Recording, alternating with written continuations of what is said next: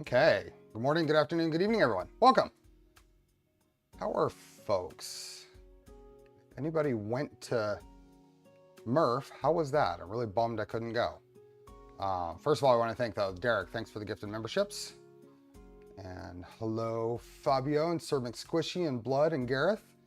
Hey, Vinicius and Mafo and PF Dennis. How are folks? Steve and Tuxedo and Kobe. Arthur, Daniel, Lucas and Nurglerot. Hey, Demlar. Papa Way and B. McNichol. How are folks? Uncrazy Matic and Dave. Doom, Queasy Diver, Maurice. How are folks? But oh yeah, this basically grazed me. I mean, I had symptoms a day. Monday I came home from open sauce with what felt basically just throat stuff from talking too much. Tuesday as well. It was all just sinus and throat, nothing. I mean, it was windy. I talked a ton at open sauce.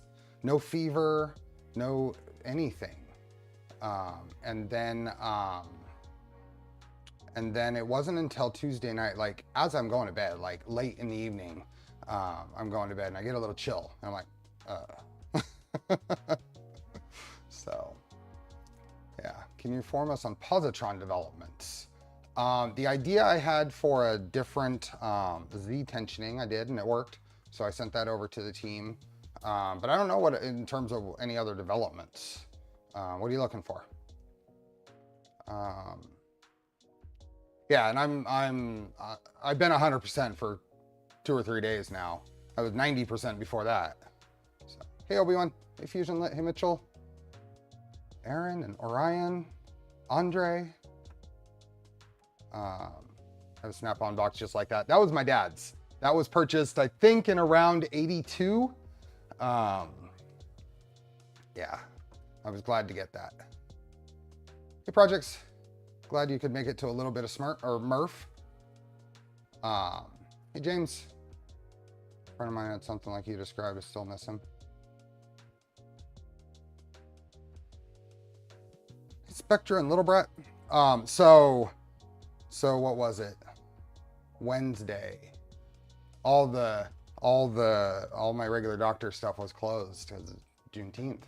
And but I managed to get a Walgreens Paxlovid prescription, and that was magic for me. The very first time I had COVID was in November. And I took that and it was like done in a couple of days. So this time it was even quicker. So haven't had a fever since early Wednesday. And even the top I ever measured was like 99.7. So we can't hear you, but you are live at the booth. Awesome. Hey, Pody. Hope you're having fun. I saw you on Chris Riley's stream this morning. Our whole group got some sinus crud from a day or two on our trip to Europe. Yeah. Started watching the beta Trident build. I have to ask, how was the transition for all these storage containers to what the space looks like now? I have a lot of storage containers at the moment. I have a lot of storage containers. They're up in cabinets now. I spent yesterday, almost all day yesterday, trying to organize this. It's not really visible what you see here, but in terms of usable space in the rest of this garage, it's getting very much closer. So, hey Sean, hey John. So we are doing, let's see here. We are doing, oh, I gotta actually turn the camera on. Turning the cameras on really helps for them to display. There we are. We're upgrading this. So yeah, that Paxlovid is magic. And I think I'm one of the lucky ones. There's a difference. It affects your taste. A lot of people describe a very annoying metallic taste. Mine's not metallic. It's more like, honestly, it's like a strong coffee aftertaste. So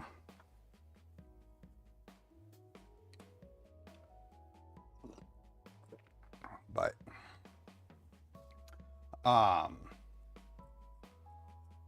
how's the black box? Black box will be back on black box hopefully next weekend. Not 100%. One of the things I was supposed to pick up at MRF was a harness for it from KB3D. So I'm expecting they'll probably ship that to me, and we'll get back on that. And then we will also have a follow-up with me and Taylor, Canuck Creator, for the positron. So it's in the camera spec, turn on, it is. Hey Sanity, welcome. Yep, we're gonna do, I'm hoping this is a one stream thing. So Prusa sent me this Mark III. End of their run, they're clearing them out. They said, hey, do you want to do a Mark 3.5 upgrade? Do you have a Mark III? And I said, yes, I do. It's a bare Mark III. And they said, and they said, never mind. We'll send you a Mark III and you can do the Mark 3.5 upgrade on that.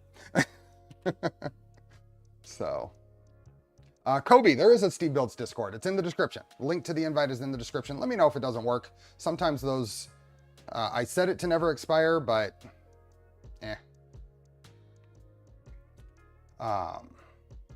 Has anyone ever tried printing ASA with hip support from a single head? If so, how good does it work? Cross-contamination is a real thing when you're using single nozzle and incompatible materials like that. So the likelihood of getting weakened parts when you try to do that is pretty high. You have to have a huge amount of purge. So this printer was sent to me. My intent was to do a standalone video on this upgrade process. I did some test prints, a little bit of stringing. I don't think that's spiders, although I have a major spider issue here. I went to war with them yesterday again. And then a couple of benchies at different print settings. So we'll talk about those more later. But this has been used. I mean, not used, but I've used it. It printed a bunch of chip clips, the little dino clips that we were giving away at Open Sauce. I printed almost a full roll of Cookie CAD clear sparkle of those on here. And one of the things that I noticed that I'd kind of forgotten about my Mark III, and what I really liked about my Mark IV. Mark IV, I never adjusted, no Discord link. Really? I'll get you on here in a minute, Kobe.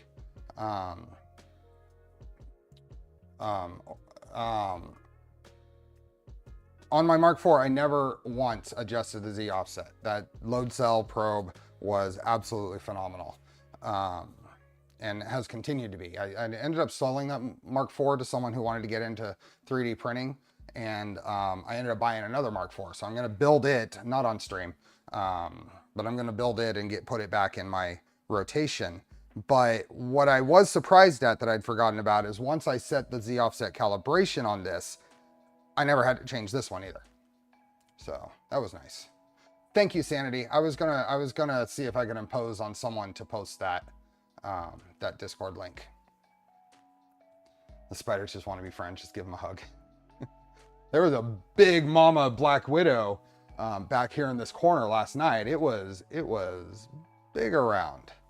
Yeah, it no longer with us. Hey Cliff, hey Jaeger. Anyway, but there are some other things that I was reminded of the Mark III that I don't like. Like the interesting idea that when you load filament, it heats up the bed. And when you go to a print, it heats everything up to full temperature before it starts printing. And I'll think of other things as we go through.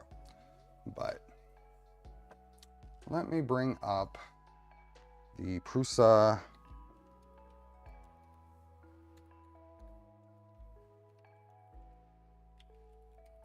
assembly manual. And there is a link in the description of this.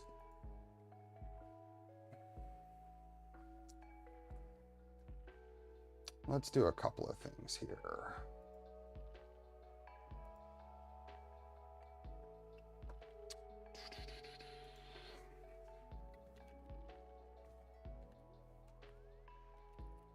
Get a couple of pages going. You can turn off heatbed for loading in the new firmware. Oh, how new?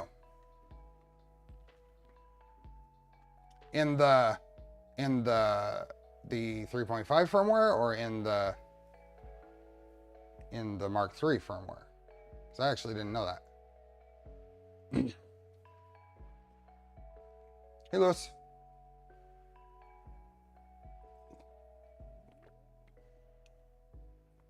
Taking my sweet time finishing this wiring on my duet boards. In the Mark III firmware, that's good to know. That wasn't there when I was using them heavily, and I didn't know to look for it. Here. So if we go here, no, why in the world did it do that? That's weird. Give me a moment. I need to fix that.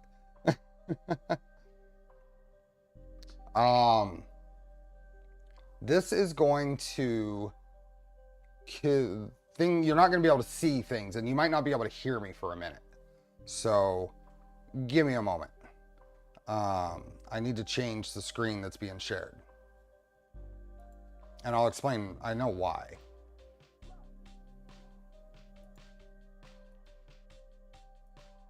There we go.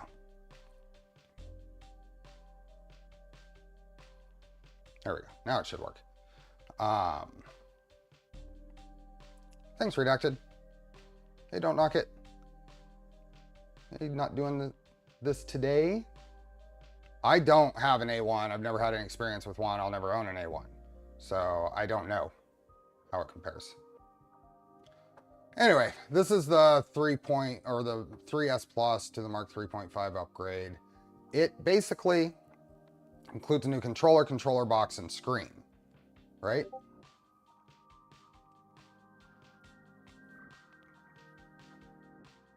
Let's see, high-speed printing, adds Wi-Fi.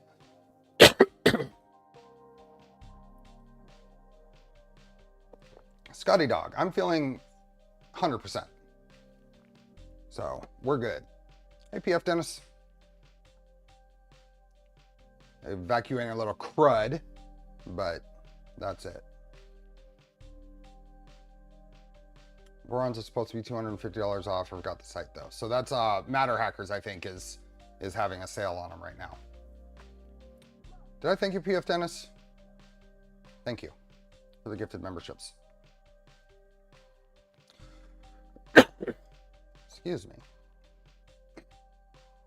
Anyway, package includes, here we go. The package is supplied with a 32-bit buddy board, a metal buddy case, a screen, cables, some new expansion joints for the heated bed, and filament for the printed parts. One of the interesting things, so this is the little 400-gram spool of filament they include. And let's tighten this up.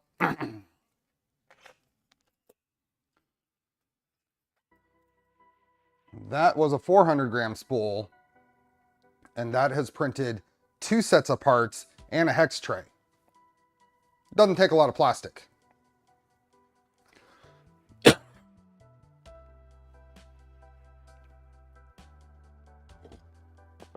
You upgraded your Mark 3S to a full Mark IV.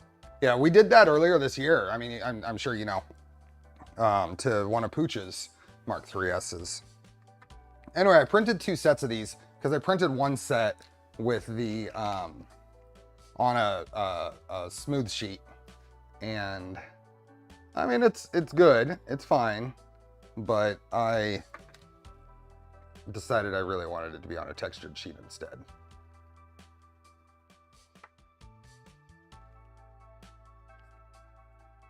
I reprinted Prusa parts from ASA, and compared to Voron, it's so few.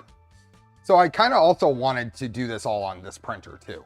So my Mark IV that I built, the next one, will be all ASA because I have an enclosure for it too. And it's going to go in the enclosure. Hey, the GPs, welcome. Anyway, so this is what's there.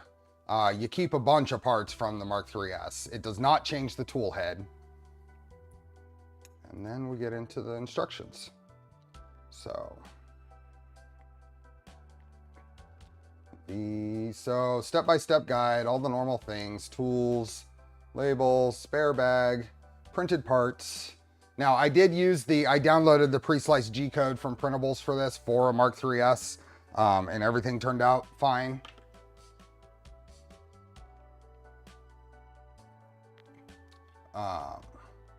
This is a black power supply. This is not new enough. This is extra leftover Mark III, so I didn't get the nice fancy frame and bed frame, the cast ones from some of the Mark 3s's in the end, like Nero's, had the Mark IV frame and bed frame, but mine doesn't. So, a couple of things to post-process. We'll get to those when it gets in the instructions, and then some of the Prusa tips and stuff. And of course we get hair bows. I kind of forgot about that. You sound very good. I keep my fingers. Thank you, Alexander. And then how to successfully finish the assembly. Always read all the instructions at the current step first. Prepare your desk. Okay, let's get into it. Let's do an unboxing here. Let me shut this thing off. Oh, one of the other things that I noticed on this Mark III, I unloaded that PETG right before the stream, and that beeper on this display is loud. I don't think the Mark IV one is that loud. Okay, unplug that. Move this slightly out of the way. Let's do a unboxing of this thing. Parts tray. Installed an USB 2040 V3 by Mello on my 2.4. Great stuff. Awesome. So where is the knife?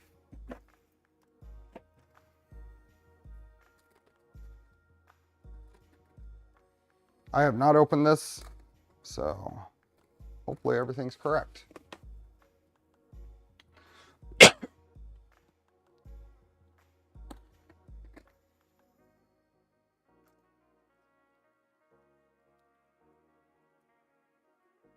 I don't think the coffee's helping either to keep my throat. My throat's dry.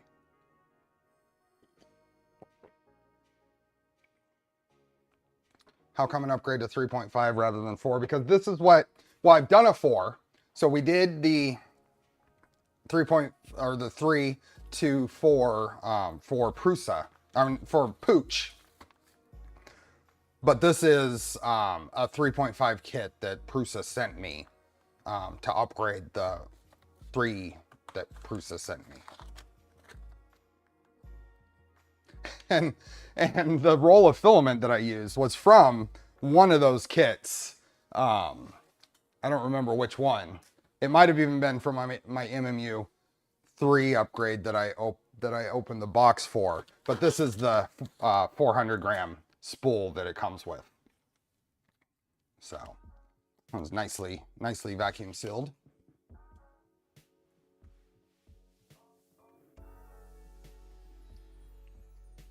I'm gonna put this off to the side. I also think it's a preference on color clips. Thanks for the gifted memberships. We got the ever important Gold Baron. What is it? A bear or bar?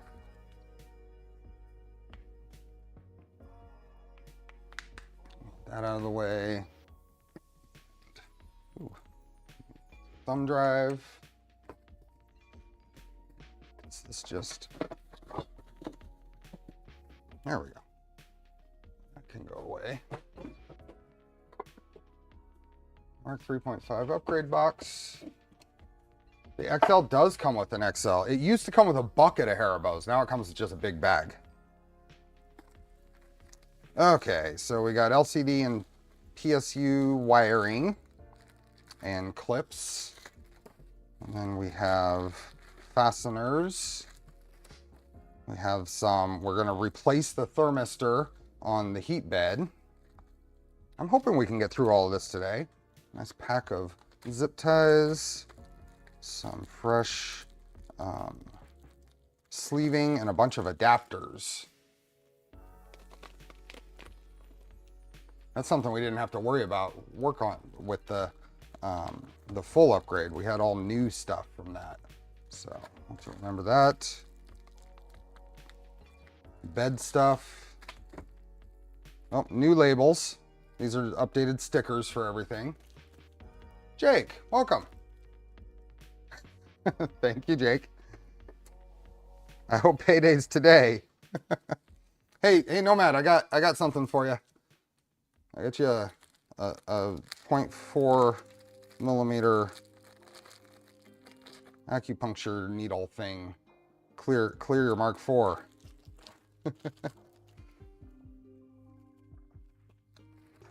Yeah, this really does have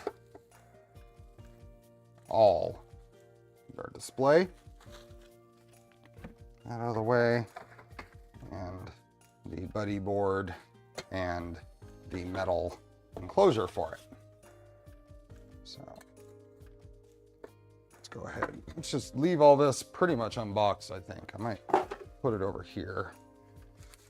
So that is the unboxing. We'll have to do some prep of parts, I think.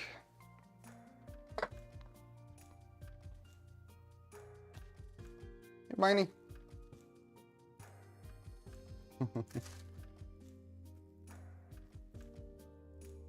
Yeah, get that stuff out of the way. Let's see where we're at.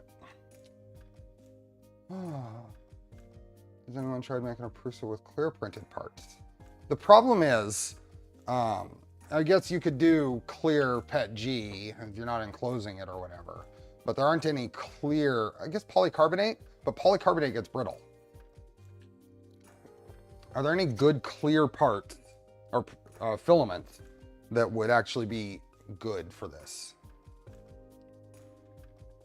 Okay, any parts that are found in poor condition during the inspection can be replaced with new parts. I did translucent green PETG on my first rebuild of my Mark III 6 years ago. Preparing the printer. Before you start handling the printer, make sure that the Z-axis is at least at the top level of the PSU.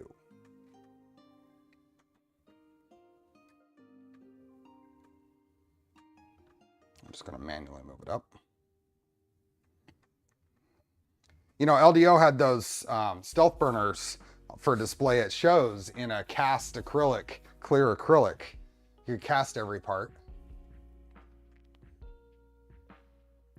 Filament is unloaded, spool holder is removed.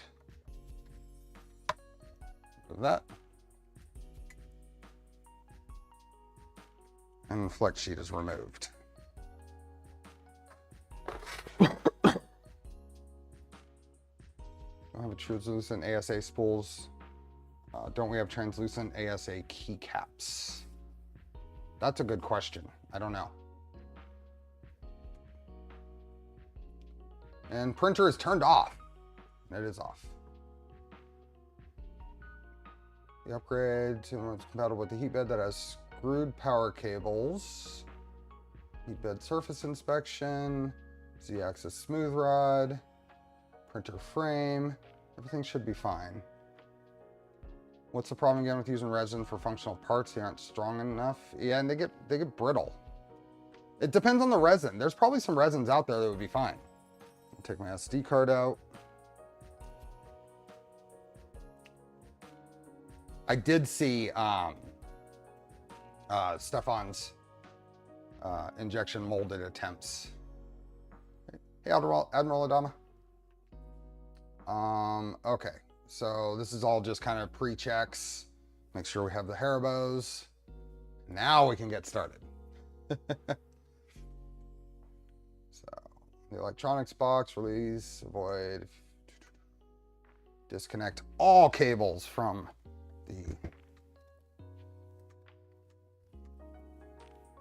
the board.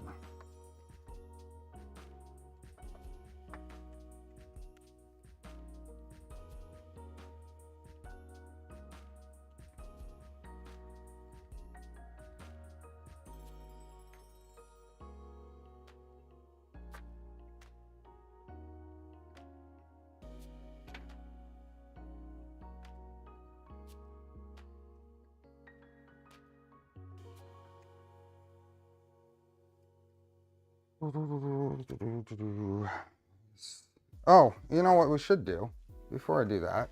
Let's look at what kind of job. This is I think we looked at this before. I think we did on some stream, but this is a pre-assembled unit. I did not build this printer, but just kind of a reminder of what the wiring looks like when you buy the pre-assembled.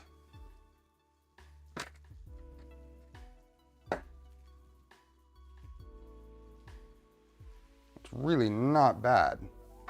Not a bad job. That was down in there.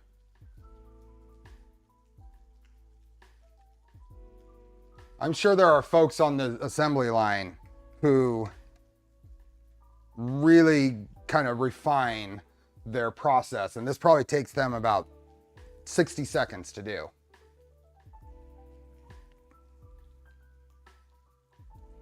Anyway, just wanted to get a view of that before I start completely mangling it all.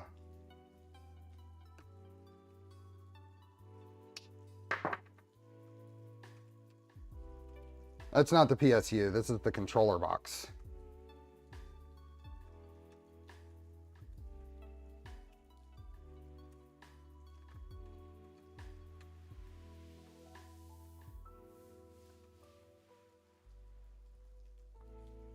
There's not a lot of finger room for me to get in here and do this without getting myself in the way.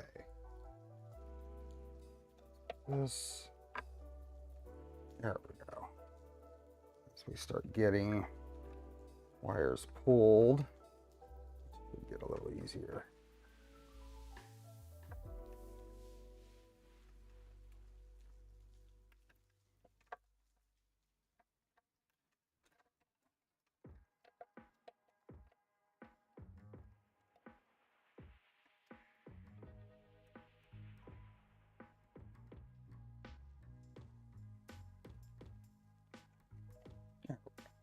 Really tucked in there.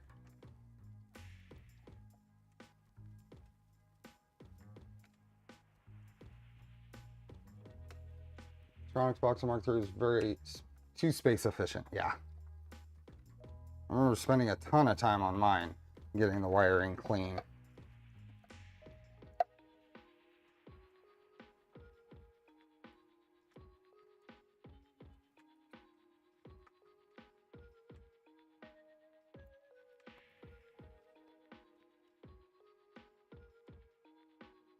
Reverse mirrored enclosure, yeah. Having it open into the bed is kind of an interesting design choice for sure.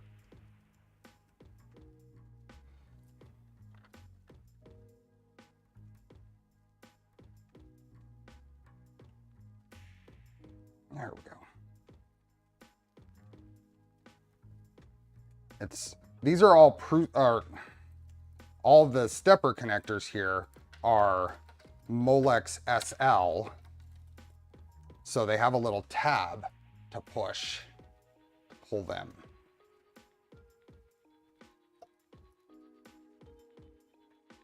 And it's a matter of getting a grip on them as they're being pulled. This will probably help to get this display wiring out of here. There we go. Whoever packed this, whoever did this, did really a great job of getting these wires tucked away. The person on the line who assembled this part of it, like I said, has obviously refined their technique.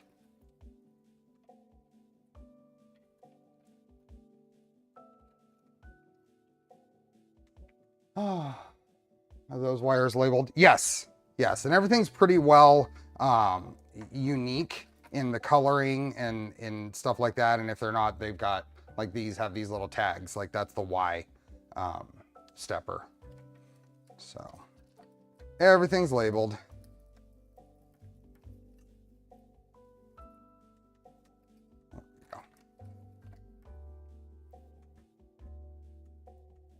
Then Ooh, I wonder if I can use this. This will work. Oh, it does. Bill's not even here. Bill's not even here to see me use the tool he gave me. So Bill Brothers at OpenSauce gave me these PB Swiss tools drivers that are the flat or Phillips, specifically to properly grip these power supply terminals. And yes, they very much properly grip it. That's awesome.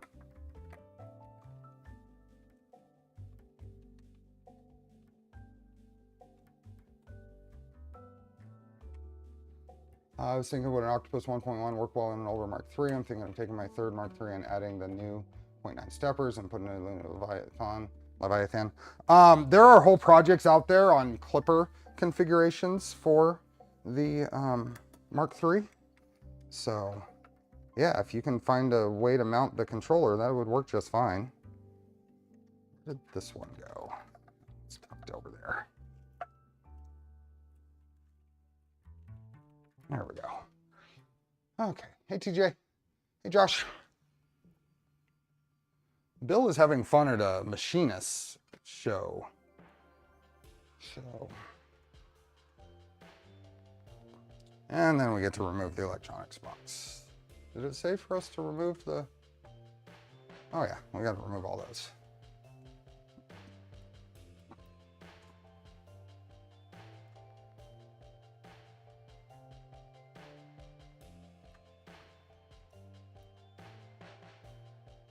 Hey, Ben. So for those that managed to get to Murph, how was it? Did you have fun?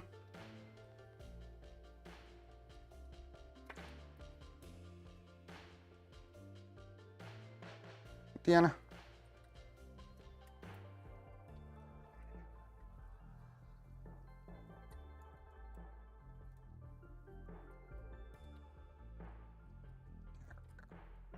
It's out. This doesn't have a... There we go. Oh, free. And I've got...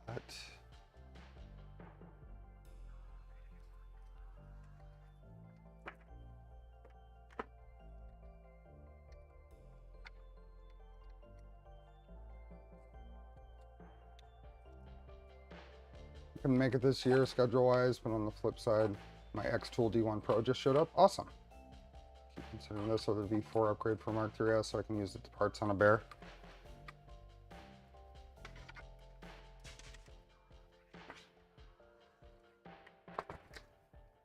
Where's that other one? I think it's through here, right? Yeah. Through the top grill on this side. No Murph for me. I got sick from OpenSauce. Though I was fortunate to not get very sick. Very fortunate. Okay. That is going to get set aside.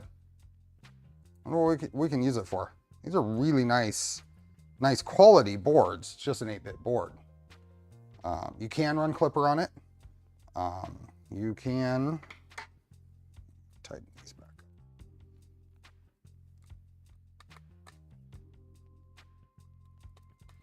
up. Oh, give my mom a printer in a few hours. Please pray for me sanity because I know it's going to be stretched. Yeah.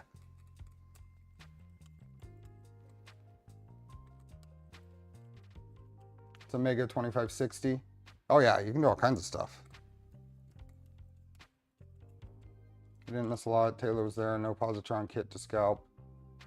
Playing tag with others during streams.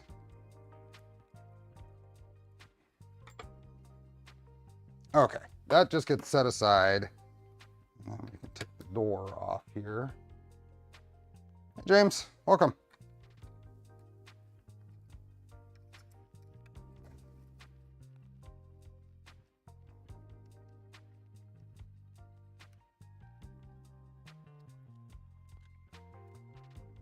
Turn it into a heater tester board. toss stuff that I pull off, fasteners and stuff over there. I don't think the kit comes with everything we need. So, hey, red light. Sam had some huge death racers and trikes. Oh yeah, I saw the trikes at OpenSauce. Did I see the death racers too? Might have. Okay. Removing that, removing the door, and we're gonna remove the bed.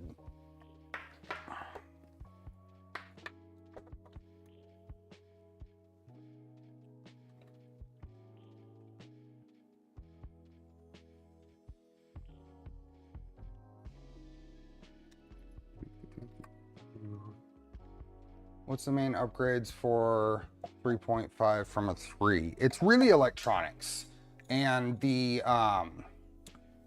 ability to run input shaper is a huge draw. But I was kind of touching on the various things, the way the software and firmware operates on a Mark III, and I think there's quite a few little quality of life things that are better on the new firmware, the 32-bit setup. Although some of that has been updated into 8-bit as well, but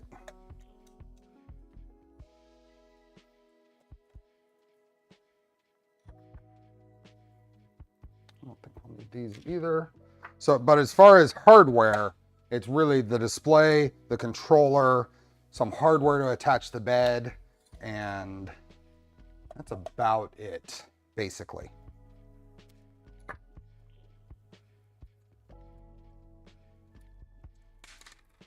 Okay, we are going to be replacing all of this. So, set this aside over there for now.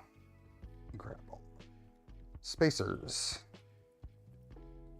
And we won't be reusing these spacers, so those get added to the collection. The old board can run Clipper easily. Now, there might be a bootloader thing you have to deal with on those to make it better. And if you search for GitHub by ArcSine, ARKSINE, there might be some information out there. I think it's still applicable. So a little on the extruder. Yeah. Yeah, all this stays the same. We're not touching the tool head.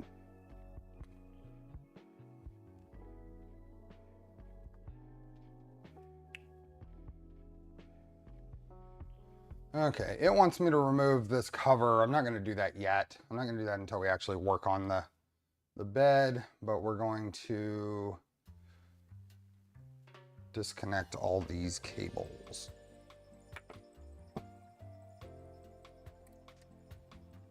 Where was that? I think a screw just dropped. Oh, no, it's a spacer. I missed one of the spacers. There it is. Okay. So especially the display stuff. So all this is all caught up in that. So there's lots of zip tie cutting. Hey, BBs. I am feeling fine.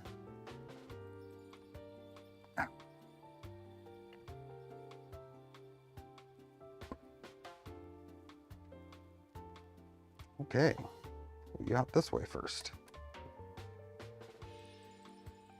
What was that? We got wind? Yeah.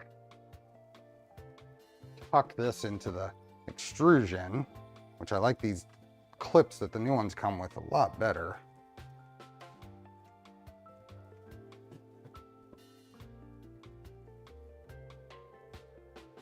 What is that? I'll be right back.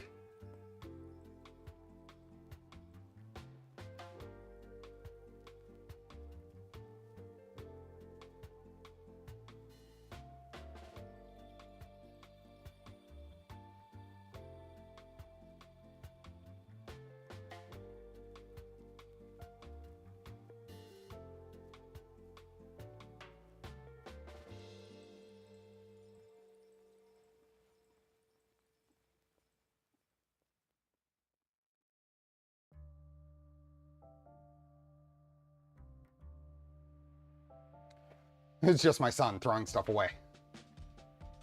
Has there been any update on when the Phoenix will be released and when we'll see the build for it? No, not yet. There have been updates to the Phoenix, so that's good. That gets us closer, but nothing, no dates yet.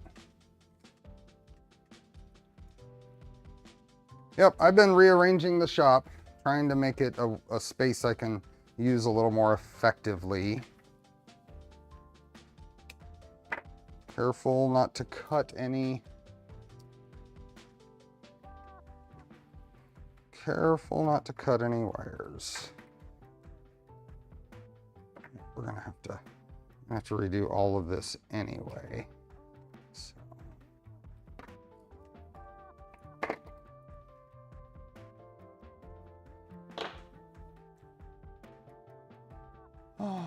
Thinking of it, how many people do squash ball mod for stability or Prusa Mark 3s? I never tried any of that. I didn't really, I just never got around to it. Didn't really seem like enough of a thing. Okay, I don't know how far we need to cut all these, but hoping that's enough. You shown off your new, guessing no clamps? Yeah, no clamps. I have shown it off. Here, let's do it real quick. Let's do it real quick. And let me turn on streamer mode because I forgot. Looking at the other screen here.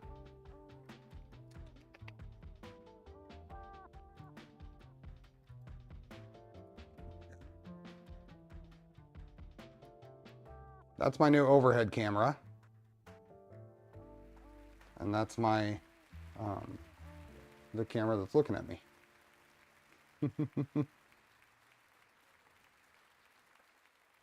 And the whole thing, I just redid it again yesterday. That's why the screen was in the wrong spot. But the whole thing is, all my displays are way higher on the, way higher. Get them up above printers that I work on. Yeah, and that, and then a couple of lights up here. For right now. I need to improve my lighting though.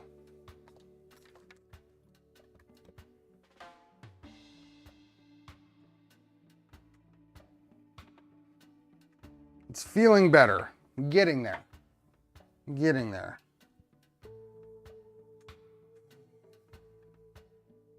Yeah, those Velcro thingamabobs instead of the clamps for the cables. I have Velcro and spots. I still need to do some cable management, but I'm getting there. Oh, we need to. Oh, are we replacing the power supply cables? We must be. Okay. Let's flip this around and get these off.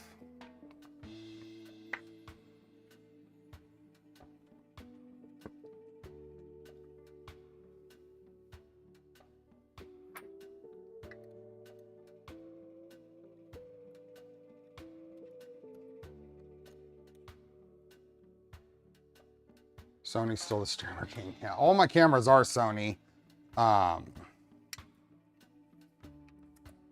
Started with the A6400 and then added the ZV-1. And then since I already had those, I added the ZV-E10 a little later. I think this gets replaced. Or is that for the other side? Maybe this stays over here, so I'll leave that. Hey, Malfrey. Oh yeah, I'll have to remove the LCD as well. Is that the...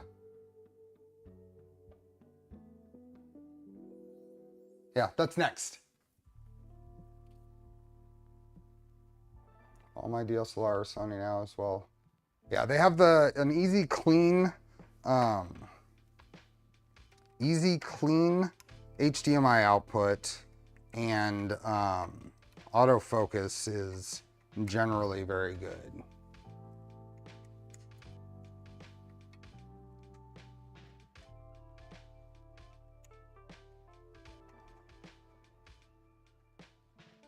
Why are you not wanting to disconnect?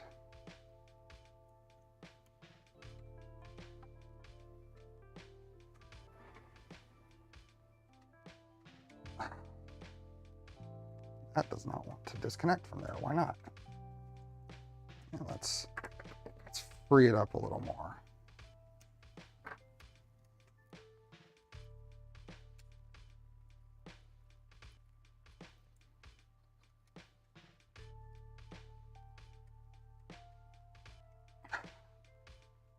That one is extra stuck. Why is it extra stuck? Can't really see that well. I have 5 pairs of my little magnifiers, and not a one do I have right here. That's really weird.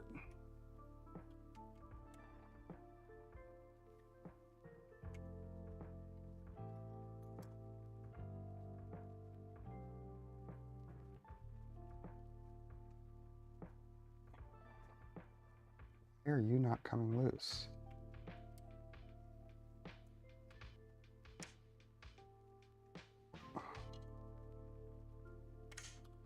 Wow. Yeah, of course I'm hitting the tab to unlock it. It is stuck. This is really frustrating not having any of my little magnifiers right here. I was just talking about this last night with someone. I came over here to grab a pair, but I thought they'd all migrated over here. I have like 5 pairs of them, and it seems that none of them are currently in here. Oh, there they are, hidden behind here. I got 1 pair here. Okay, what is stopping you from going in? Let's push you from this side.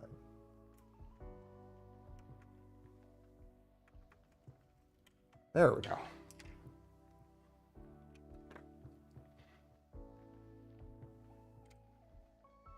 No, it's a little piece on here, and I was pushing it. It just wasn't getting past the spot it needed to on the housing. Okay, since all of these are coming out, I guess all of this wiring goes.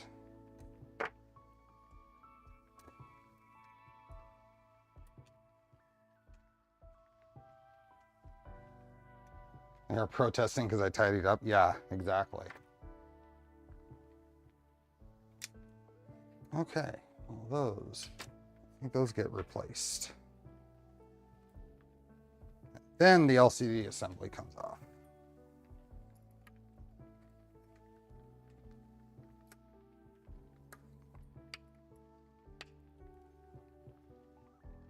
Hey, Gert. I am doing just fine.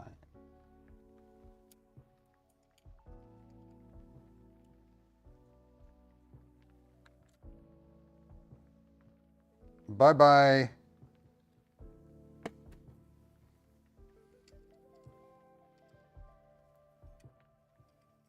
I do show 72 likes, Sanity. YouTube doesn't update that for viewers in real time. But yes, we could have more. Okay, LCD assembly. We can't open the Haribos yet.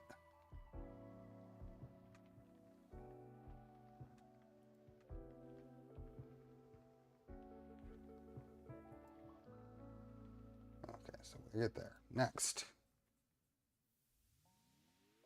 Oh, let's get this out of the way.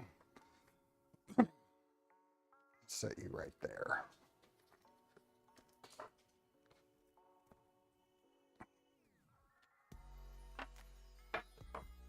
Cookie bacon is finished. Awesome. Yeah, it's been a while, Sanity. It's been an issue for a good while. Let's go here. So what are we doing? We need thermal pads. This is what we want. And we're gonna have some hardware to grab.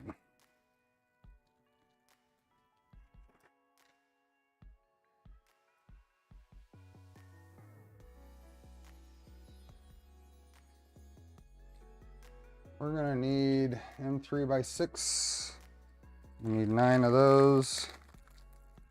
3x6. Those there. We're gonna need M3x10s. 3x10s.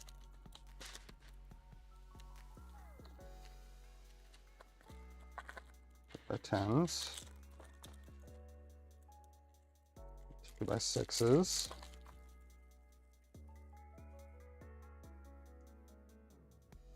And M3NES nuts. Is that what these are? No, those are. I saw nuts around here somewhere. There they are. M3N. NES. M3N. M3NES. And one is spare. That was kind of nice on these. It tells you how many are in here are spare. We'll put that off to the side, and those. These here. Let's see what we're at. Buddy board. We need zip ties and a little X holder. And we'll pull the frame back in. Insert the M3 into the left short. Oh, okay. So that's this side. The controller side.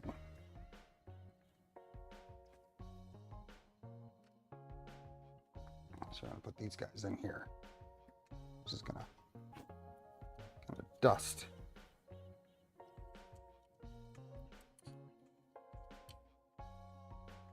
Oh.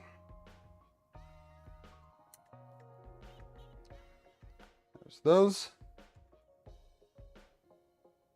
And we are going to put 4 M3x6 screws into the back here. Move this over here.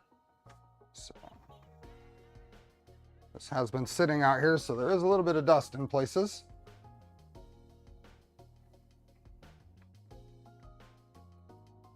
How far down? That's, which ones are they? The frame has hexagonal recesses on the back side. This is just a design element. The latest frame design is functionally identical with the previous one. I think they're here. There we go. Those don't get inserted all the way. What top layer pattern are you using for your fancy hex tray? That is concentric.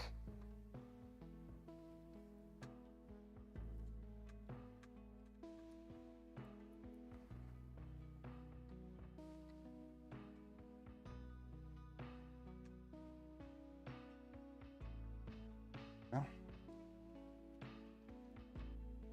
We met at Open Sauce at the Voron booth. Talking about your green 250. There's now a Formbot Voron kit sitting under my desk waiting. Awesome. Have fun with the build. Enjoy it. Hey, Pico. Hey, Bob. Welcome.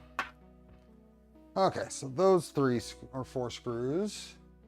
And then 2 M3x10s into these nuts that we inserted earlier.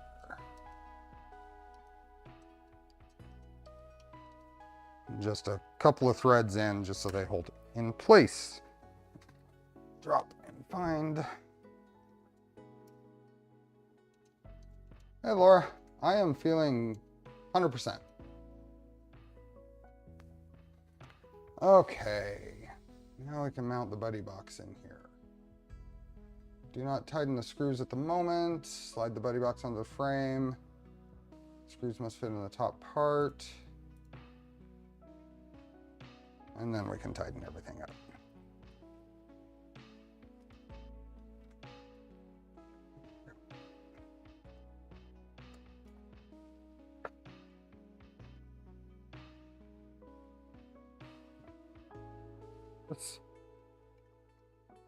So those go So these get moved, they line up.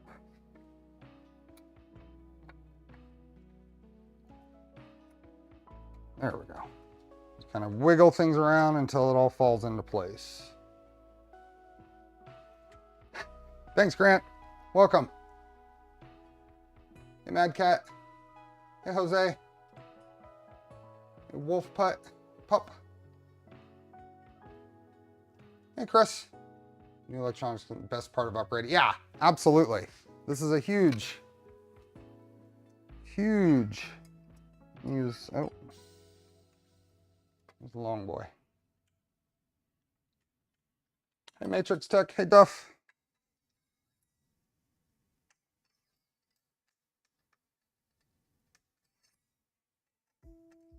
Huh.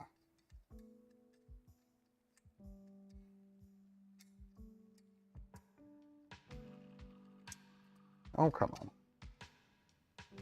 Oh, I've got a thing in the way. There we go. Will it be a good idea to print Prusa parts out of ASA carbon fiber? As long as they fit well. Hey, Lynn Marie. Sorry to miss you folks at Murph. Wish Prusa would sell the next Extruder standalone. I hope eventually they do. About to get packed up.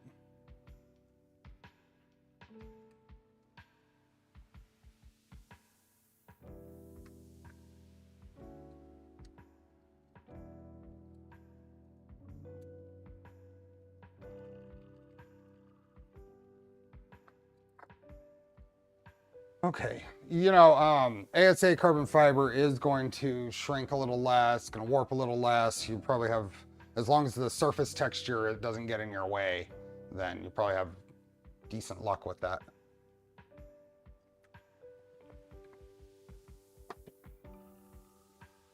Okay. Then we're going to apply the thermal pads to the sides here. And we're going to install the buddy board.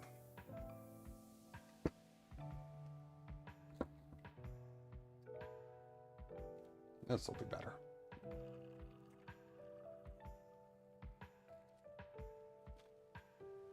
Gonna make it to Rapid. I'm planning on it.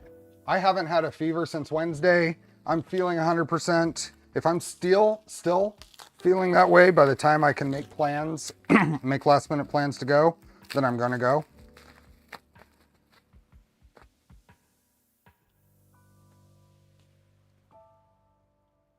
Did you print the buddy board cable routing helper? Of course. Of course. Okay, so we got a bunch of pads to put on here. This bag. Take a shot of Pueblo Red. Chilies have 5 times more vitamin C than an orange by weight.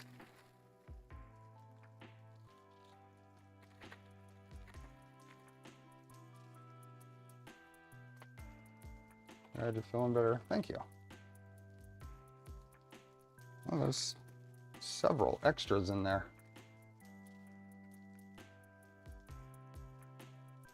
Okay, where's my tweezers?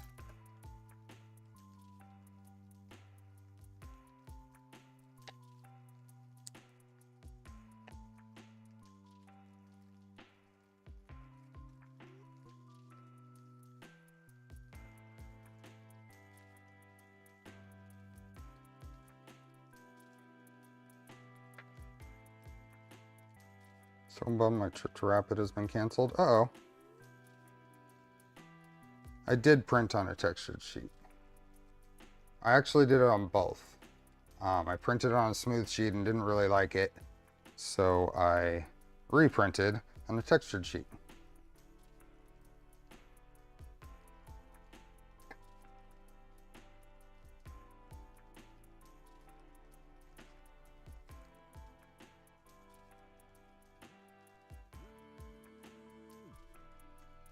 Thing with carbon fiber ASA, you have to be careful on the mark because the orientation of some of the extruder parts that slide.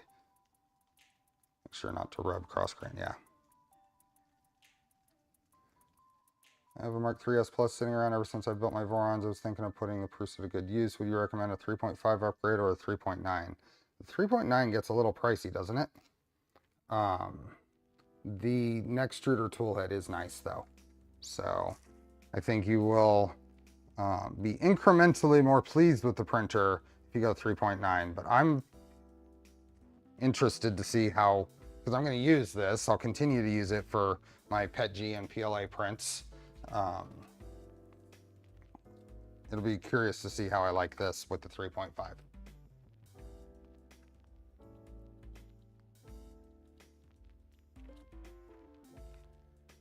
Oh, it's a 4.0 that's really kind of the breaking point where it's way more practical to just buy a new Mark IV and sell or keep using your Mark III. Okay. Fix the buddy board, inserting the 5 M3x6 screws.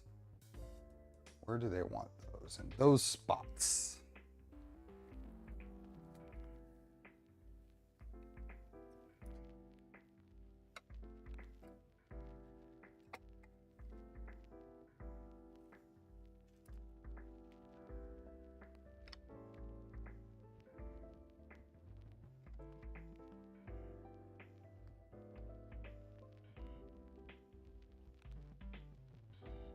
The nice thing about the 3.5 is it does still let you use Revo or other hot end. And the firmware allows that now too, right? It didn't at first, but the newer firmware has that support. Is that right?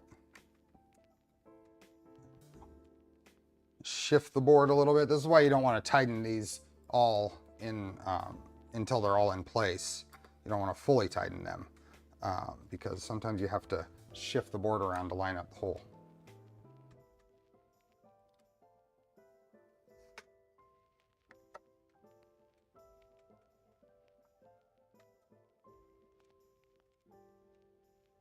It's $580 plus shipping, and I don't have room for another printer, so I was thinking of upgrading the kit to Mark IV.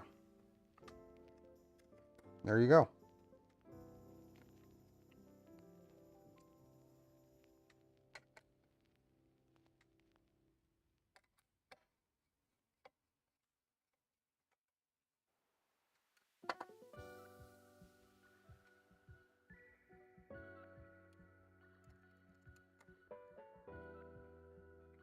Okay.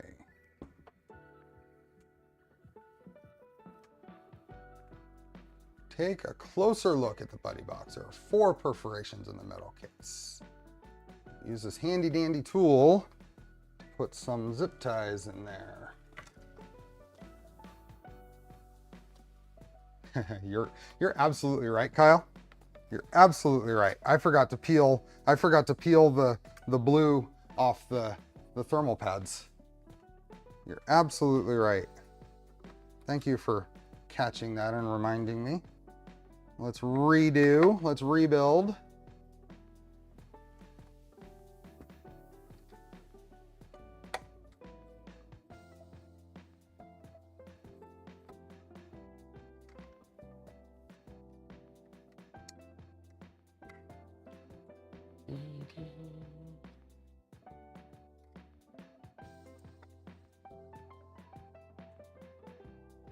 Oops.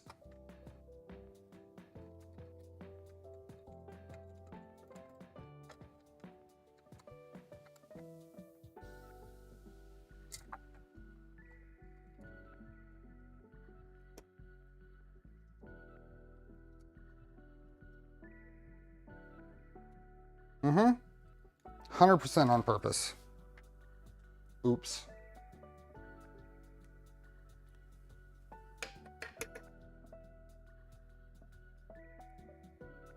Test fit. You always want to test fit before you do steps that are irreversible. I mean, I don't want to have to dive into the extra pads here, so wanted to test fit it first. Make sure that it was going to go in and tighten down well, and I wasn't going to waste any of those thermal pads.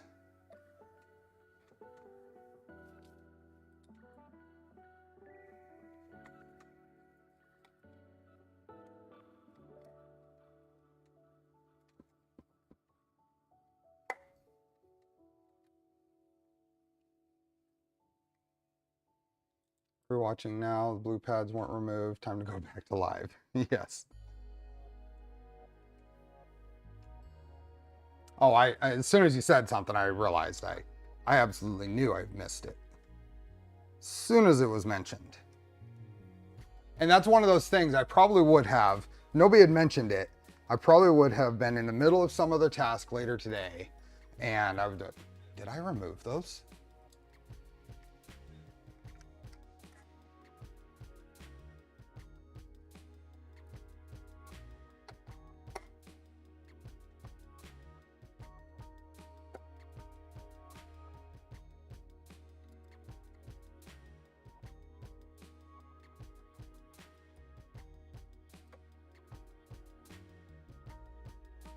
Okay, now we get to use this guy. Get the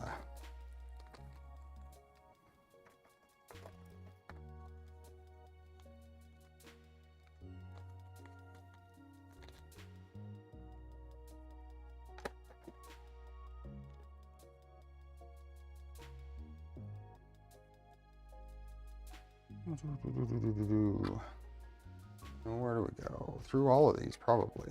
So this guy goes down like this, and just helps this to make that turn instead of going under.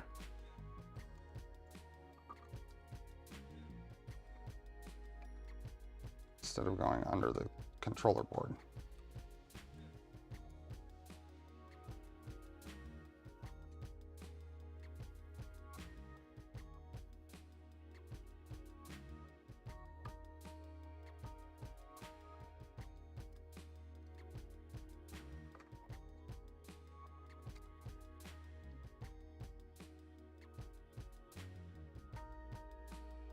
Still a zip tie on going through a sheet metal piece, so it tends to get caught. There we go.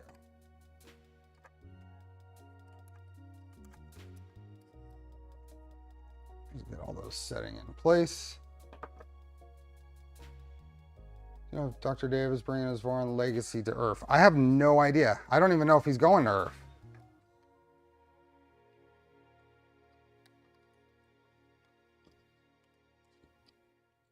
Hi, Danny.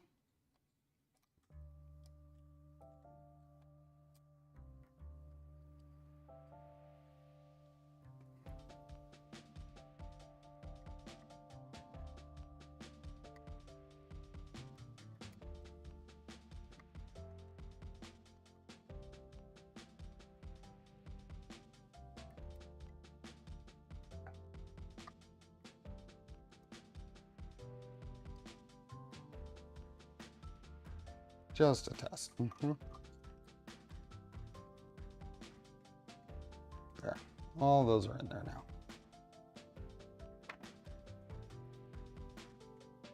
Place the printer. Hey, I get to have how many? Wow, that's a lot of, I get 10 Haribos.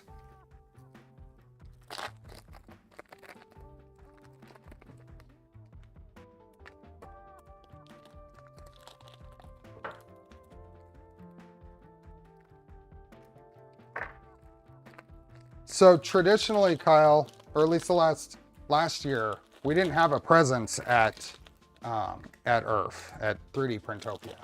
So there's not going to be a Voron table there. What do I get? 4.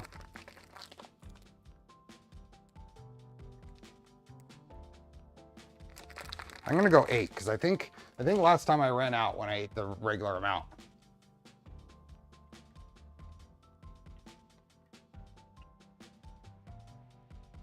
Any news on getting a duo of furry friends? Nothing new. I have all the new carpet. That's kind of a critical path for my for getting new friends. Is replacing the carpet in the small garage, and I have that carpet. So let's put these in here. PETG is food safe, right? Okay. Gummy bears were first created by a German candy maker named Hans Riegel in the 1920s. Okay, next.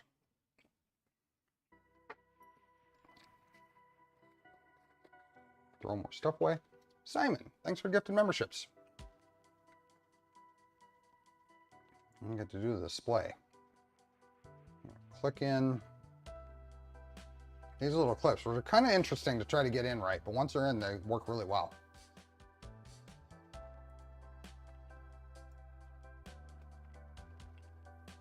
And put them all right there.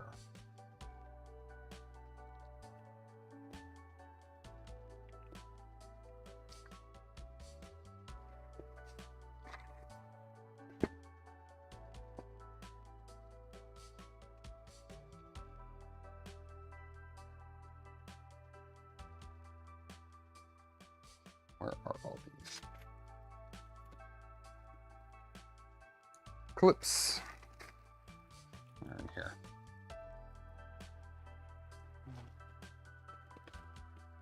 You got a new furry friend last weekend? Awesome.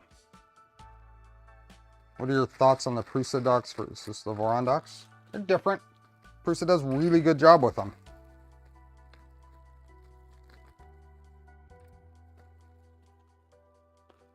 Her name is Anita. Awesome. You have a right to Haribo's. If you don't have Haribo's, Haribo's will be assigned to you by the court. Okay. Okay. These guys.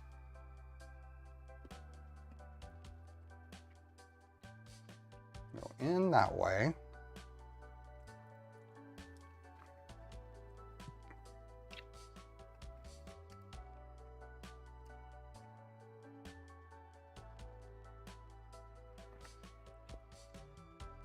There we go.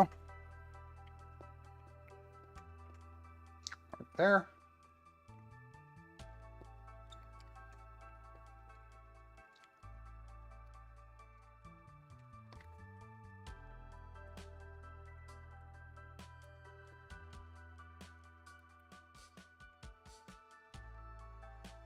There we go.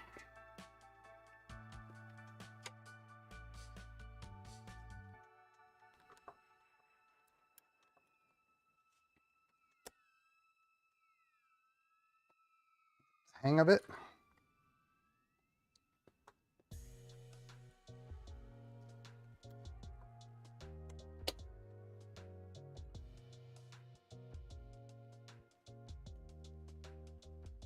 Do you think Hans ever imagined his candy would be used to incentivize people to complete their 3D printers?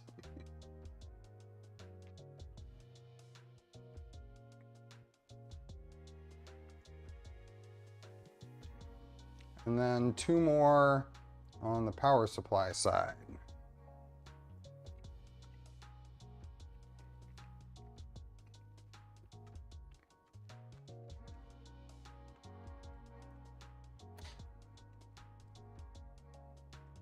All right, yep.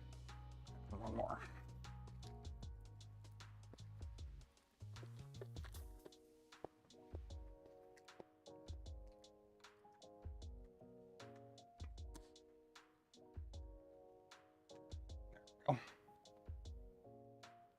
So if you don't accidentally pick up one of those M3 screws in place of a Haribo, yeah. That would be not yummy. Okay, now we can set this aside and get the display ready.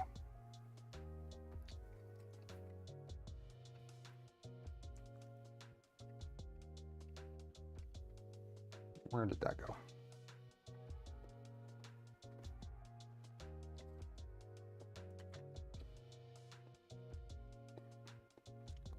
Ah, where did that come from?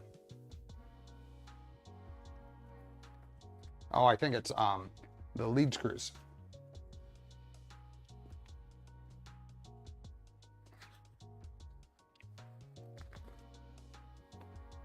Okay.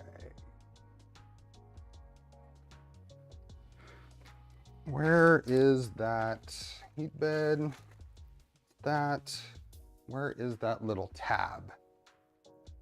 That little, aha, it's in here. That little tab, little grounding tab. Small piece of Haribo is great for extracting stripped head screws. All the uses. Those.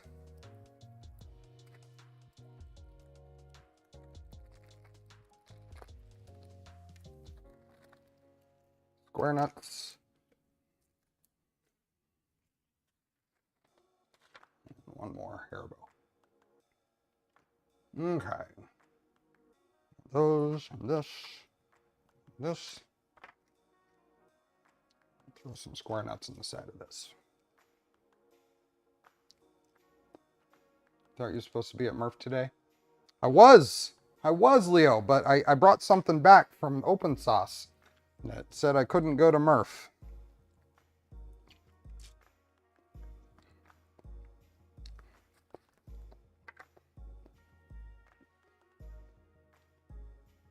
Now it wants me to install this reflector sticker. I'm not yet. Well, there's 2 of them. Maybe I will. Because I kind of want to reprint this in a multi-color. But there are 2 of them, so never mind. I will. There's an extra.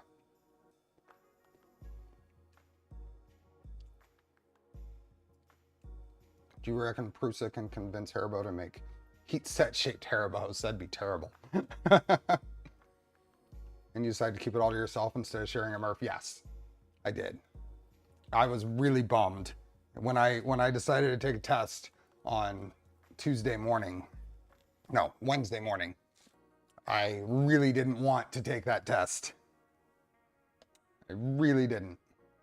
But okay, this is gonna go into that little spot there.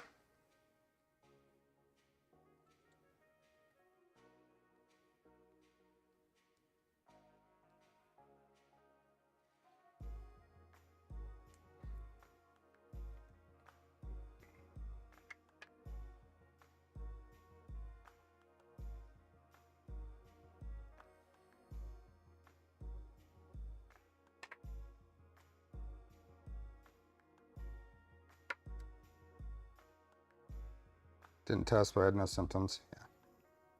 No reason to test if you don't have any symptoms. I mean, I had a sore throat, but I had a little bit of chills going to bed the night before.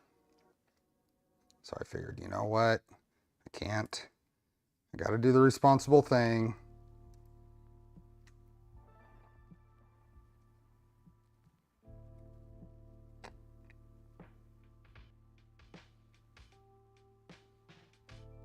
So this is a reflector for the little LEDs that are on the display. So they shine on the work surface in front of you.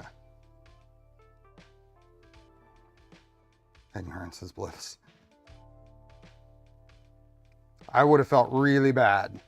I would have felt really bad had I started something at Murph's, so.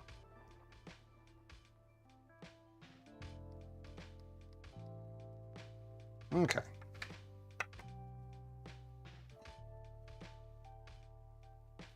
And we're going to take the display.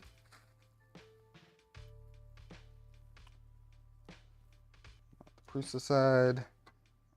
This kind of clips over the top. It's just annoying you had to do the responsible thing because someone else didn't. Well, and to be fair, you don't always know. I mean, people can have it and not know. So I can't really assume that wherever I got it was aware that they had it.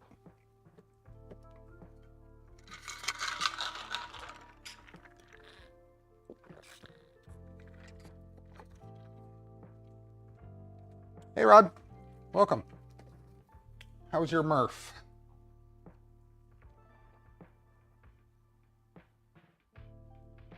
That's gonna go there and drop into there. So I do want to go ahead and do the peel. I don't like doing peels this early. I like peeling when it works, but this isn't gonna be as satisfying. It's not rigid, but we will do it.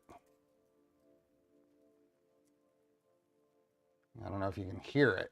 Got a good sound. There we go.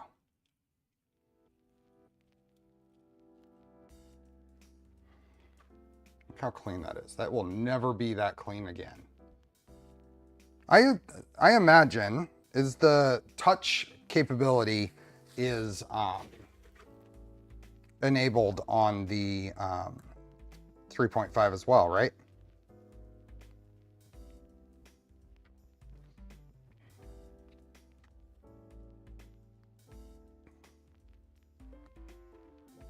Oops, that way. Oh, and here's those neopixels that reflect off that.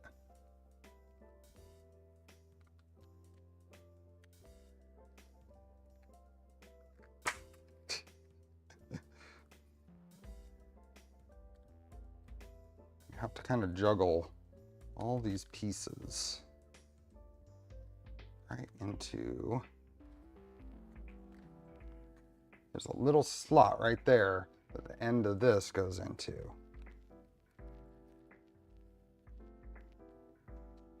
Murph is good, didn't win the Death Racer, but lasted pretty well. Awesome. Hey, Skyrim.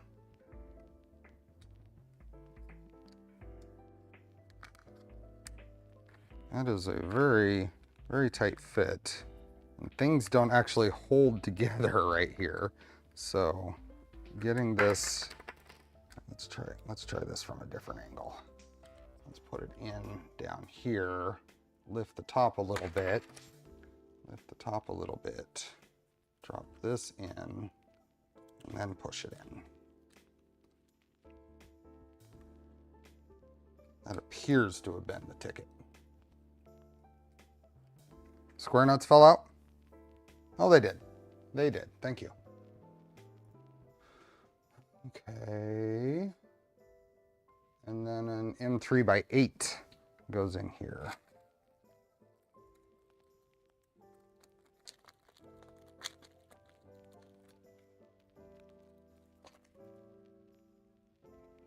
Hey, Kevin. I'll put those square nuts back in there in a moment. That's them.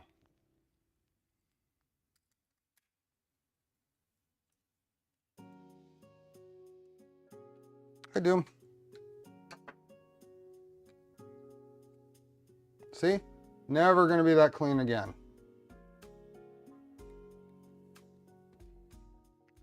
These are that's probably not the last time those will fall out. So if they fall out one more time, they're just staying out until I put it on the printer. Actually, we'll do that. Just pull those out when it's time.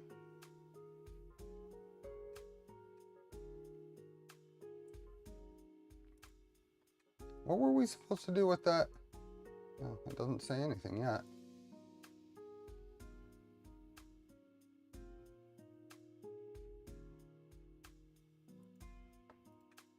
Oh, there we are.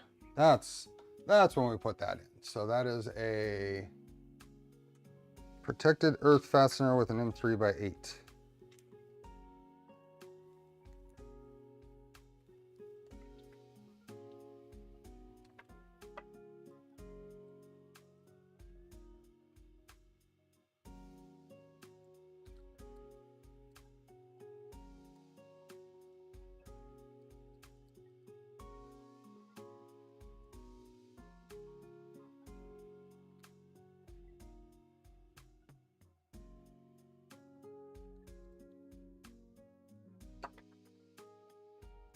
Okay. And then the other side, which we'll just preemptively do this.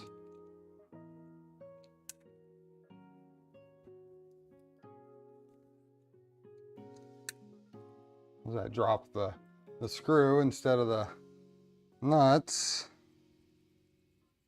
There we go.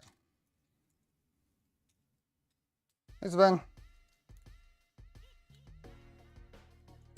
Okay, goes in there. That goes in with more M3/8s. What do we got? We're an hour and a half into this already. Are we actually going to finish this today? This might just be a long stream because I really I need it to finish today. I do not have plans for this to be a multi-part series.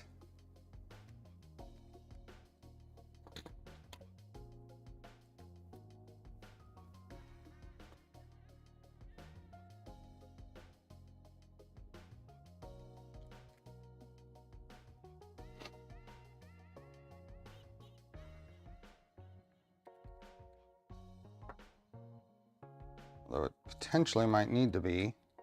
I don't know. We'll see. We'll play it by ear. Okay, we got the knob and the cables, a bunch of screws. Connect the cable.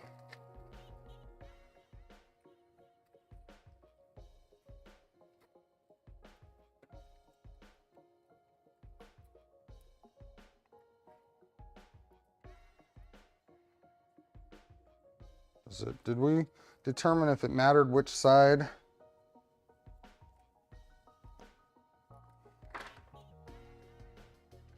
Connect the LCD cable. Note the safety latch on the LCD cable connection. Make sure it's connected in the same orientation as seen in the picture. Take the end with the square connector and attach that. Okay.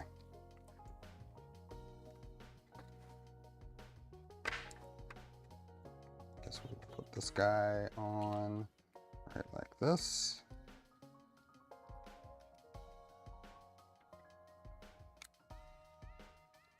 The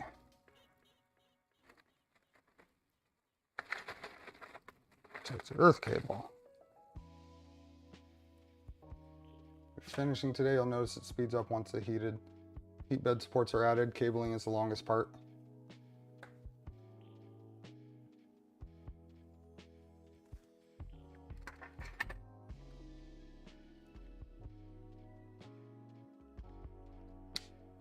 There we go. Satisfying click. So if I make my Mark 3s a Mark 4 and use Mark 3 parts on my maker farm with the wooden frame, it becomes a Prusa.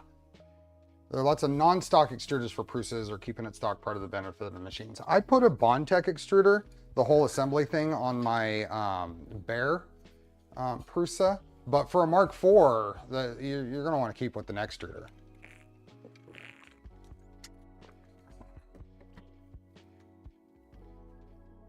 And then the knob.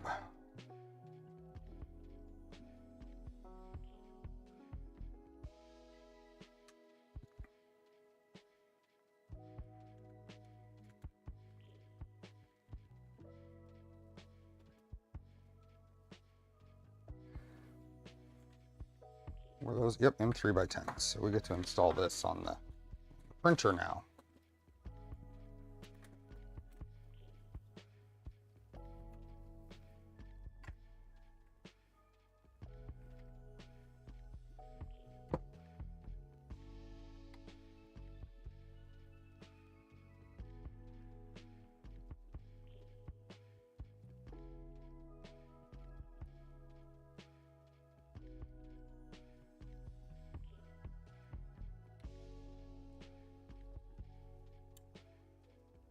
Bye-bye.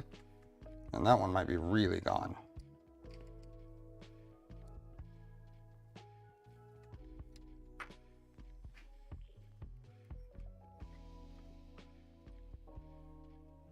Because it hit my foot and went that way.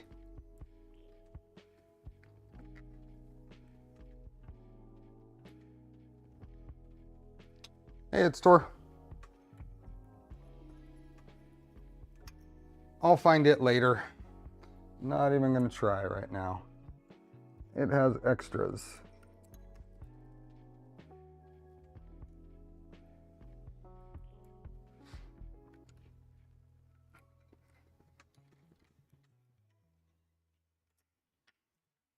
Build is going fine. Working our way through it.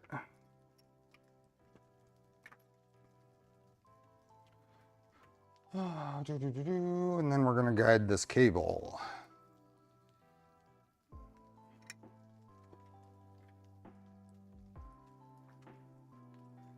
So let's start with this guy.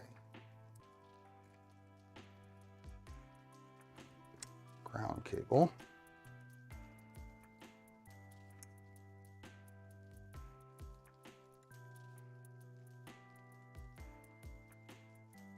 This just goes straight in here, huh?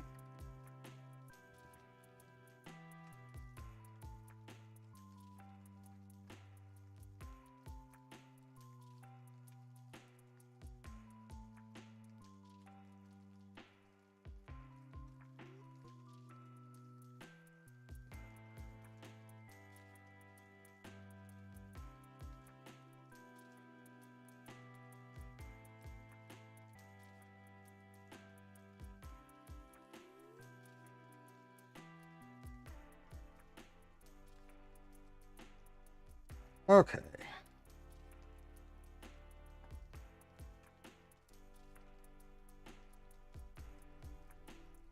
Guide all cables to the cable clips on the inside of the frame.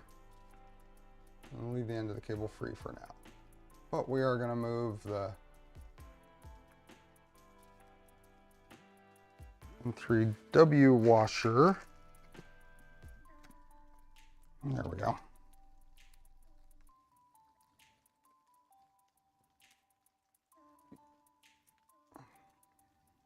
A washer and a M3x6.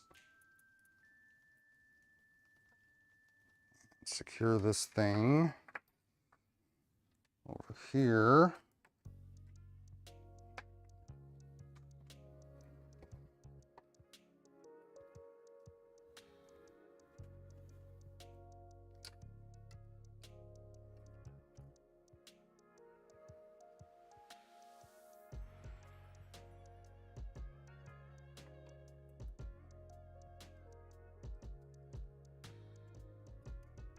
Oops. Where'd you go?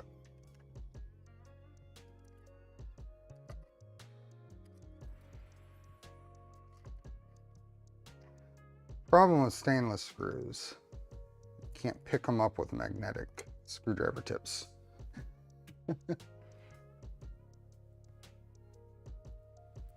Aaron, it's gonna be 105 today. So printers are shut down. This zip tie here is not in an optimum spot for staying out of the way. There we go. So this has to be straight down, it looks like.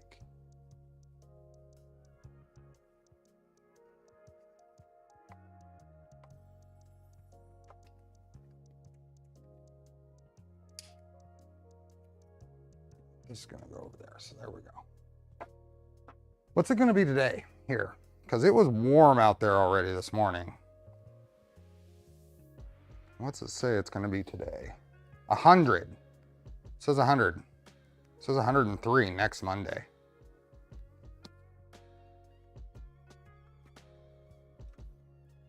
Okay.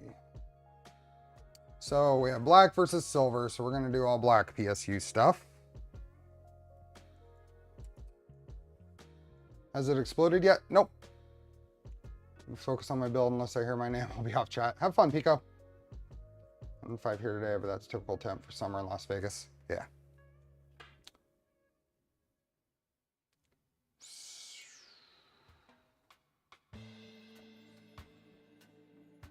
Flip the thing over and remove the left screw on the PSU circuit board.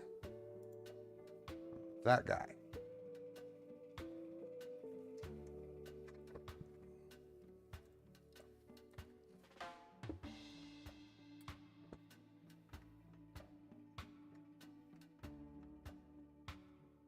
Okay. And then that screw.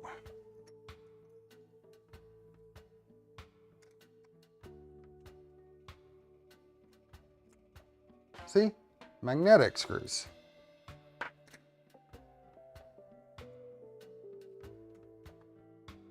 Place a single end of the protected earth. So let's grab this way.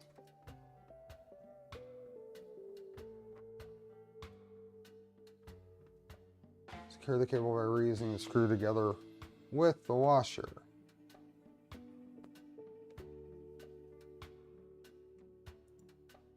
And we want to avoid this screw hole here.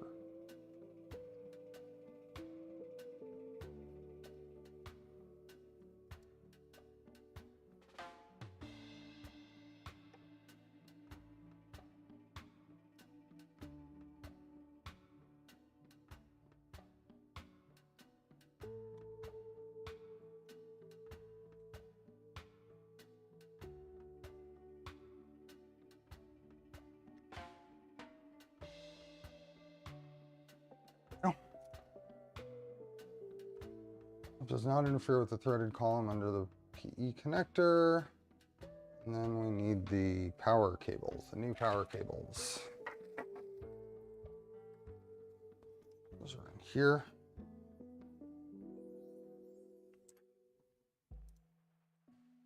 And then we're going to put these on here. So,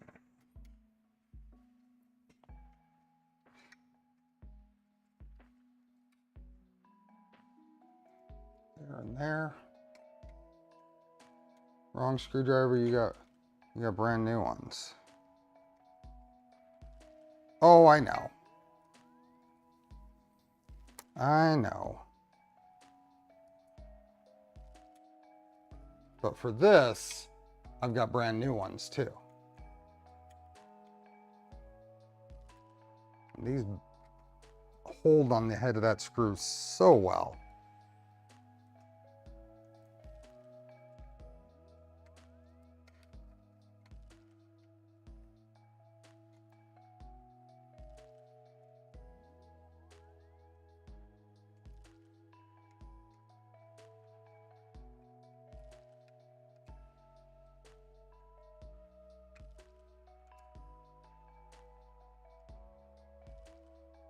Put my application to the Polar Dead Club. That's right. We are doing the 100th giveaway of Polymaker Filament today. There we go. Okay, those are on.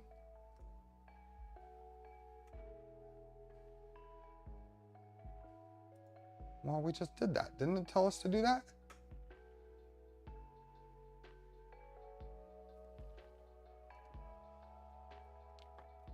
Hundred spins.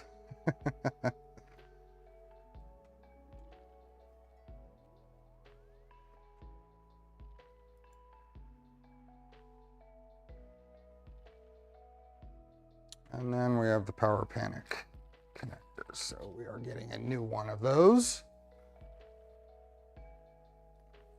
Oops, that's not what I wanted. New one of these. So this is going to go in there. And come around to here. And then our cover gets to go back on. So is this reuse? I think we reuse this. The other one is, yeah. So we reuse this, the one that it came with.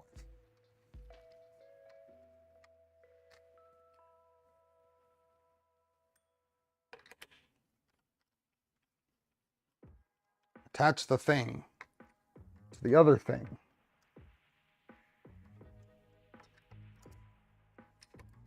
There we go.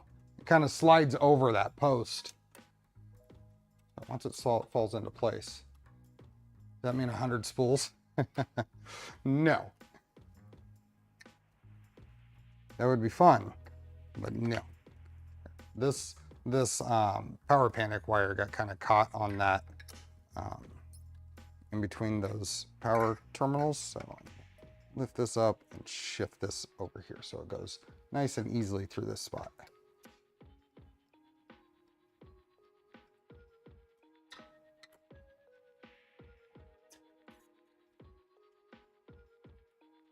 Yeah, much better. Okay. We are going to route these power cables like these.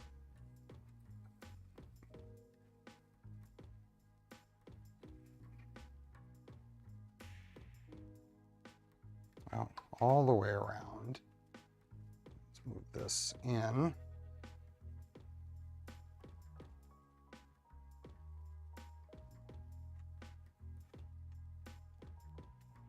Put that in there, not there. And then, did I put that in correctly? Yeah, okay. So this is gonna come around here. Pop in there. And it has to be tight up against the bottom because these feet aren't very tall. You don't want these rubbing on your table.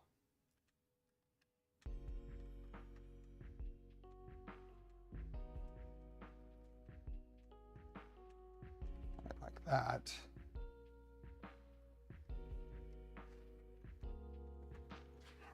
to the next one.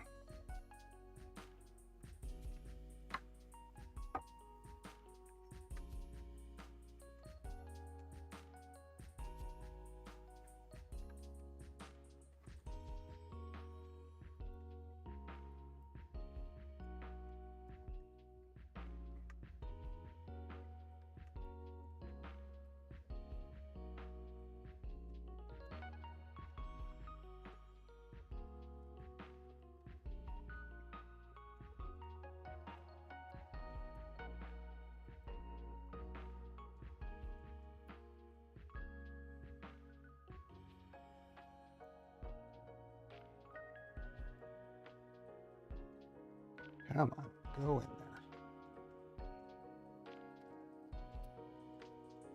there. Got one wire that's being stubborn, not wanting to get, it's caught up here in the,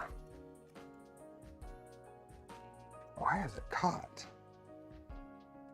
Ah, I can see.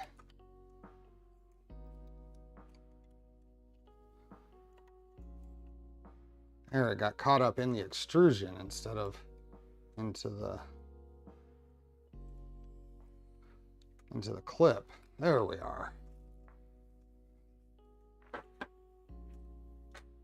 Okay.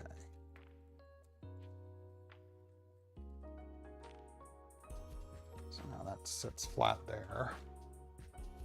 Is it possible to go back to the old YouTube? I wish.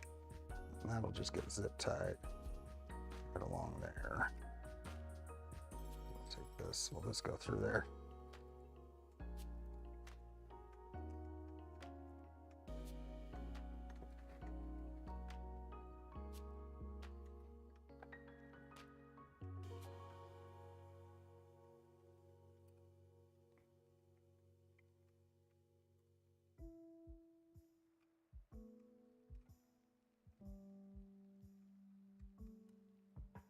There we go.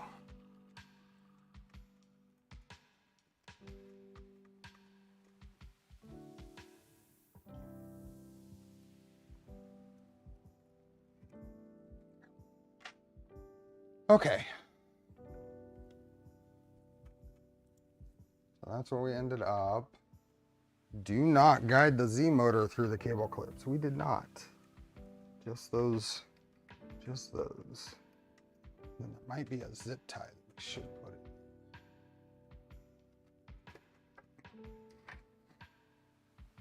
Yeah, I'm going to throw a zip tie right here. Right through this. Isn't there a slot in there?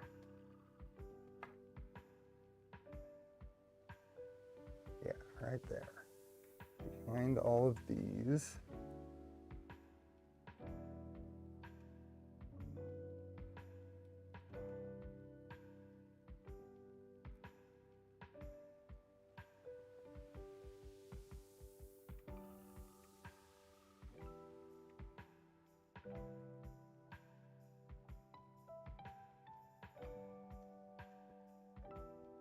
Just to hopefully help, and that'll also give it a skid to slide on instead of the wires, if it's going to slide.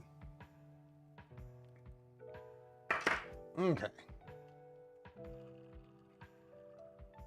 We're going to grab this whole bundle and zip tie it through there.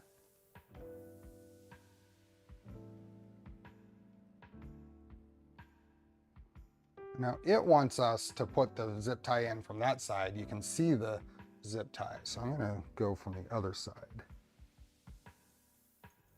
Then you don't see the zip tie underneath the bed there.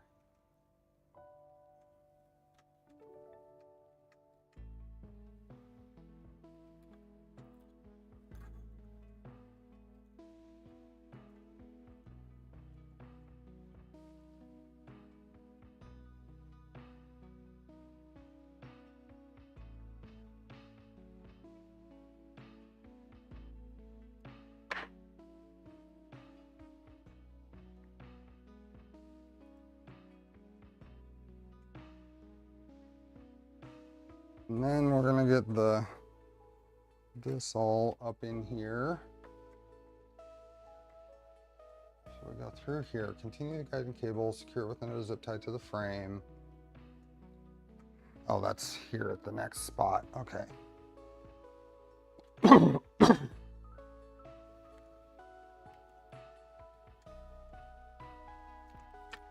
Get you out of the way. There we are. And then we gotta grab the Y cable there. There we are.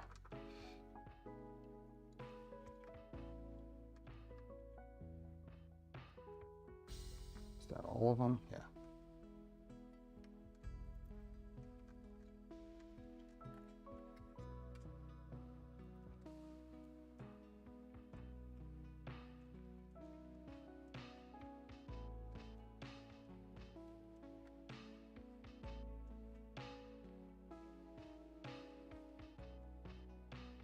Not too tight, just to hold things in place.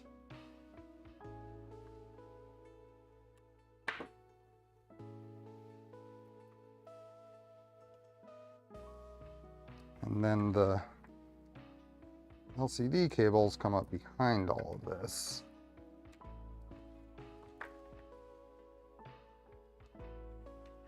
Come up behind all of this, and this all goes like that. Hold that. And then another zip tie on the other side. All the zip ties.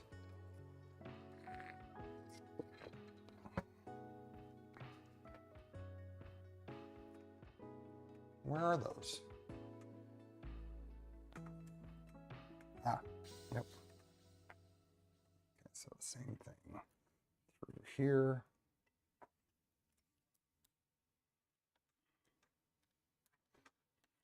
This guy comes up through there too.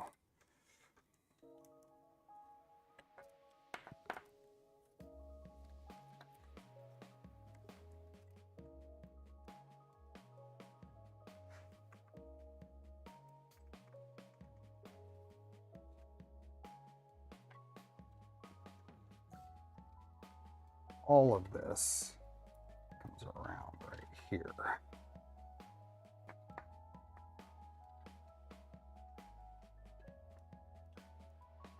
Have you been following the Haribo steps? I did. It did. Well, sort of. It told me to eat 10. I ate 8. Because I'm pretty sure one time when I was building one of these, I ran out of Haribos, and I don't want to run out.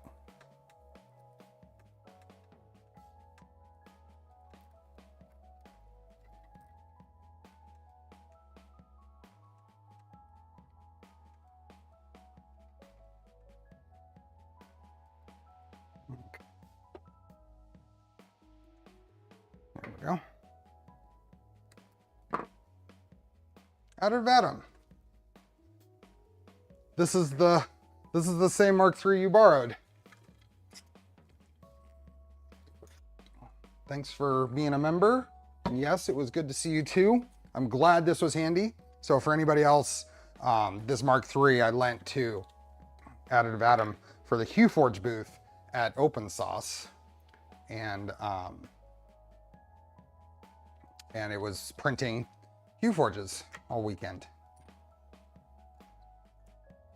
Haribo hoarder mentality. It's extremely handy. Awesome. There's a solution for the Haribos. Get more. Okay. For the following steps. Okay, so we are going to get it turned back over and get this whole bundle. So this is getting this whole bundle through that. So let's do that here on this side first, I think. So we have all of this. And these. This. I don't know if this one goes through. I think this will come around and come straight through. Same with the other one. I think this is all just the power cables. So these come through and around here. Send all of those that way. Get all these power cables and snip them onto the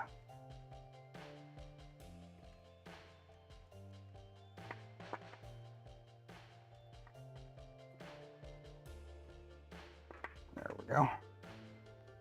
in there. And then they're going to go under. Flip this around.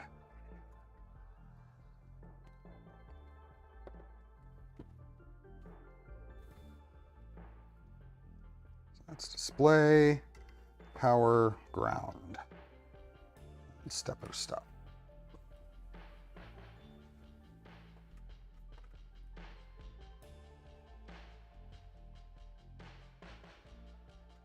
We can plug these in. So we have a pile of these screws.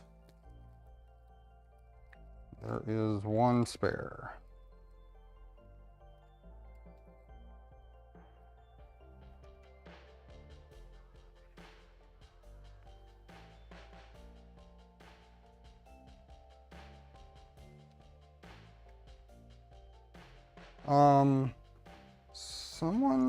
Didn't someone else say that this came with tools? It didn't come with tools. It didn't come with tools. Actually, I'm gonna get these. I fix it screwdriver because I like it the best. Okay, let's get these going. So we have heated bed in and power in, and we have. So I'm gonna start. I think I'm gonna start over here.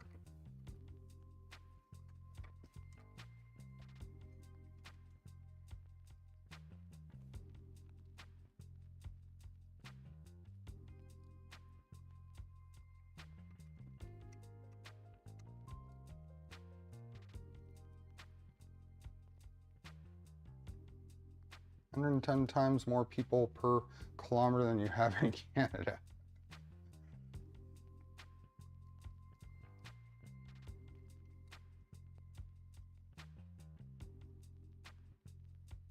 They probably did expect you to hold on. This is an upgrade kit, so yeah. And I have plenty of those other tools. Just for some reason, none of the red-handled screwdrivers are in my tool bin here.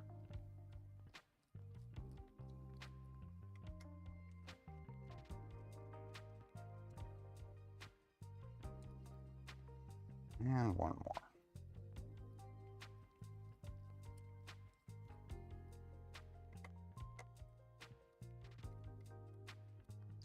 Okay, so all of this gets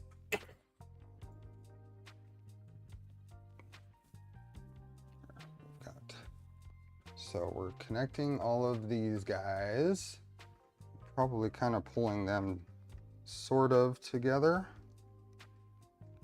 maybe. At least the end probably has to be moved over for cover clearance. And then I'll put this.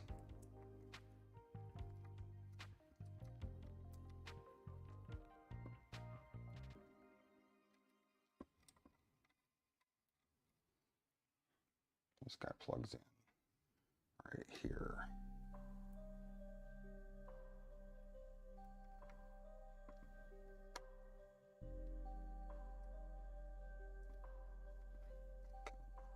Bend that out of the way.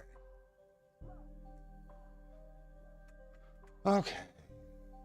$17 for 5 pounds of Haribo. Be sure to get the sugar-free ones and eat them all at once. Don't do that.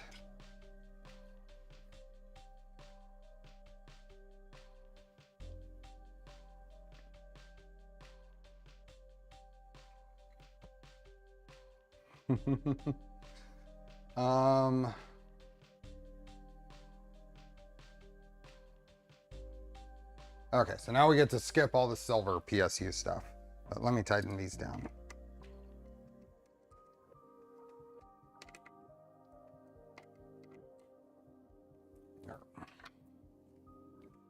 I want to spend a week in the bathroom, thanks. Exactly. Okay, all the silver PSU, anything that has silver PSU in the title, we're skipping. Oops.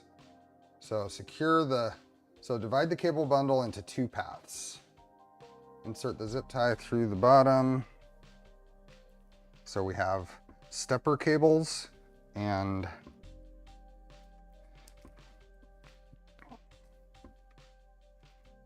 display cables.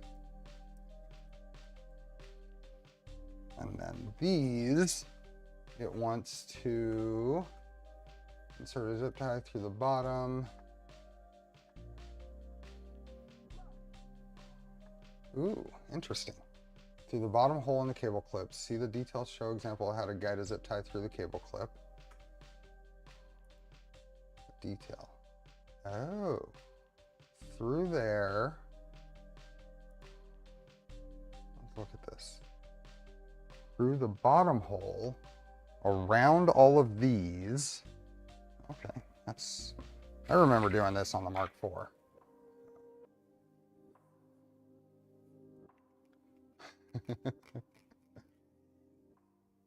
Okay, so there is a bottom hole here. So it's through there, comes out here, around all of these, through the top hole in this thing, around these, and back.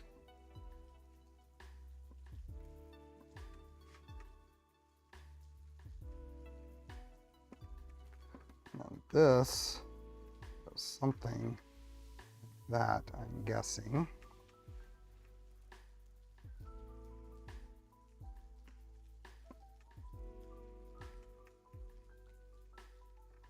Here, just like that. So that holds those there, those there. Oops. Try to bias this back around that way so the head of that isn't rubbing on the ground. I feel like we could do like 5 millimeters taller on these feet and make this wiring a little easier.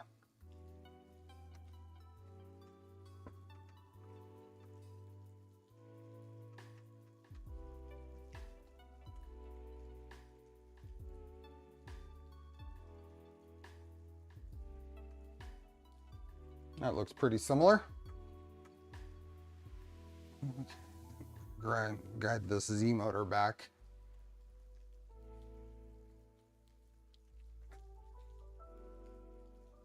Put a zip tie through it.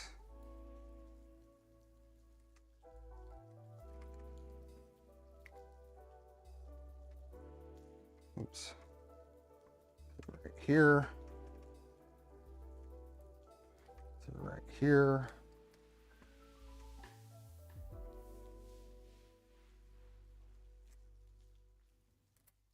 And that.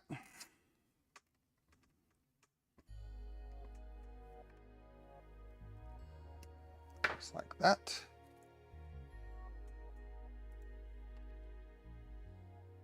And then we get into the adapter brackets and stuff. So let's get these things out of the way.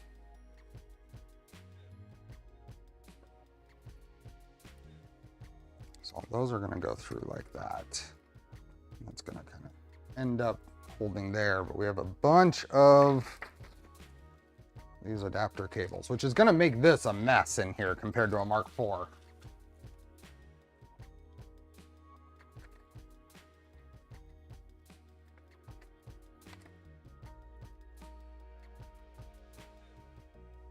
Okay, so these are all just adapters. They're not labeled for the stepper. So those labels are on here though. So these basically all just go on here. Those just adapt this to the connector that's here on the board. And then ZZ and Y to this.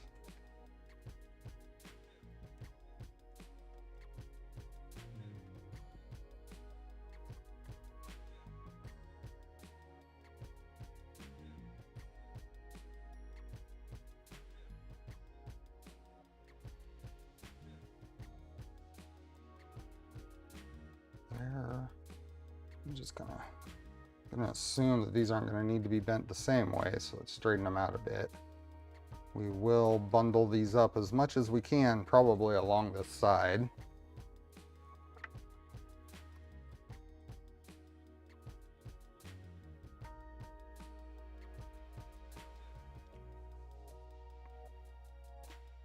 Okay.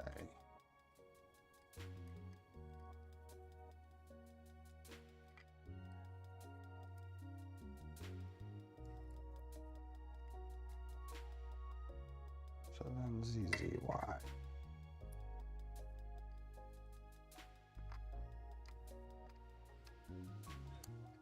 Z, Z, and Y.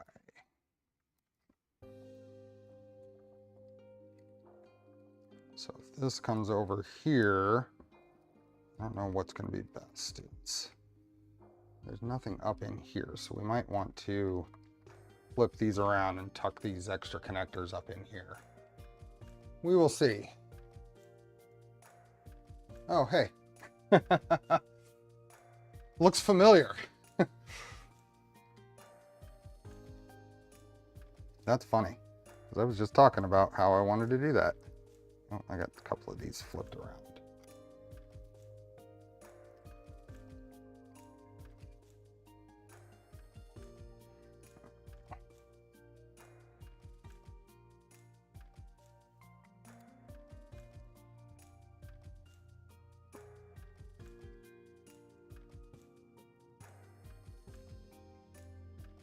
So these come here. These are going to flip around, tuck into the top.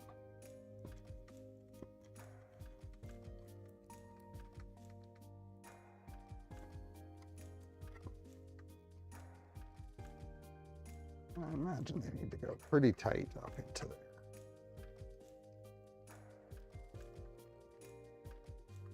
So it's all, oops, this one needs to come on the other side of this zip tie. I think when all is said and done, we will clean this up a bit more.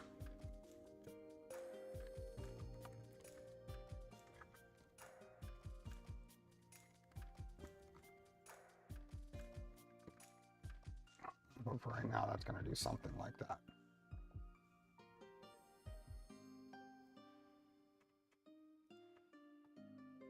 Then connect the LCD cables. It's going to go there. Make sure all the cable guiding over the zip ties in the buddy box, not under the zip ties. Arrange the cable like in the picture. Also, you must be covering the cable bundle. And then zip tie those down. Okay. So this is going to come around here. Everything is under. This is going to move over there. And this is going to be a right angle there.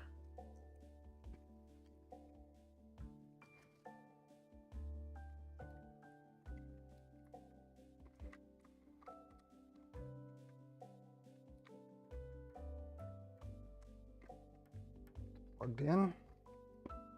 That's going to twist.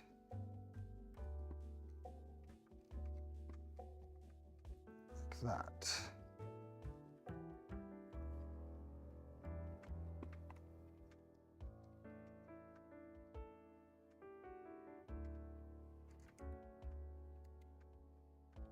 Throw a small piece of Kapton tape around the connectors and make a block to mount somewhere.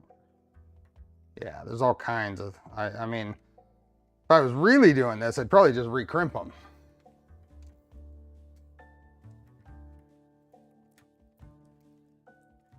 Yeah, this will fold in here.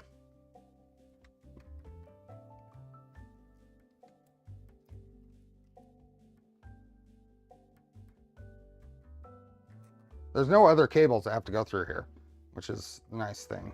This is all.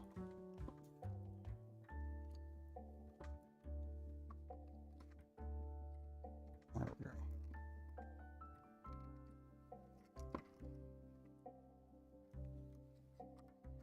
What I fight here is the sheet metal of the enclosure grabbing this zip tie.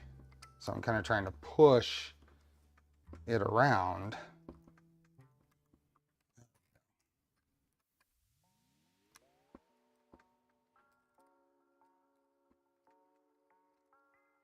Push it.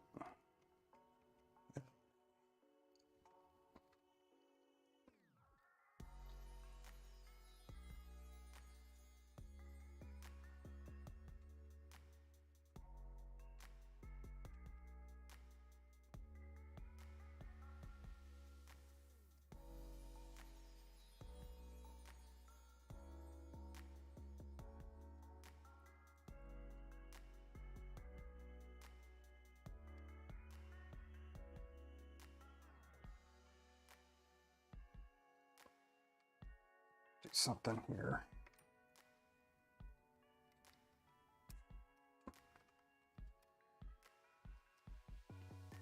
Put this around here.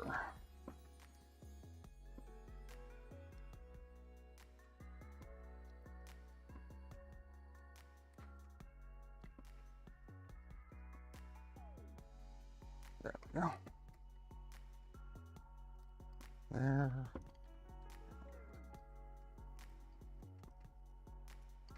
There.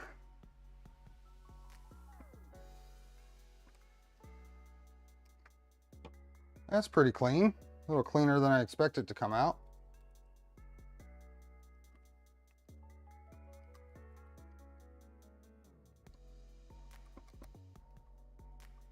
Oh, maybe we don't do that one yet. Okay. Make sure that do not over tighten the zip ties. And then I get more hair bows.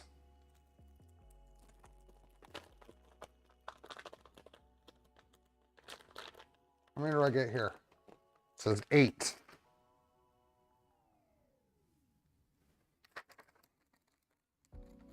I got a whole bunch of orange ones this time. Okay. Next.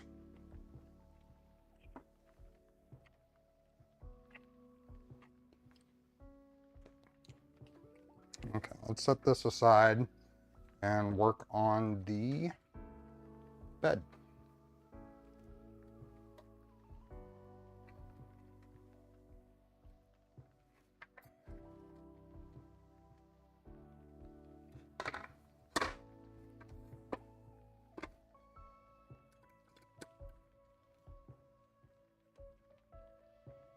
Hey, Joey. Having fun with that. Getting those offset values.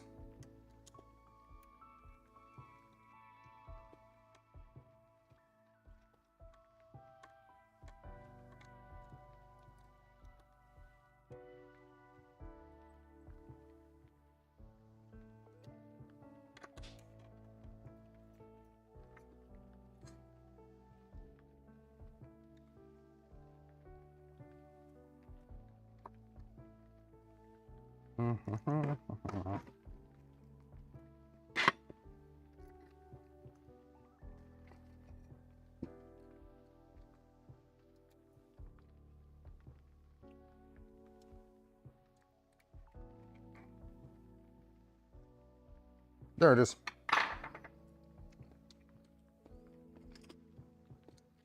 Why do we update the thermistor? I'm not 100% sure. I'm not 100% sure. Is it just the connector? It is a smaller thermistor, maybe a little faster reacting. Test macros seem to be working good. Awesome. I'm looking forward to trying that.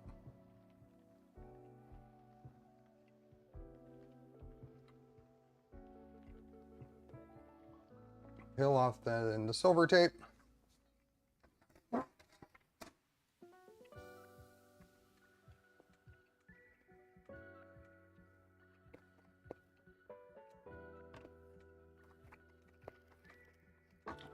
Kapton tape.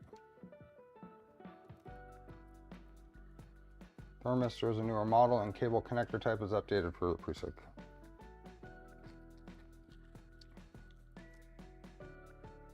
Right, but where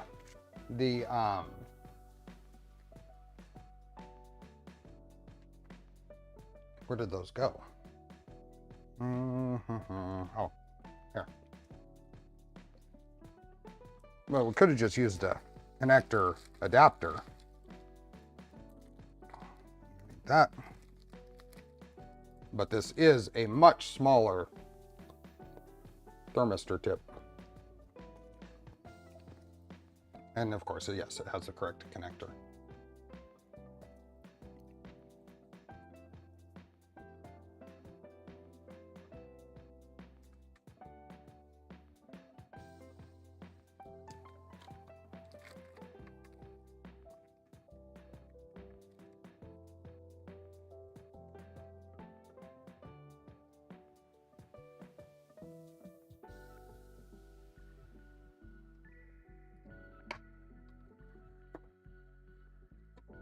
All of this off anyway, so let's go ahead and pull this all the way off.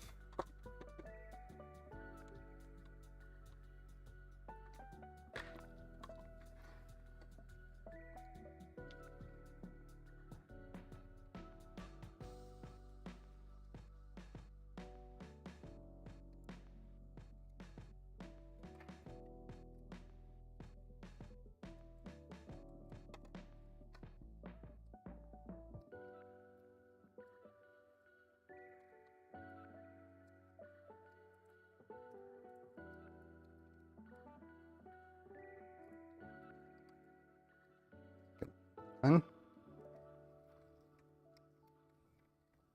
we go.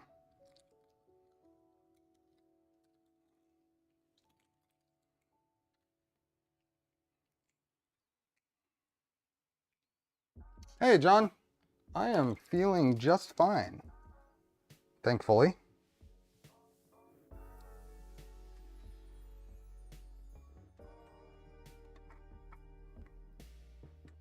I am feeling great.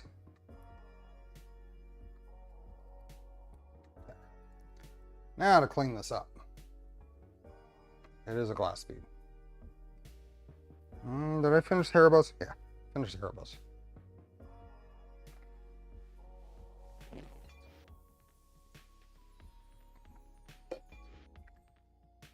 You see the heatbed mouse pad? Yeah, I saw that.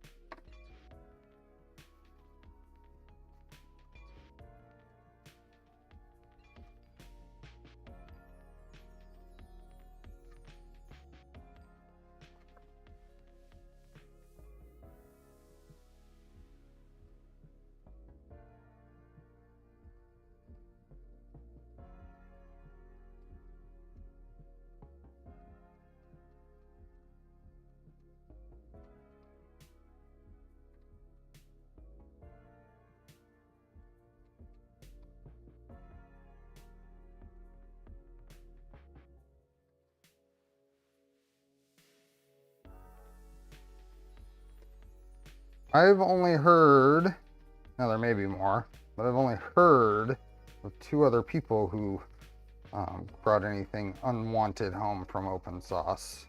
So, sounds like it wasn't too bad. There we go. Nice and clean.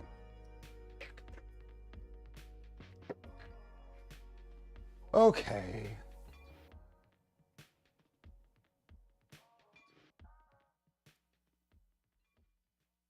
So we're gonna put the thermistor right into that little spot there. Better than 22 Murph. I got away on 22 Murph without catching anything. I got home and isolated though.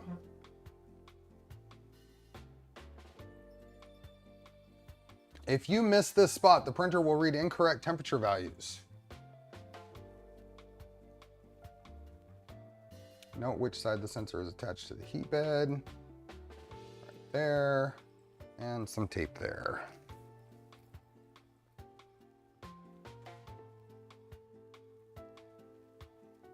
you know, assume a lot of people are just asymptomatic because of vaccines. Yeah, I got booster in November. So I got the latest and greatest booster in November, and then tested positive 3 days later.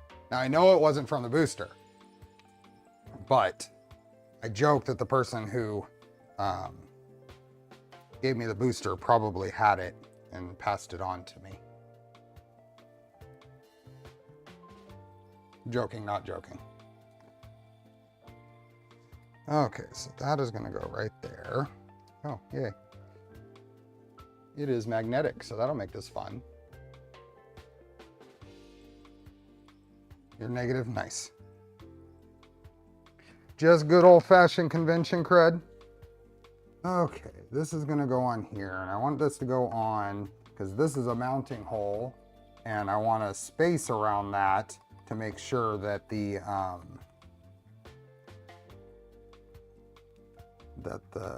spacer doesn't get impacted by the.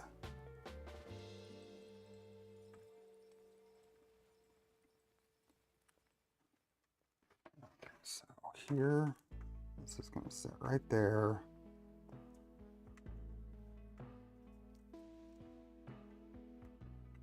It's a good ways over. It's capped on, still has to go between here.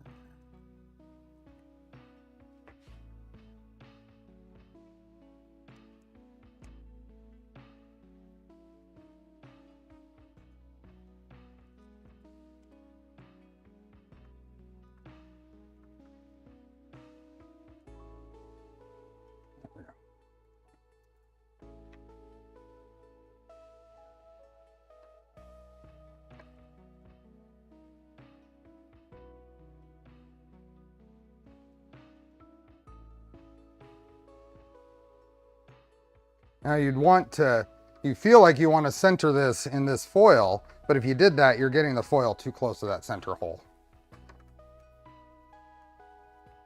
I mean, you feel like you need to if you feel like me.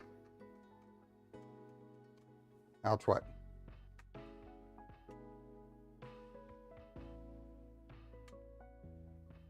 Oh yeah. No, I understand that I caught it from somebody. And the timing was just poor. But I got Paxlovid then as well, and it was super quick and very uneventful. I don't think you centered it good enough in the circle. I double checked. It's exactly centered. It could not be any more centered. Of course, now I've touched all around it. Hey, Drew. I am feeling perfectly fine. I've touched all around it, so now we're gonna re-clean for.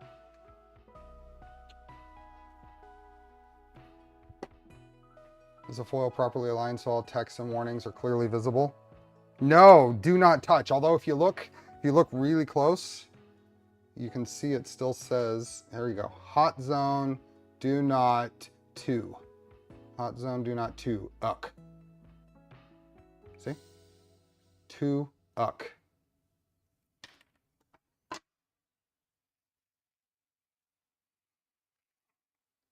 Okay. Now we're gonna put this on.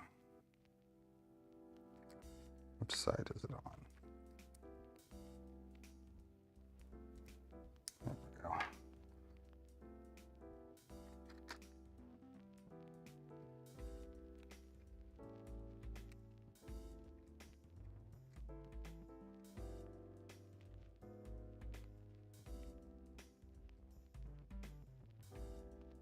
Why isn't the thermistor at the center of the bed? Because there's a mounting hole at the center of the bed.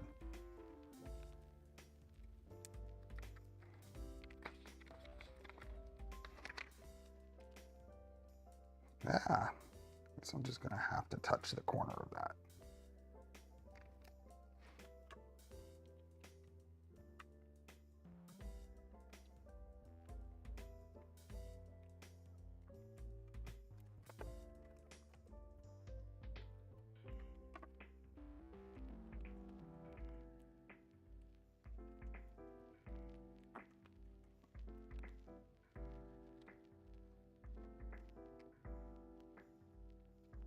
Ah, that's...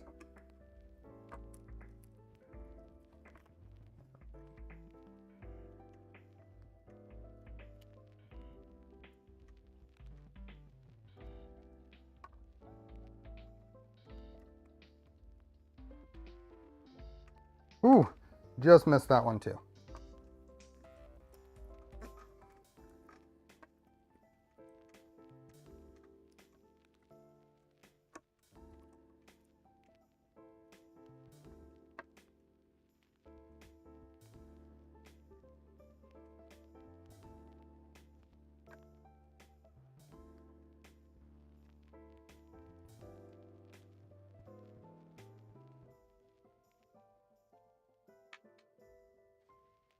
Close enough.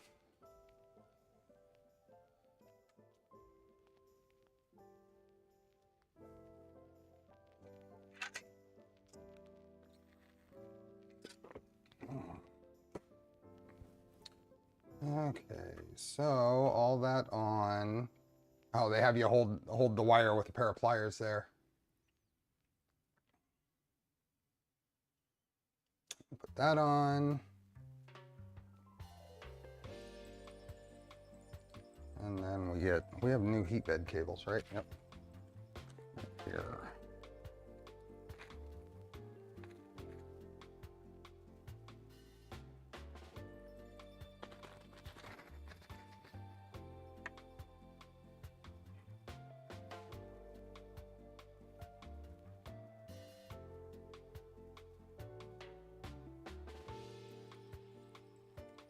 So let's go ahead and pull these off.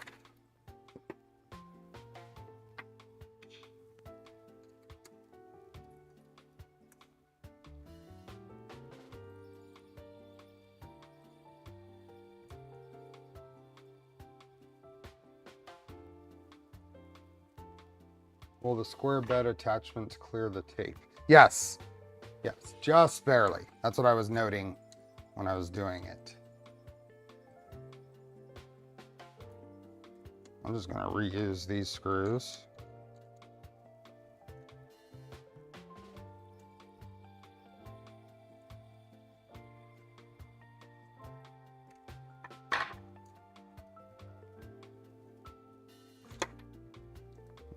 That one goes away.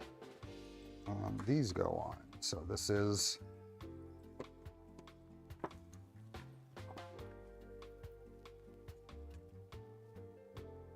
okay. And we do the side without the labels. And this goes on that way.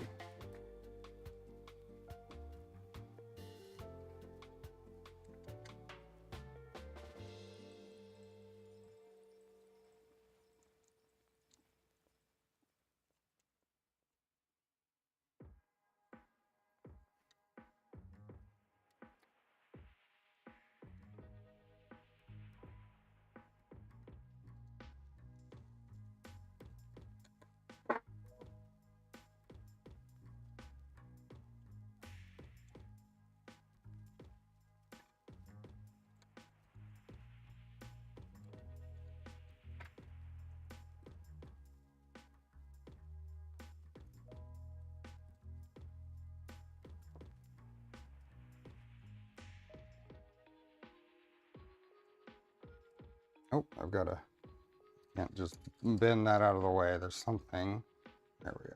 Some component there I was going to crush because this had tightened there, but there's a, looks like a resistor there that I would have crushed if I had tried to just move that back.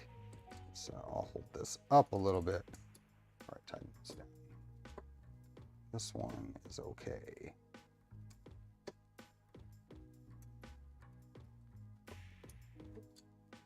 These usually have to point to each other pretty quickly. And then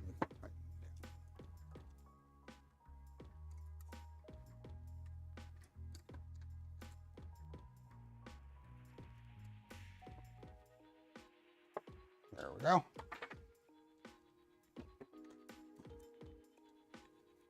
That's going to go through there. What do we got? We have 34 minutes until the 100th Polymaker filament giveaway. Oh, I almost went for Haribo's. I saw them there and I wanted a Haribo. I reached for it. I don't know if that counts the anniversary stream. Would it be 101 now, or was that a number? What brand hex drivers? Many of what I use here are what I've had for years and years, and from RC stuff ages ago. MIP Thorpe are these amber handled ones, and these are team associated factory team drivers. Get one, I won't tell any. I did only have 8 of the 10 it told me I could have in the beginning. Okay, those are tight. Those are that way. They're in the right spot. Then we get the parts, the covers.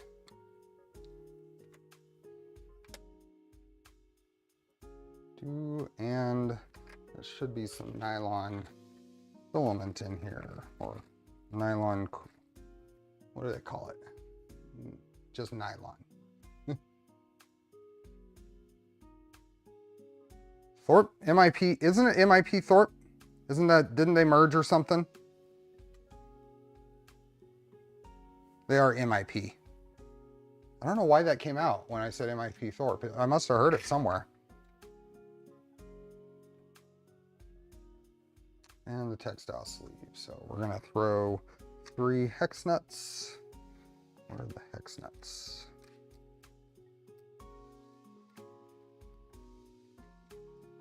There we are.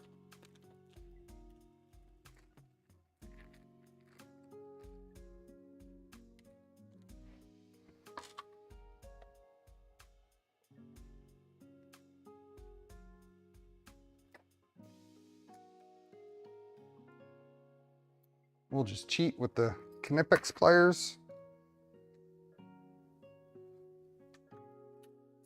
Looks like they're at MIP Online.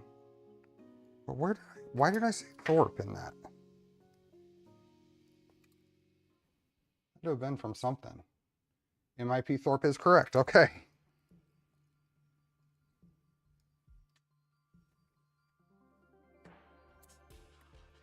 Go. I did not use the screw pulling technique. Okay. Now we are going to, with this facing us, this thing here, place the heat bed cable cover bottom like in the push, and push the heat bed thermistor cable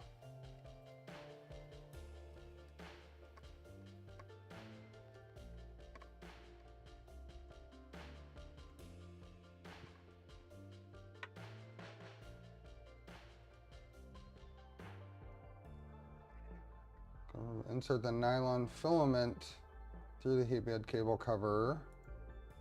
So do this and this.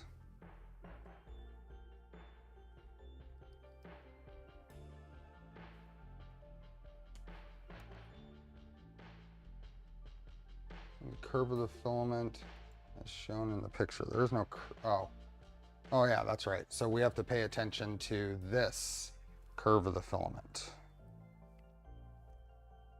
Okay, so we're doing that with this up through here.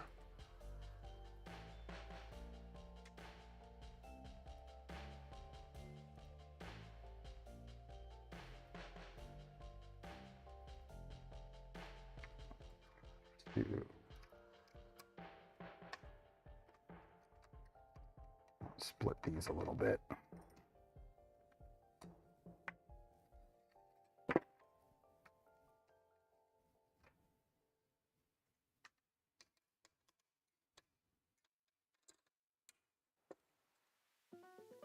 This up through here, I think. Then put these back together.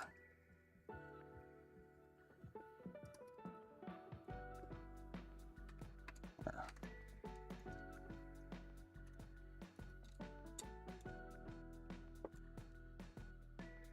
What platform do you think would be best to publish my printer design? if it's in progress, I mean, I think GitHub, where I would.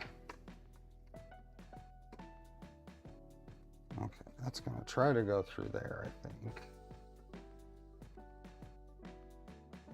There.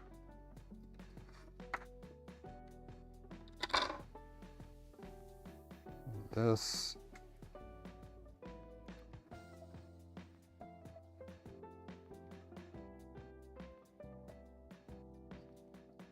Looks like this.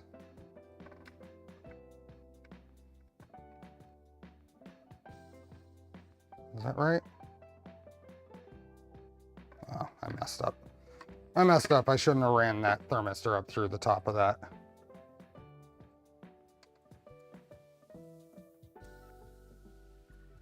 Let that fall back down.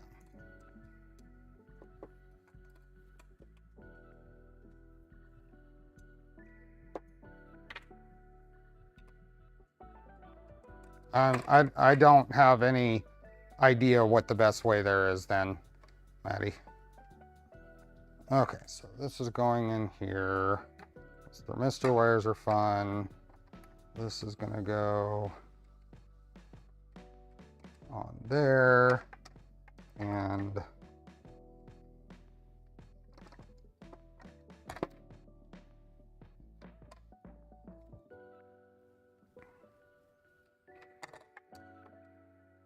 this goes in here.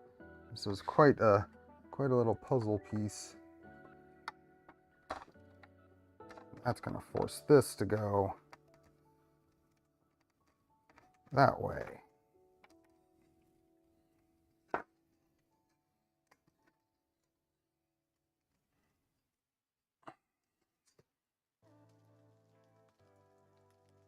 Wow. I don't remember this being this much of a little bit of a pain.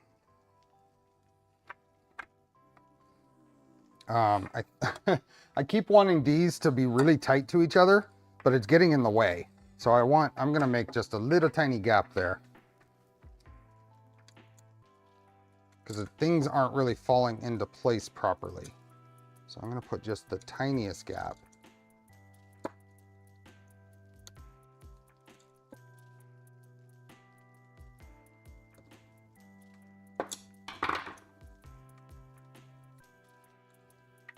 Now let's try this. Didn't Mark IV use a 3-piece design? I don't remember. Is that what's going on? Is I'm playing with a different design here?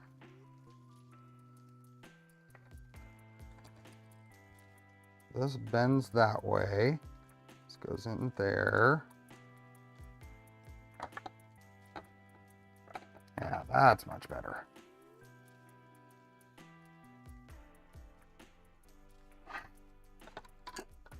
Then we need to wrap this. Oh, is there a screw I can put in here?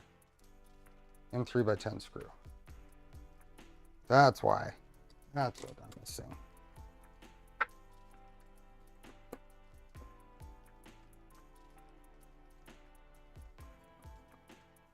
Make sure everything's good in here.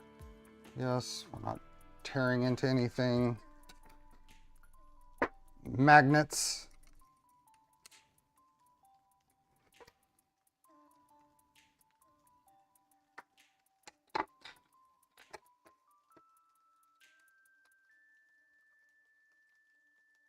There. Now we'll get the sleeving. Do I have one of my little sleeving tools in here? Yes. See if I can use this guy. Break the end.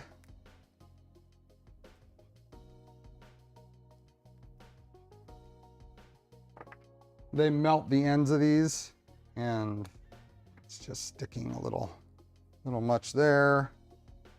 Let's try. They were a little aggressive with melting. There we go. Okay, let's see if this is going to work.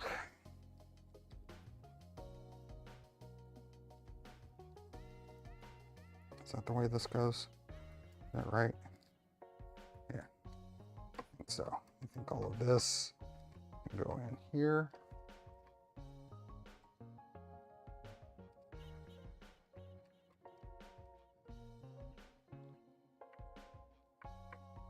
This goes on here.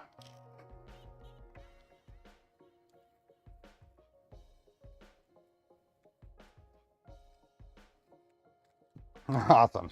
That was way easier.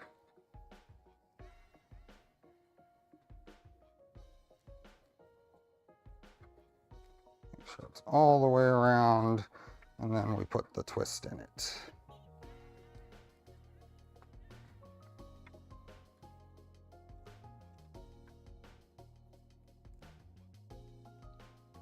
You have much nylon sticking out, you'll rub on the undercarriage later in the build. There is not. It's not sticking out underneath the screws. There we go.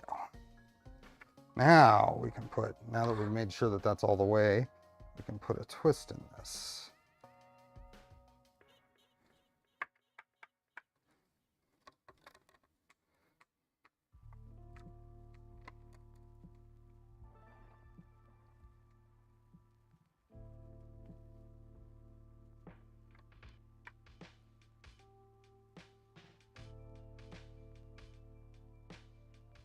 Okay. Yeah. I don't know if you can see, but it's not even sticking out underneath. There you go. Now you can see. That much is sticking out. This I found on printables. Can probably find a link for it. Hey, Just Push Print. We're following the build and the replay. Been debating on the 3.5 or the 3.9. Haven't seen many folks doing it on video yet. Okay, so that's all on. And then we're gonna put the top cover on. Wrap the end of the wire to touch the heat bed cable cover. So we got that all the way up there. That is far enough.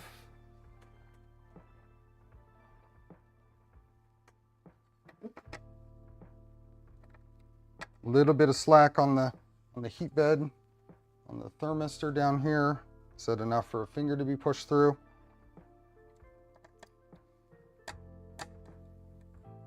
Just kind of bias that way so we avoid this mounting screw. And this guy goes on here.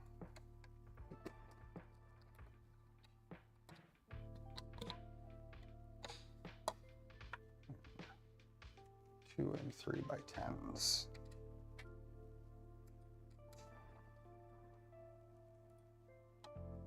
Zoom on here, been using the bootloader entry on GPIO optical catapult. Trying to find a way to enter the bootloader through a shell script. Oh, I have no idea.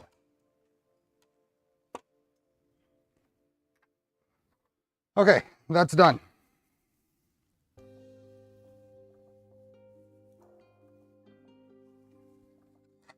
And it is nicely flush everywhere. It all fit well. No issues at all. Finish wrapping the cable bundle. Twist the sleeve around the cable to not twist the cables inside. Yep. We're about to put this on.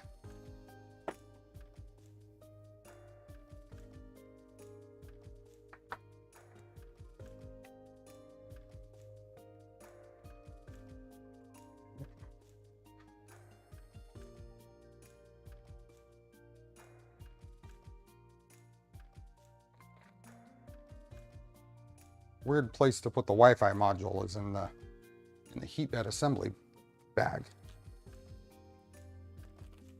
How big is Murph versus Rocky Mountain?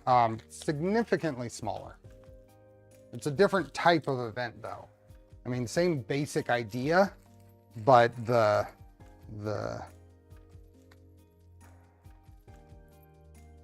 yeah. Okay.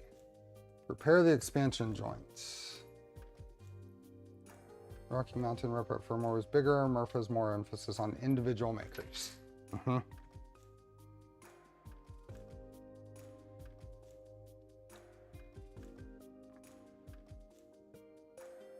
Oh, I see. So we are going to put a bunch of M3x6 screws in. That's these guys. So a bunch of M3x6 screws. You had to pick one to go to. If I had to pick one to go to, I'd honestly go to Rocky Mountain.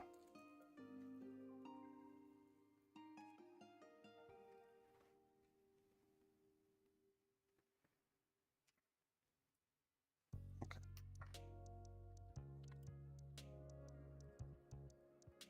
So we should be able to put these, start these in all the spots.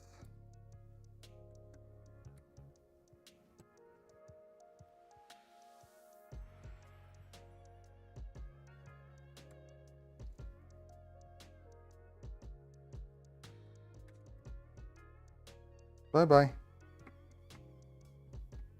Saw where it went. Oh. Got 17 minutes till giveaway time.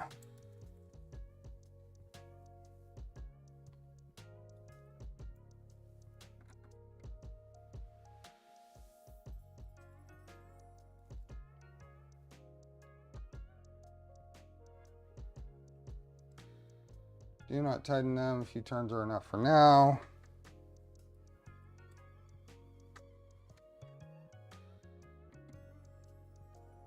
There we go. That is all 8 on the outsides. And then we're going to put these on. There are 2 versions of the Y carriage. This step describes the instructions for both versions.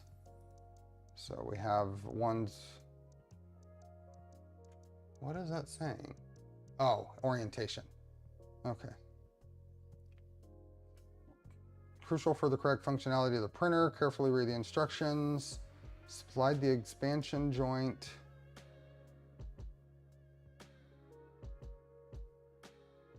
From the side on the M3/6R screw.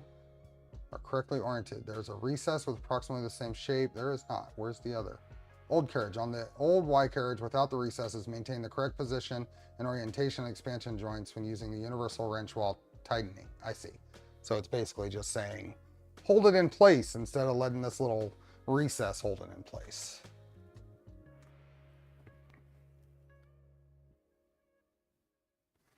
So I think the idea is basically these have some level of compliance, like a parallelogram in that direction.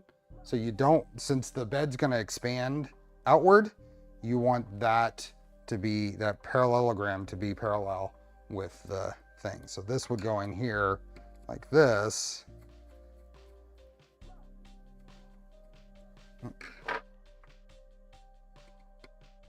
There we go. And then just making sure that it is in that direction. So then the same thing here, this one would go with basically the machine sides of these all pointing towards the center.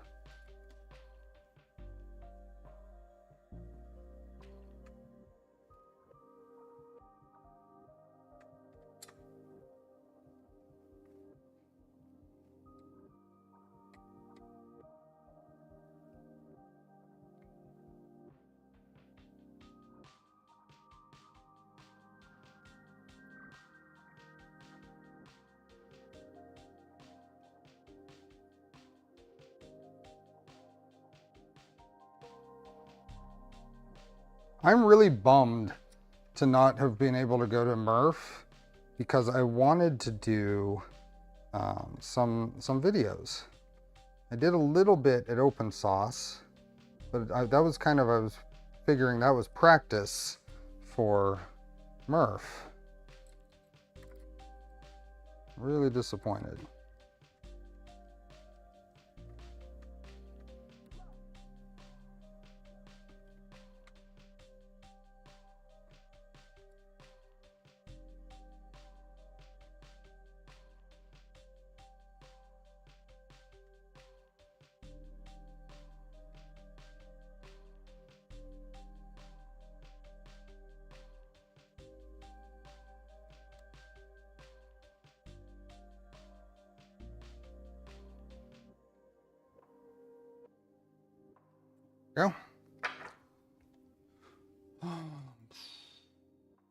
Close that. And then we have one spacer somewhere. Is it still in here? Where is that spacer? It's not one of the same ones. It's a different, it's 8 millimeters thick. Where did it go?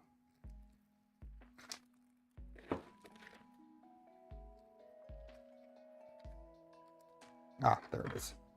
It's an 8 millimeter thick spacer for the center. So that's the fixed spot. There were more custom, and that's kind of what I was hoping for. Is going to Murph, is seeing custom projects and talking to the makers.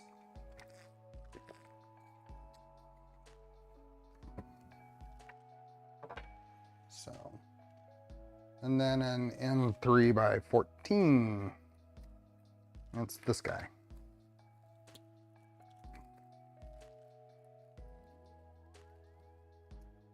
3/14, and then a bunch of M3/4s.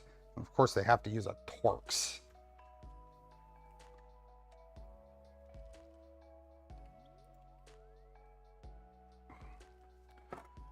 So the idea here now is that one's set there, and then I look for that, set it on there, and this guy is a Torx as well.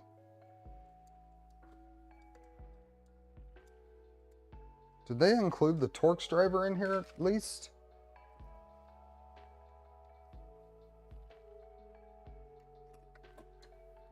Okay, what size Torx is this?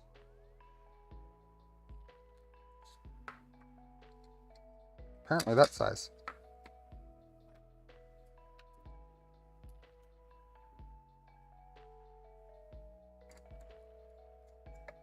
Okay, not tight. I'll get a bunch of these in.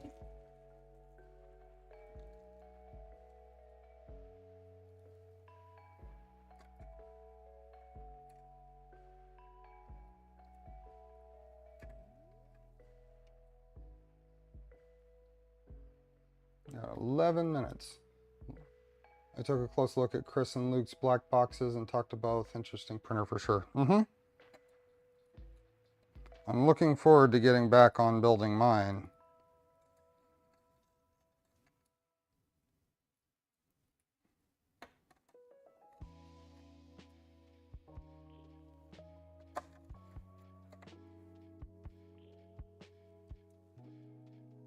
Looks like I'm ordering tool change hardware right now then.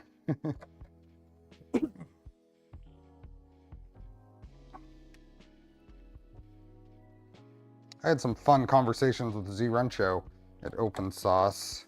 Has me thinking of plans for certain printers.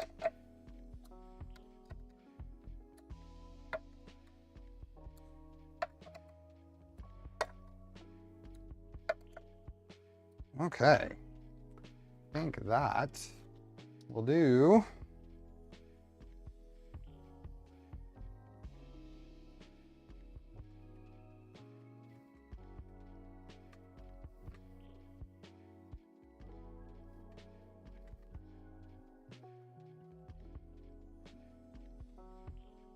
There we go. Okay, to hear anything at OpenSauce, it was so loud. It was loud. It was. I'll throw this on here today. Okay. Z-Runcho is very clever. Very clever. I very much enjoy talking to him. Okay, then we do what I just did, tighten the corners. Oh, I did it the opposite. I tightened the corners and then the center. That's that.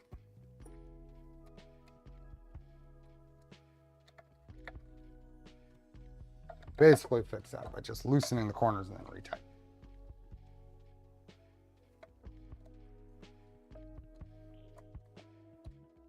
Tighten the corners, then the sides. Make sure everything's good. There we go. Okay. All better.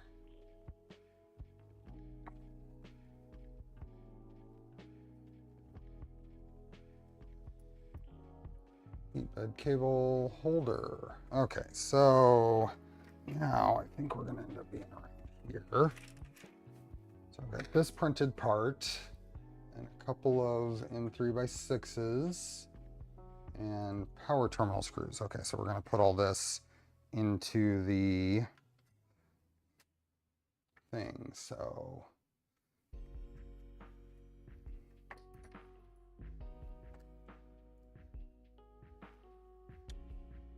that, and then that just kind of goes in there and that plugs in there. So let's go here. So this is going to go here, and these guys are going to go in this hole. This is going to go in the, and there's a hole in the case here right below that. And then on the side, two more of these screws.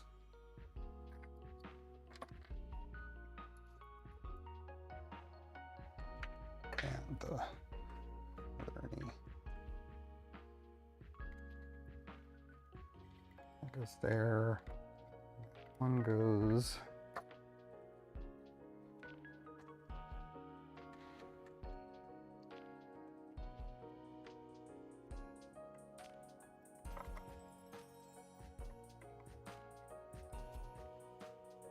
One goes right there. Is Printopia more like, it's more like Rocky Mountain, 100%. 3D Printopia is a lot more like Rocky Mountain than Murph. It'd be more appropriate probably to say that Rocky Mountain is more like 3D Printopia than Murph. That guy plugs in.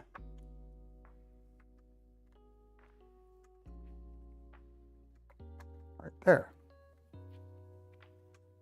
And this cover with two M3x6s plugs into the back with this going straight up.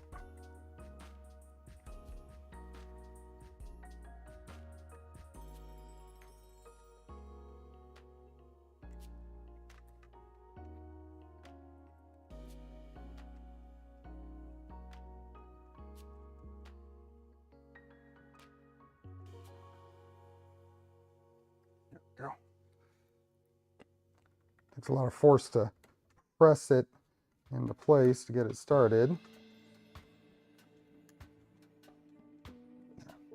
And that gives us our full range there.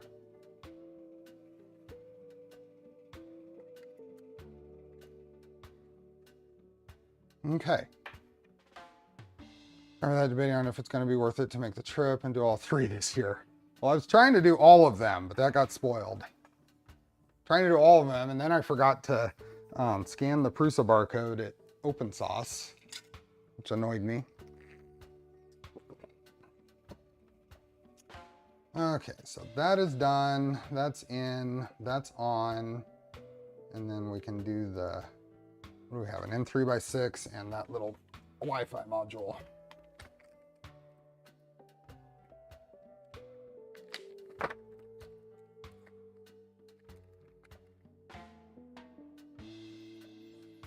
This guy and a cover for it. So this just comes out of here.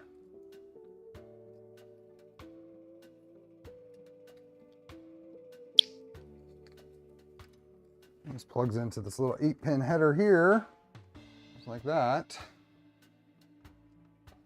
And then just gets held in this little protective cover here.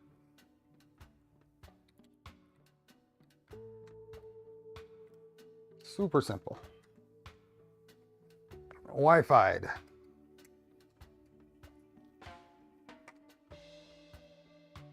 Okay. And I get 8 gummy bears for that.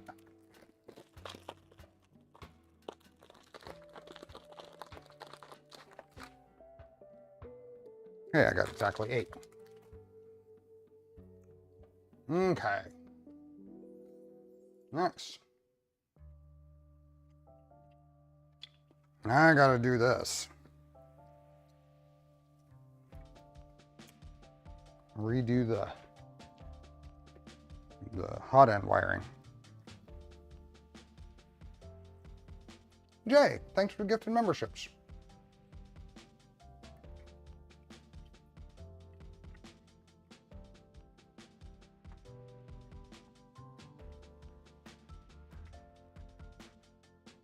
Very much important. Read the comments. What am I missing?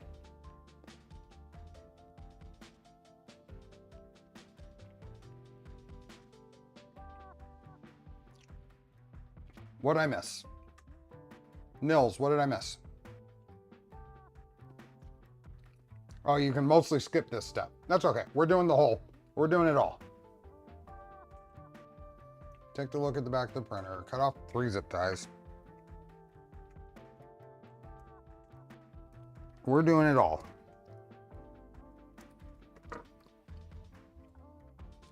See you, Nadir. The comments on the steps too.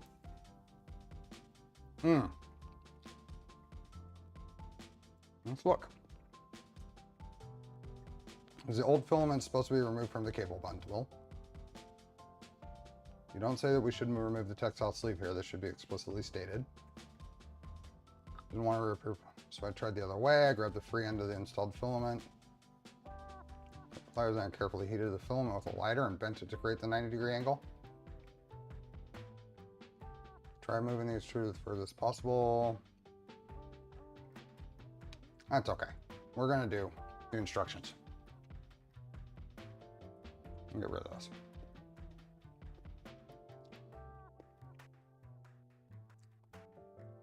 Okay. Spread the cables from the extruder to the side. Pull that out.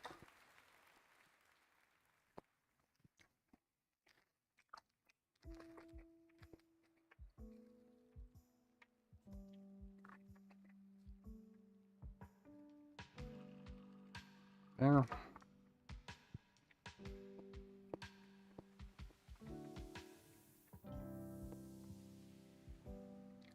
Big old piece of.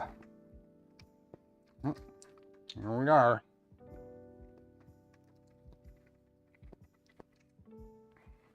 And all this stuff.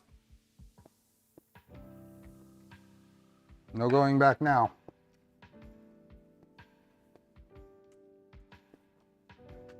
We've got a new. What did I just drop?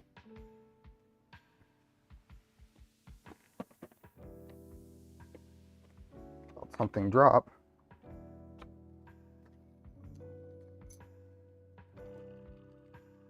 Okay. That does not seem like it's big enough for this. It's smaller than this. Huh. We'll find out. Okay, and then this has a bend in the thing. If you're only ever planning to go one of the 3D printing events, which one would you travel to? Earth or Smurf? Ooh.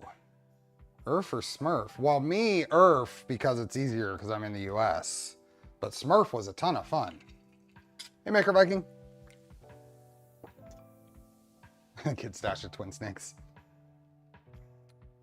Okay, cutting the nylon filament. Place the nylon filament on a flat surface. The bent ends must point. Focus on the left side of the nylon filament. This says here. And it says, using needle nose pliers, make a cut about 1 centimeter from the bent end. Huh. You want to cut off one end of this, huh?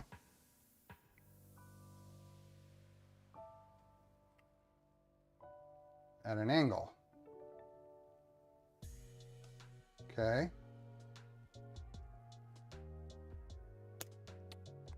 That makes me very, very sad to cut that.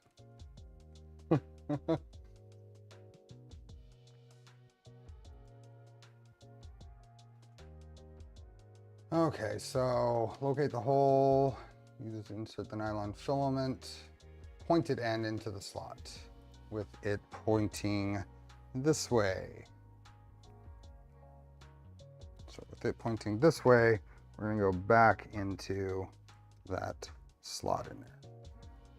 Just like that. Yep, that's all the way. And then rewrap it. Now, is this new sleeving going to work?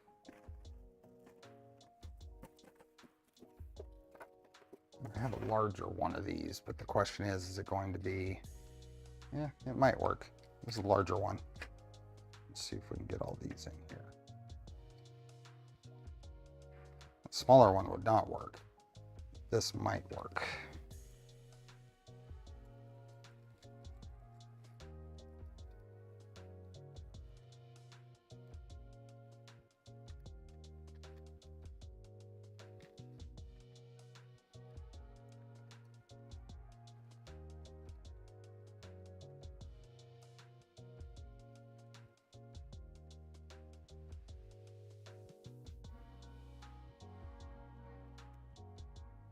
Oh, I completely forgot to get safety squints engaged. I was holding the other end though, wasn't I? I think I was holding it when I cut it. That's what we're gonna say. That's what we're gonna assume. We're gonna assume I was holding it. Yeah, this only gets me so far on this one.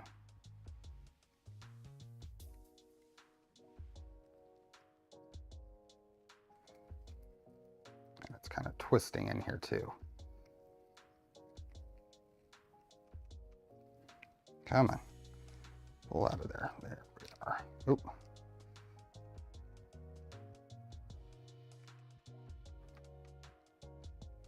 I got us most of the way. It is a printed tool. Yep. I downloaded it off printables.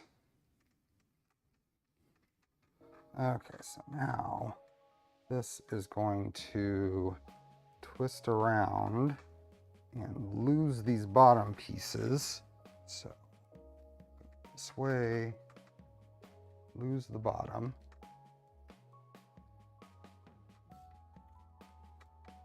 Rewrap around this side.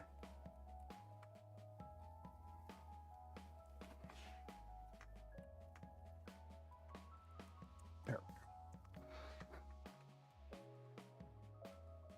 There we go.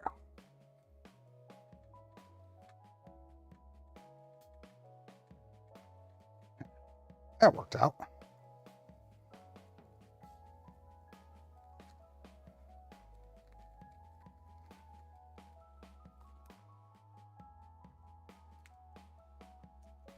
Give me a bit. Remind me. I'll look it up.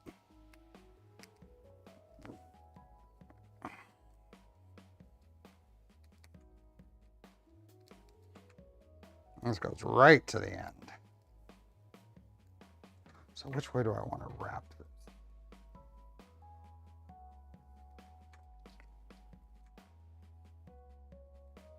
This has to wrap that way, but that's not fully in. Actually, it has to wrap the other way. Yeah, let's do this. Put this.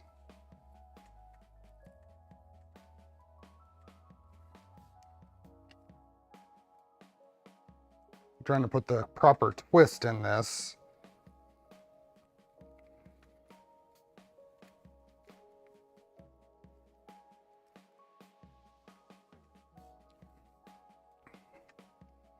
It is always fun, especially when this sleeving is just barely the right size for this. Oh shoot, we have six minutes in the past for the giveaway. I got focused on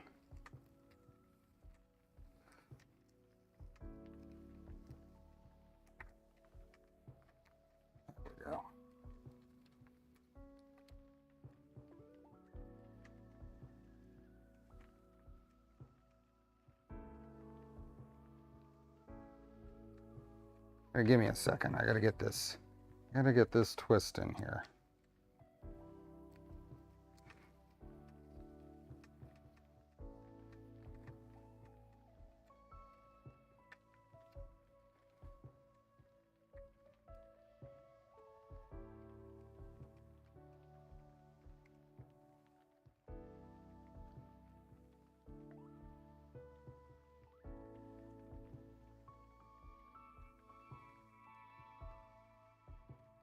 Okay, let's do filament giveaway. Oh, Polymaker filament giveaway. We are 7 minutes late. So you have 3 seconds to get in on it. The link is in the description and the pinned post. We'll bring up Wheel of Names. Inducted into the Polar Ted Club if he no shows for the drawing. Let's get rid of last time's entries and close the ad. Say we had today just 2 times Steve 3 minutes to enter. This is true. This is true. So link is in the pin post in the description. When I haven't had a new entry in 3 seconds, I will close the form. So that is starting right now. 3, 2, 1. 30 actual seconds to enter, or 30 Steve seconds. 3 seconds, not 30 seconds. So we're 8 minutes past. We haven't had any new entries in like 10 seconds. So I'm going to close it in 3. We got an entry. 2, 3, 2, 1, 3, 2, 1. Done.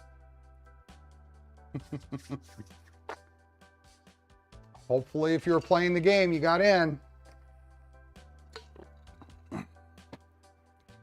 Okay, let me create this. Who got the first one? GJ, awesome. You get it almost often. No halves. Brian got the last one in.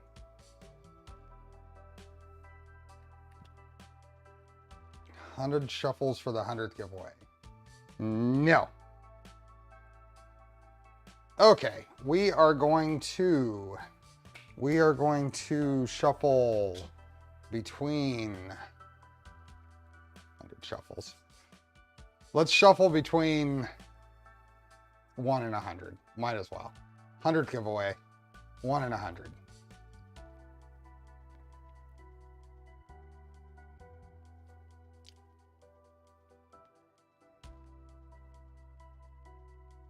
$10 minutes late now. Use an auto clicker.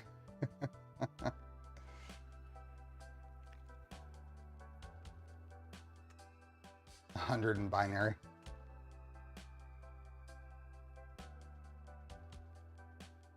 I did ask for it. You guys asked for it. I didn't.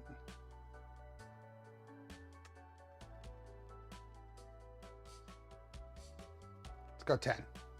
1, 2, 3, 4, 5, 6, 7, 8, 9, 10. If anybody wanted 100, just multiply that by 10. Who do we got? Marcus Hempel. Congratulations. You won a roll of Polymaker filament. And apparently my watch is dead.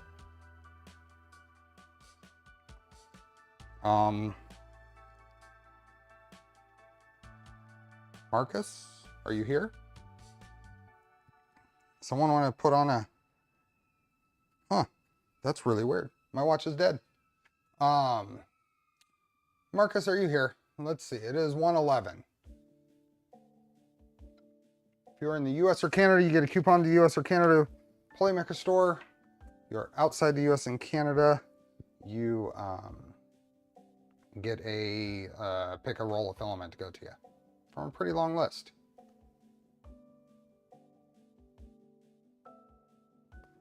My watch is non-responsive, so just did a hard reboot. This is the first time it's done that.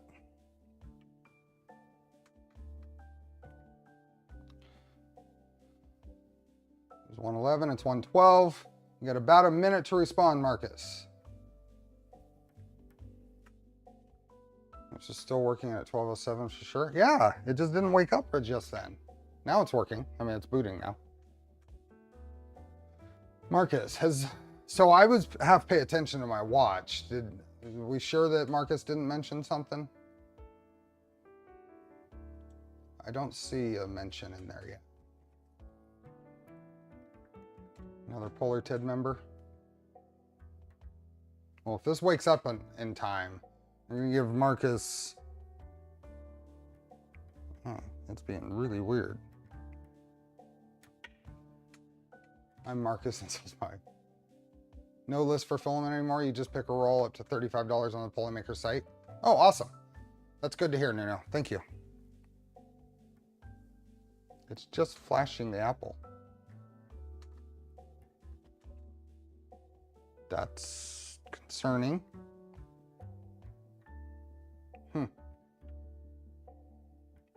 1:13. Has it been 2 minutes? Do we have any official timers? I'm gonna get the phone out this time. Yep, we're gonna have to redo. I know that's been 2 minutes. I got a timer. Let's go 2 minutes this time. Okay, do it on the phone. Yeah, it's just flashing the Apple logo. I'll have to figure out what's going on there. It's been 2:13. Thanks, James. Okay, we are going to spin between 1 and 10. Let's close that. 1 and 10.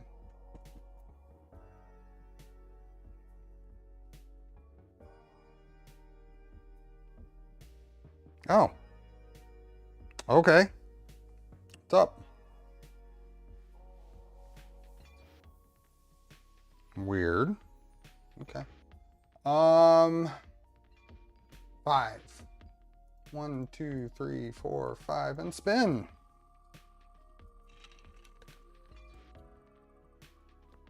New Polar TED Club member. Eclipse, congratulations. Are you here? You still have 2 minutes. Well, on the watch, or I mean on the phone. Eclipse, congratulations. Are you here? There you are. Awesome. You will get an email from me sometime before the next stream. Paste this in here. Congrats. Done. Let's clear this. Oops. Do that, close that, unpin, and delete it from the the like button has been broken lately. Has YouTube reverted those terrible chat changes they did recently?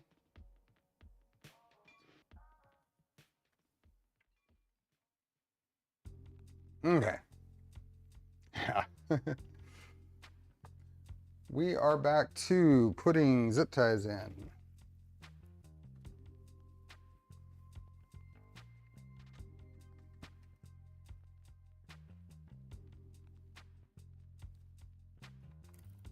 It has not. I know mine seemed to revert, but what do you mean? And the chat is now on the right-hand side of the live stream. Well, and it hides the like button. The latest chat changes, YouTube live stream changes, hides the like button behind chat. You have to close chat to see it.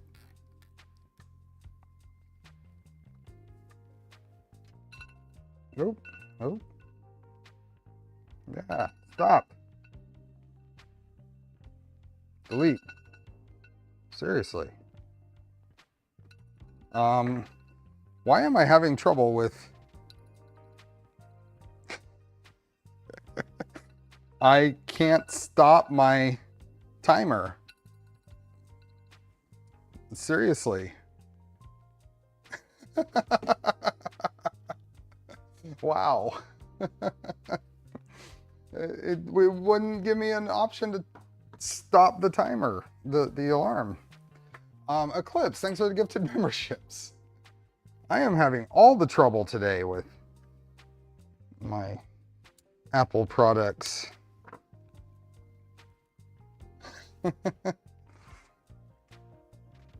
Okay, so those are in, those are done, that's done. Oops. This is over. And so now we prepare this guy. So for the following step, please prepare extension cable holder A and B. Okay, so we got those.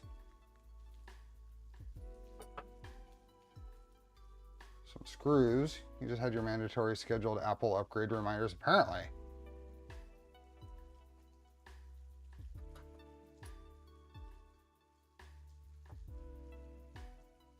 Oh, and we have an extension cable. So attaching the extension cable holder.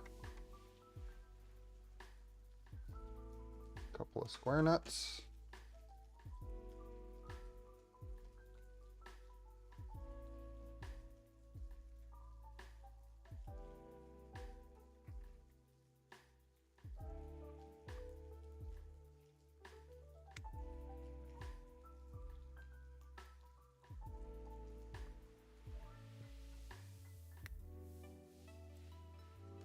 Go.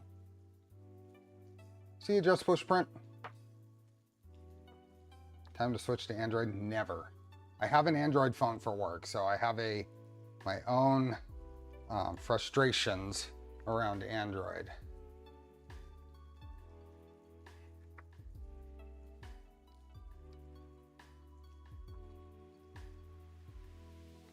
Okay, so that is gonna go in one of these. Insert 2 M3 nuts, and then which side? There we are.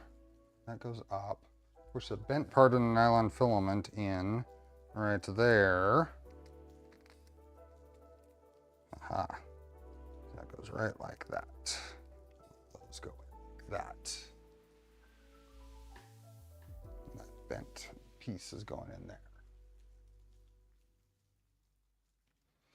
I will never switch. Then the leaving goes in right there. And the X motor cable comes around, goes in right here.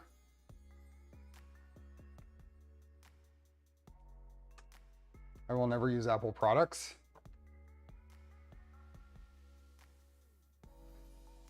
Had to substitute gummy bear for West 3D caramel apple pop for the step.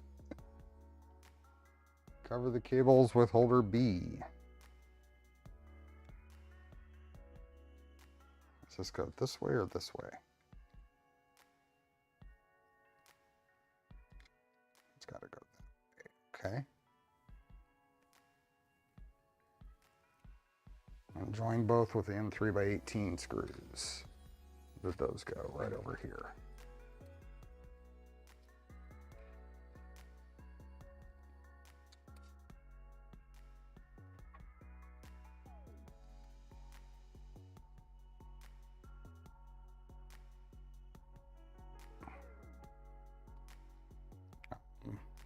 It's not quite reaching the nut that I put in there. Let's see if this one will.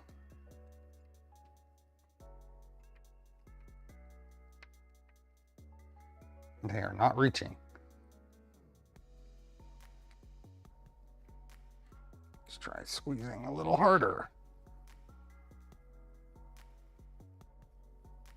Those are not reaching. How far does that have to go to reach? That is like on the edge. Okay, let's do this. Bill Morris, thanks for being a member.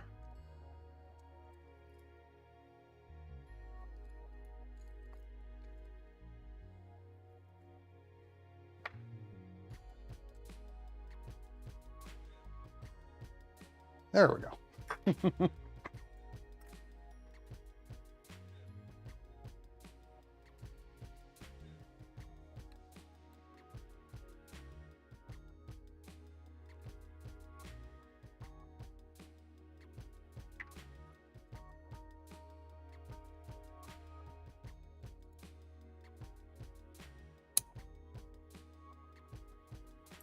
Give it a little squeeze. This one doesn't want to go in anyway.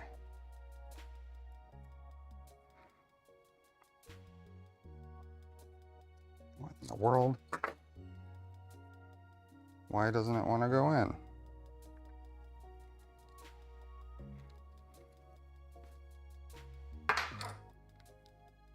Ah, that wasn't in all the way. The nut hadn't been seated completely.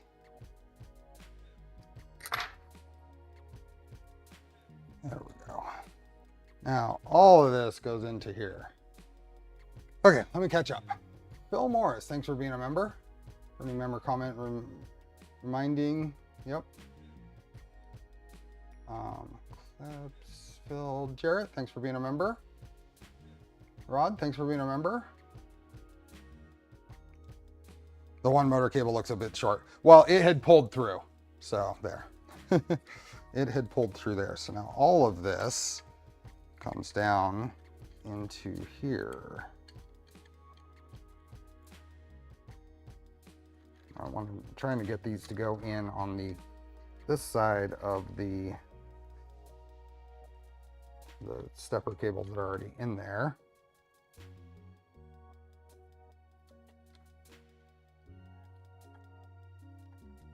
There.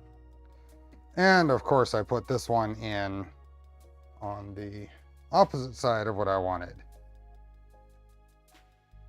Did not notice where that was going to be going, so I kind of want to redo that.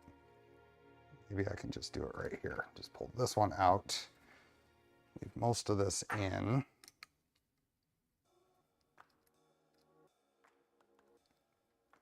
Because yeah, that goes that way. So let's pull this.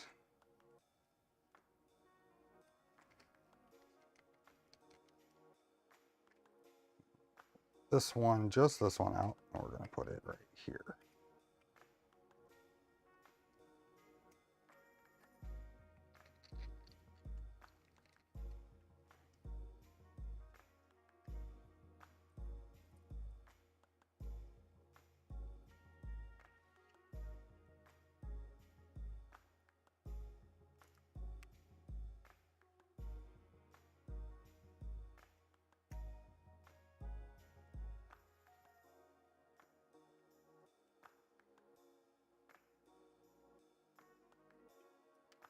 That nut got pulled, yep.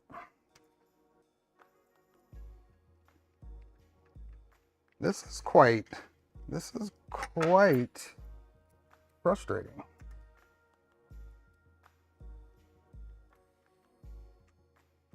There we go. Ooh. Mostly because my fingers are getting cramped from holding all this. Tuxedo, thanks for being a member.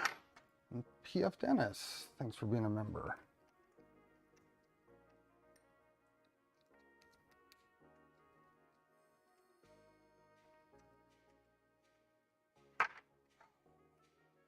Hands are getting cramped. Ricky B, thanks for the gifted memberships.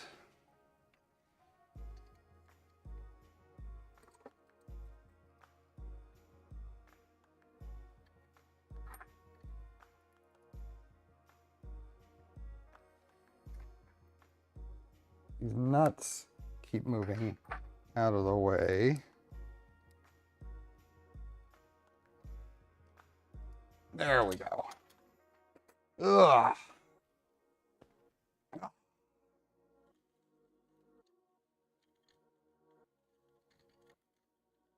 Now all of that can come in here. And then that goes right there. And do we attach this thing? Oh,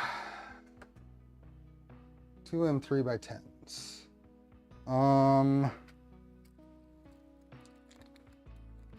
3x10s.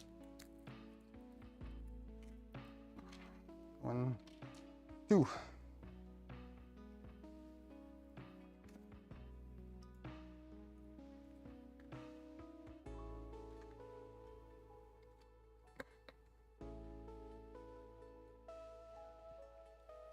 There we go. Oops. There and there.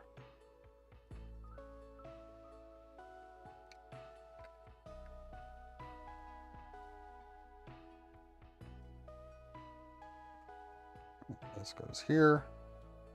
We are all good. We are almost done.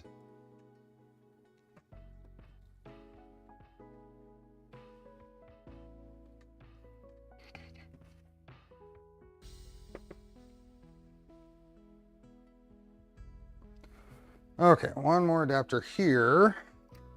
So that, oh, interesting. Interesting. That piece I want to kind of move. So I'm gonna pull this again, and I'm gonna be a little more conscious of where this is going, because there's some wires that can go down behind it. Pull it completely off. There we go.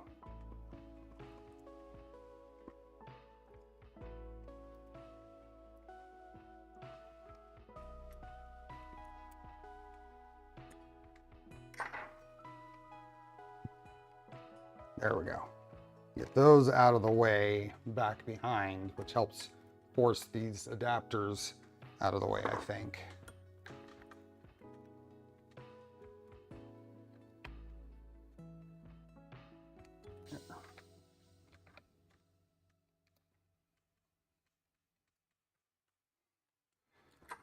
Now, this is the extruder. This is X. So put the X goes in the end. So X comes around here. It gets plugged in right there. It just gets tucked in the end there with the rest of them. And all of these there. There we go. Okay. So I think we have this guy. This is a big adapter.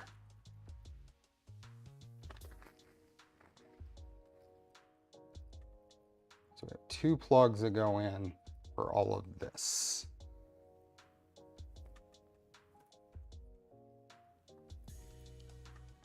So we got the extruder.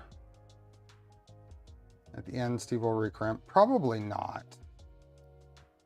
If this all goes in and doesn't have any problems, then it'll just be here and get used. Okay. Then we have a H. So I'm following these instructions here as I step through the various connectors. So H is this guy here.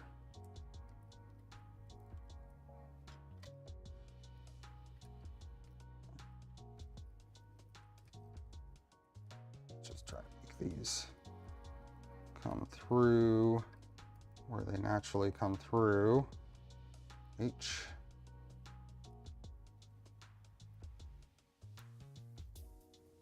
And then P.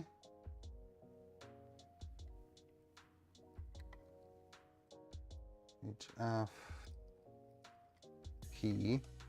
Now this is the, what is that called? I don't know what that is. Which was this? Is this the Pinda? It must be.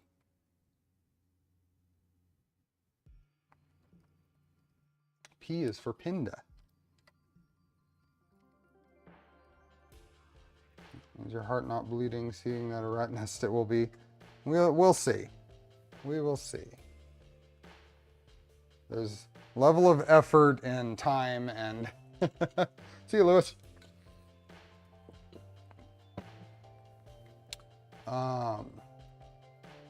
So now hot end fan. So hot end fan is, which one is the hot end fan? Like the hot end fan, designer thought may vary depending on which variant you have, either a cable bundle wrapped with a textile sleeve or a cable without a wrap. I think this is the hot end fan. I think that's the, oh, maybe this is. Which one's the hot end fan? They're not labeled. That one just says fan.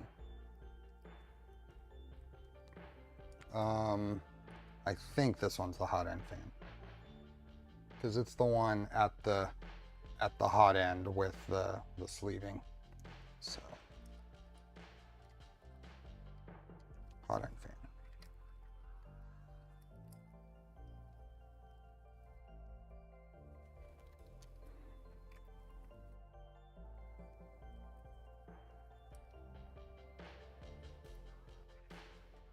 Okay.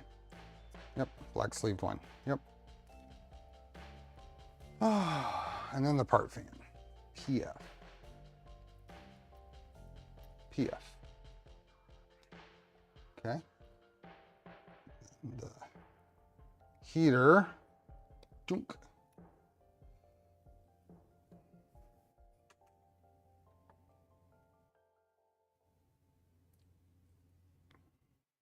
Okay.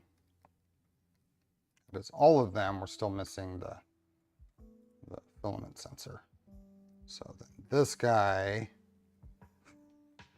you're right. This is awfully messy.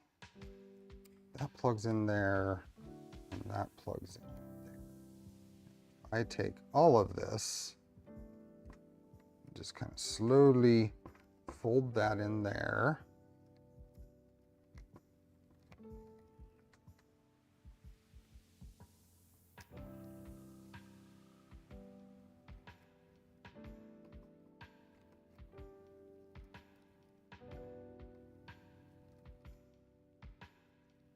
Wow, this is pretty rat's nesty.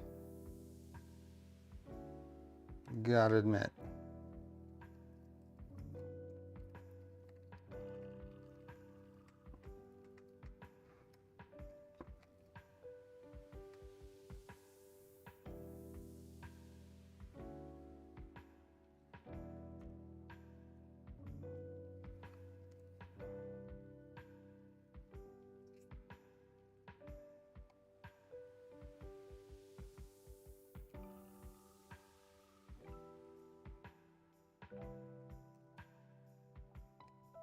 That is not what I would consider okay, but it's not going to be practical for me to clean this up here. Now, where does this guy go?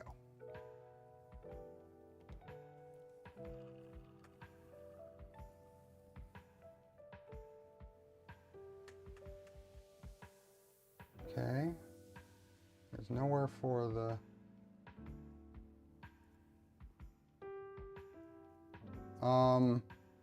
Where does this go? Did I miss that somewhere? There's no connector, there's no adapter. Where does that go? Y motor, Z motor, LCD, power panic, heat bed. Does that not get connected? That's the filament sensor, isn't it? Yeah, that's the filament sensor.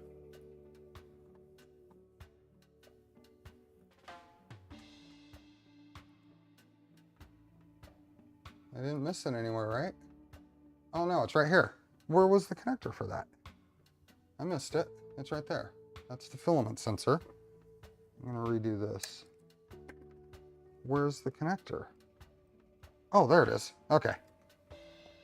I just missed it.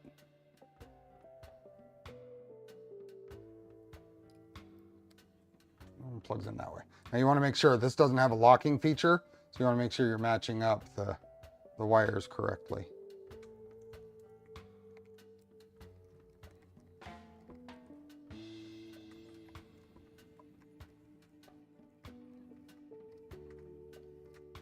this big ol' zip tie still.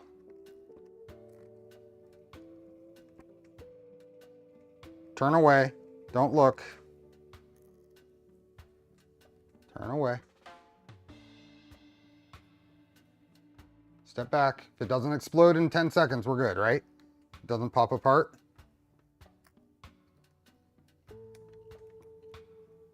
If it doesn't explode in 10 seconds, we're good.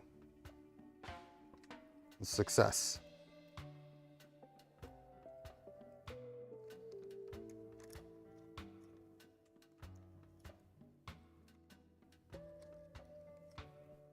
No, this does not make me feel all warm and fuzzy.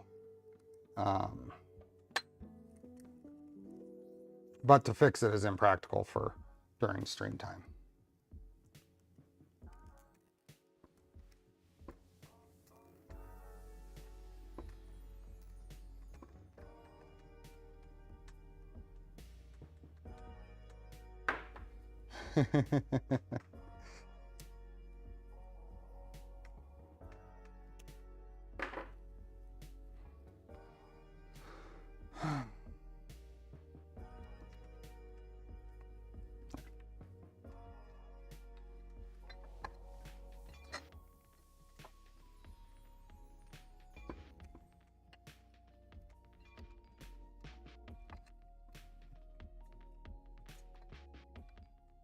There, all better, all better.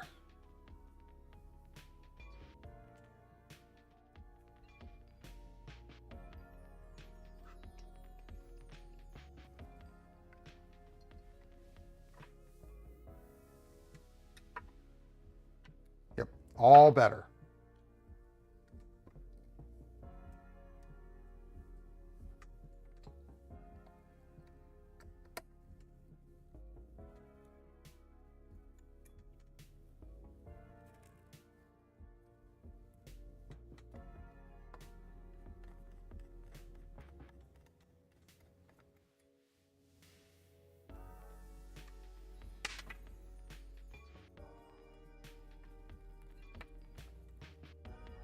I can't see it from my living room. It's all good. And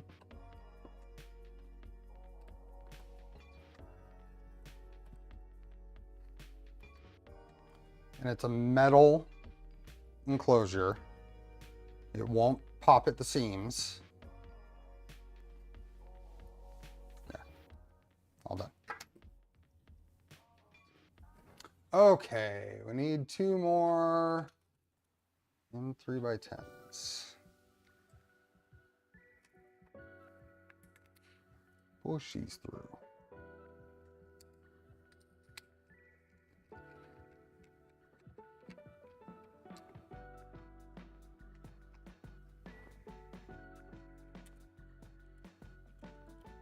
There we go.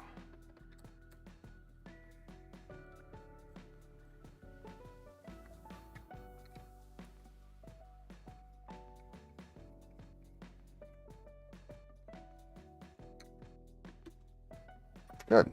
Does that conclude? Does that conclude the covering it, label parts, upgrade the safety label, LCD sticker, that's this guy, and a new serial number. And then we get 8 more hair bow.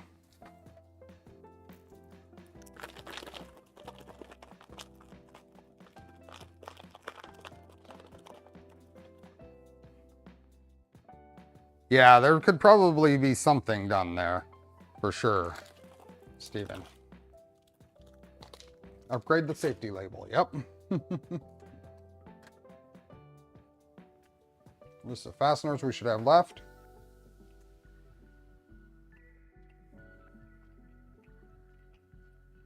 You made it. Proof light check. Let's power it on. I wasn't going to put those stickers on because I'm still undecided on what I want to do with the printed parts on this too. There it is. New display.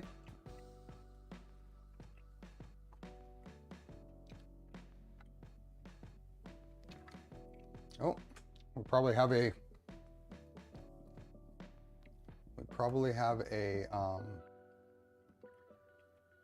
firmware update. Let's open that in a new tab.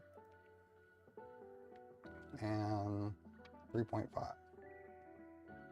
Firmware 602 from June 6th. Let's go ahead and download this. Where's that USB drive?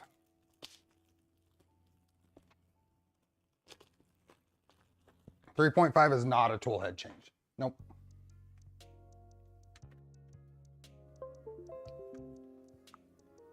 Okay, we are going to download this to the USB drive. Now it has 5.2 on here.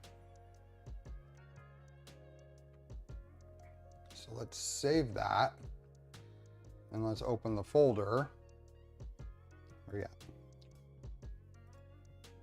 Oh, over here. And let's delete this 5.2. We don't need this Mark IV firmware here. Okay.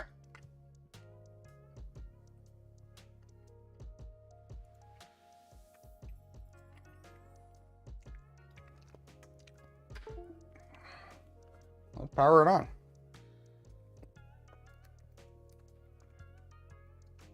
Plug that in. Just always really tight on these.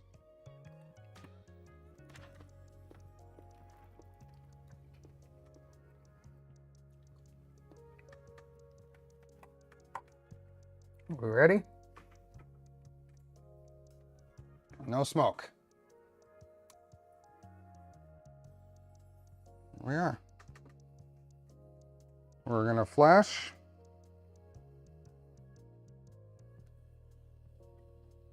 Did the small Wi-Fi module get attached on the controller board? It did. Yep.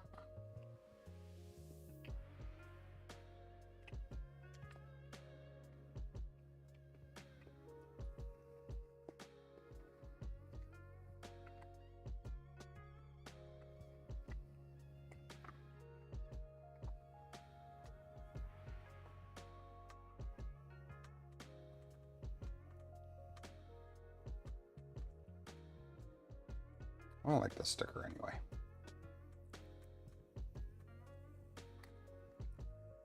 Big yellow sticker on the front of the printer.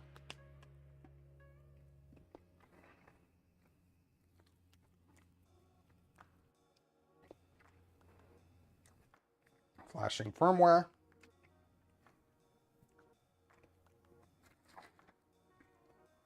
Well, that's doing that. At OpenSauce, I wanted to do something. So last year at OpenSauce, OpenSauce 2023,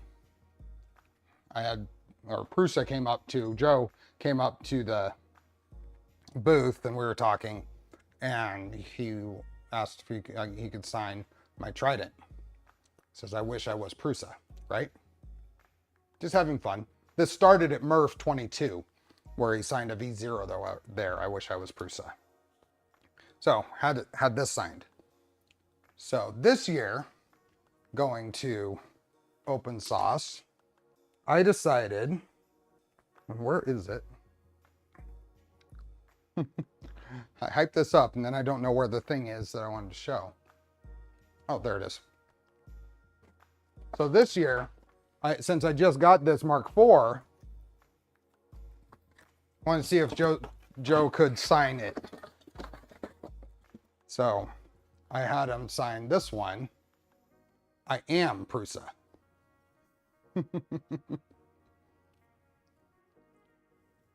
So I thought that was funny. And he is a good sport. Went right for it. So said, I wish I was Prusa. I am Prusa. I think I'd be trying to push it too far if I tried to get him to put, I wish I was a Trident.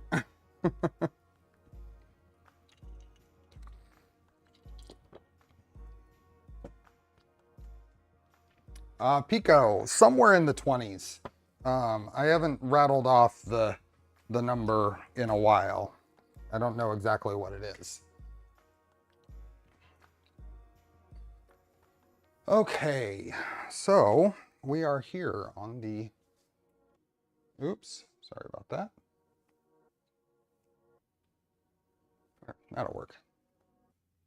Sorry, I should have been a Trident. Okay, so we are gonna go English and original Mark 3.5 printer, continue. Before you continue, make sure the printer sheet is installed on the heat bed. It is. Gonna run, there's the hot end, so we got that one right.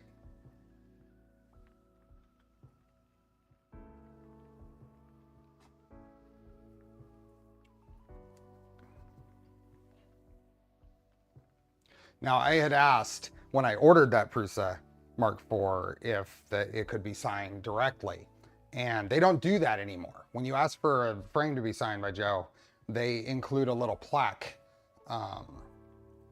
that's signed because it gums up the shipping. The order works way too much to do that. I completely understand, 100%. So that's why I ended up doing it in person. Now I got that little plaque. It's in the box. I haven't actually looked at it yet, but there's a hot end fan left spinning. Yes. So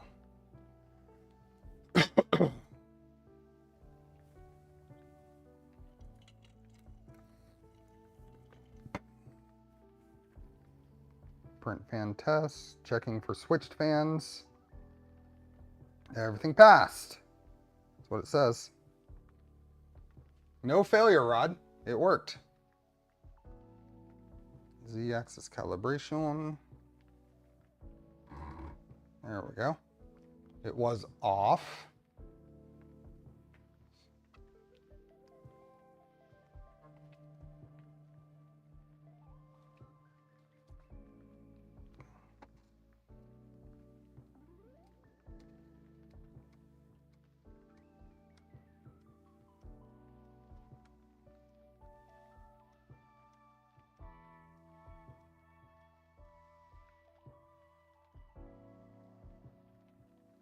So should the end. X-axis was fine.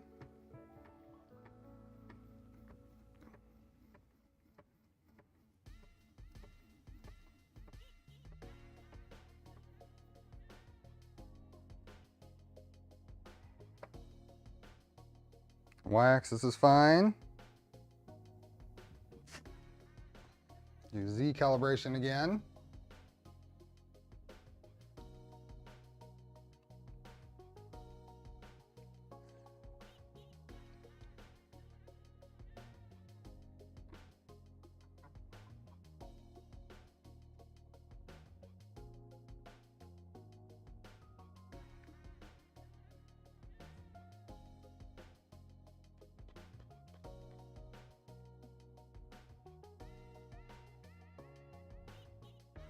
Okay. Going back up.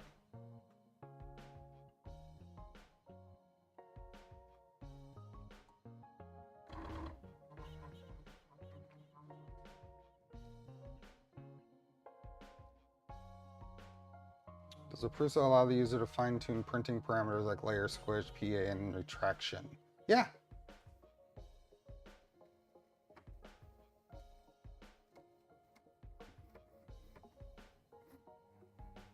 Okay, now we're coming down.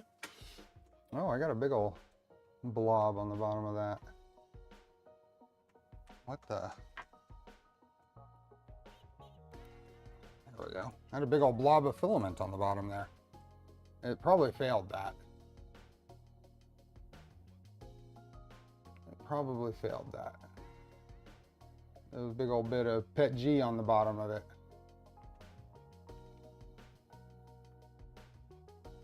Oh. I guess it didn't fail it. Okay. Let's get this in here a little bit. There.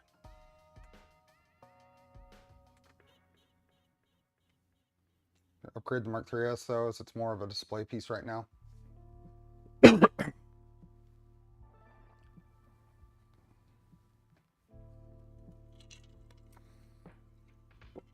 My plan for this space is I'm gonna have at least 2 printers sitting over here to my right. I'm gonna build a little shelf here. I'm gonna have 2 printers here. One of those will be the Mark IV in the enclosure, and another one will be a Voron of some sort over there. So I can throw prints at things when I'm on stream. That was a lot of Bedflex Eclipse because I had a big blob of PETG that had oozed out and collected on the bottom of the nozzle.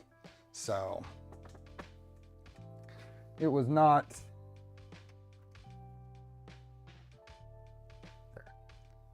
There's a remaining bit of it.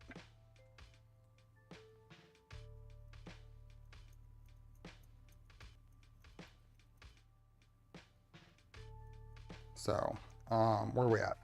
Oh, it's doing heater testing. Bed's heating up. Yep.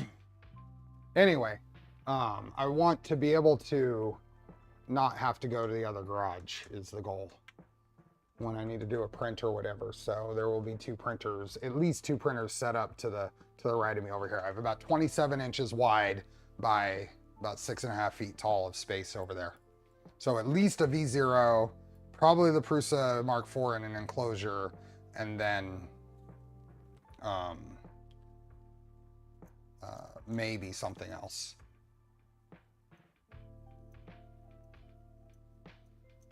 So would Z offset be off like 1 millimeter or less now? I don't know that it was caring about that in that test. To calibrate with currently loaded filament, press next. To load filament, press load. Let me grab a full filament.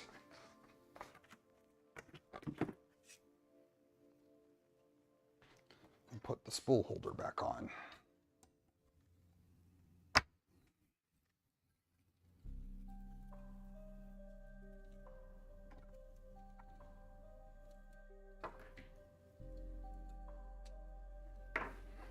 So we're gonna say load, say PLA, and continue.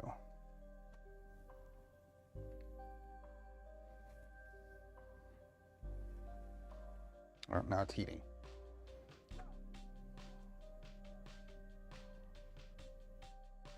Preserve the stock printer.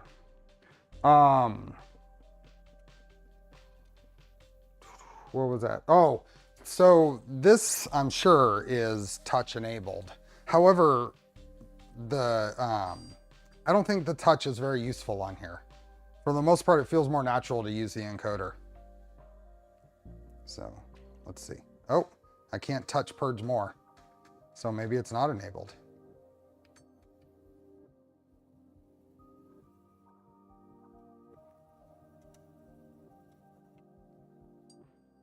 Okay, so I'm gonna say yes. Now let's calibrate the distance between the tip of the nozzle and the printed sheet.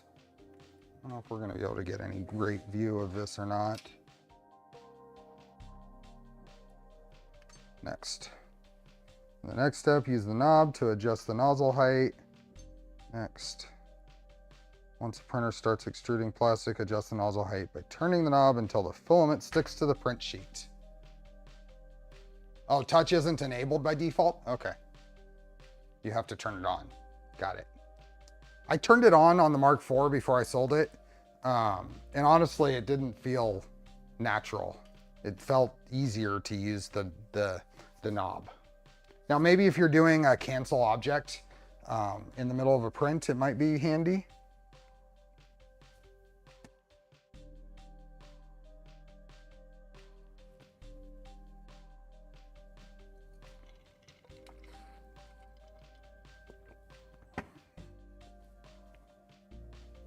It is heating, actually it's cooling down the hot end to 170. This is another nice thing about the 32-bit processor here. It can do more, so it does wait until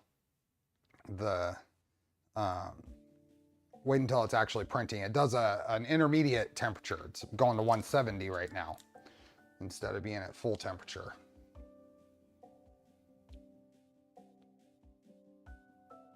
I now officially have no more printer space in my office. I'm about to add 8 feet of workbench, actually 16 feet of workbench. If it was a standard Mark 3s, it wouldn't be a question, but it's the anniversary one. Oh.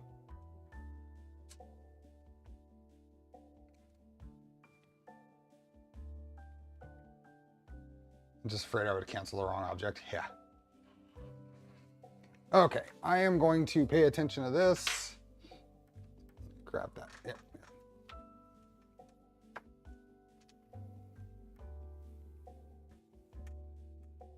Oh, it's doing the bed mesh.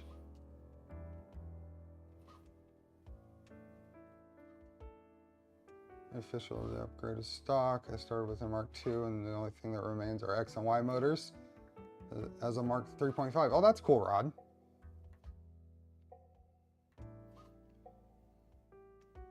Mark II all the way to 3.5.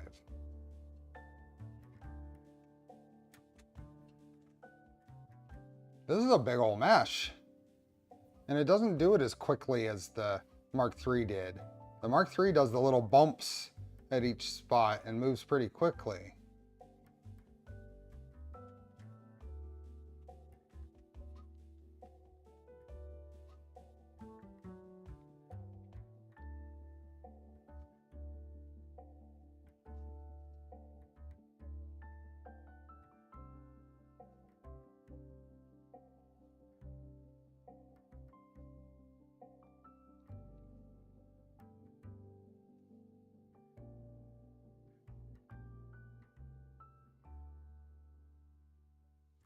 Space for a couple more big and a couple more small printers. And as small as possible. As small as practical. Almost done.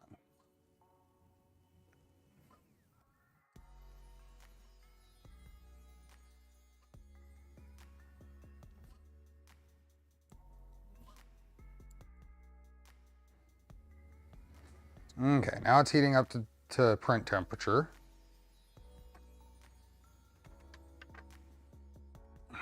Well, let me change this. It will.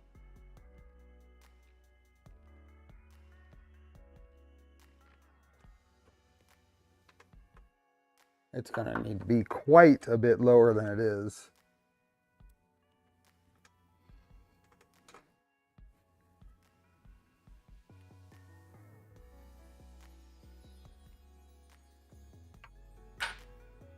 Oh yeah.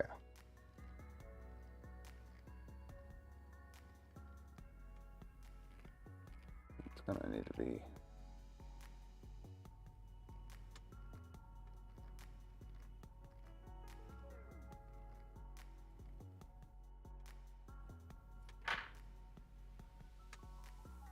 That close.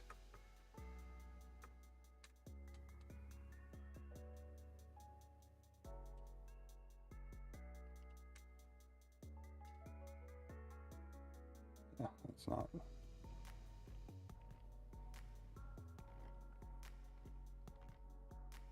Doesn't seem like it. I guess it is.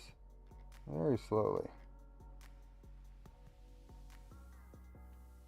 We're at about 1.4. That's starting to stick.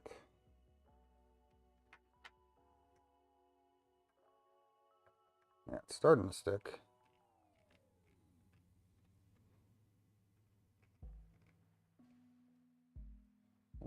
Almost 1.6.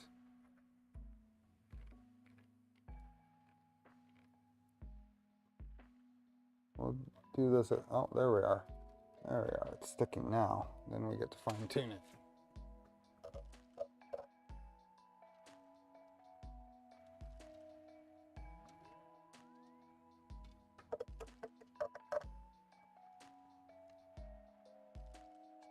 Okay, 1.60.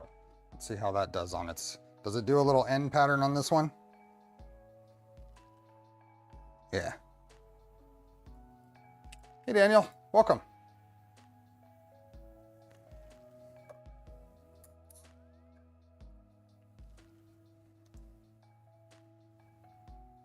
So, nope, and that's where it started sticking.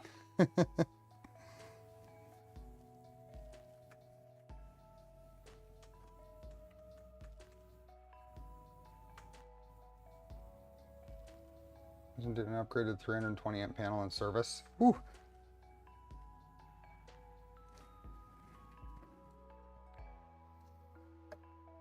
I feel like I did really good there. Minus 1.6. Pull this through, and yeah. That's actually really, really, really close.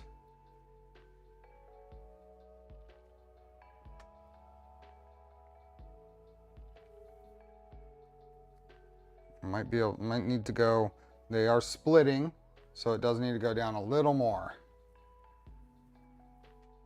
Do you want to repeat the last step and adjust the distance between the nozzle and the heat bed? Yes.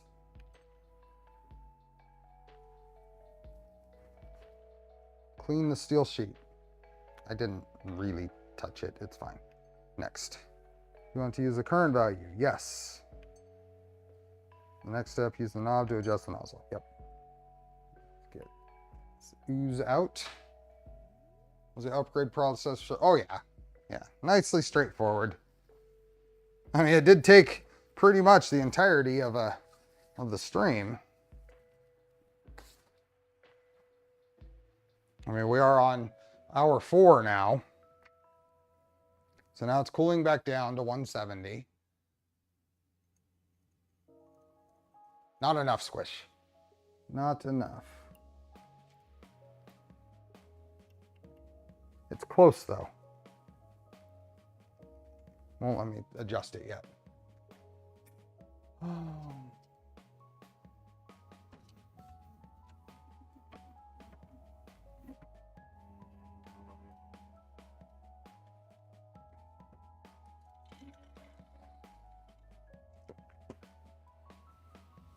Is there a option here for a faster mesh like the previous firmware did?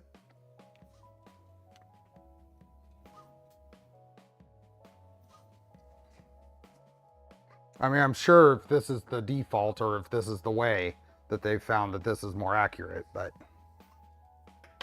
that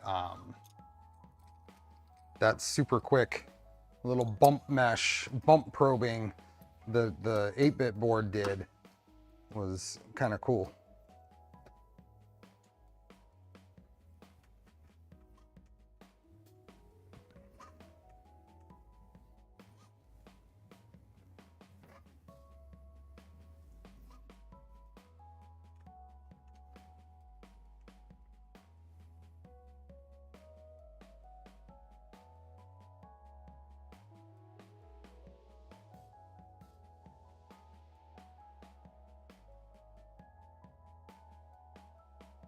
Does reduce mesh for printing, but no quick full mesh.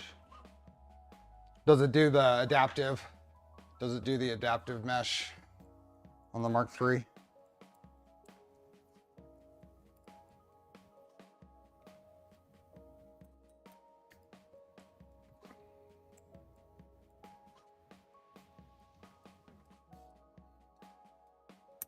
How's your weekend, Daniel? You doing good?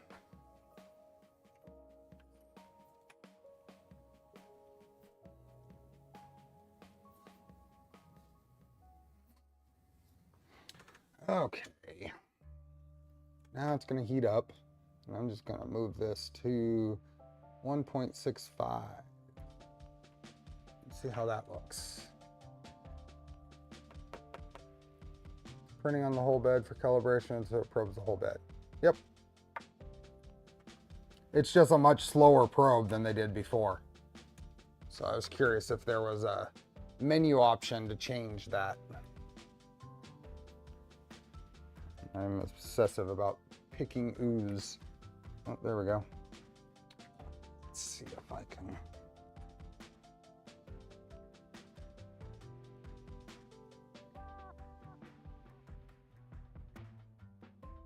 See what that looks like.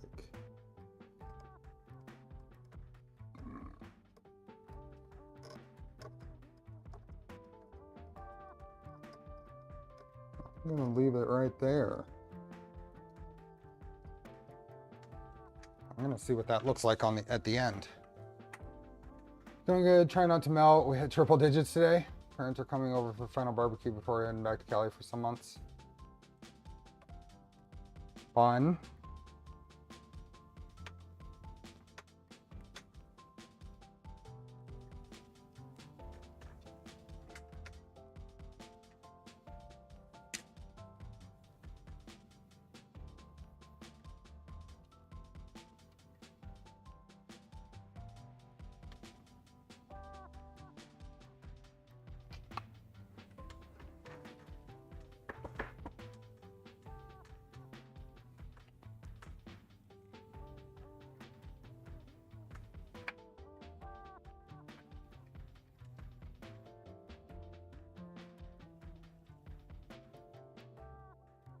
Thanks for the stream. Ready to start my upgrade now. Awesome.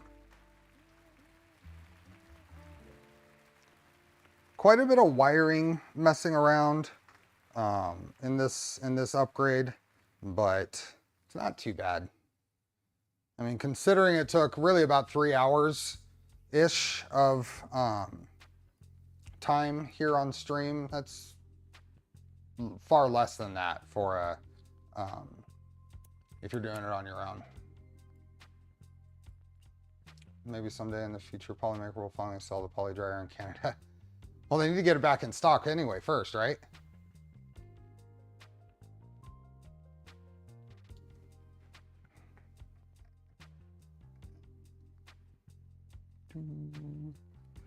Will I pull? Ooh. Oh yeah, that one's good. That one's good. It doesn't pull apart.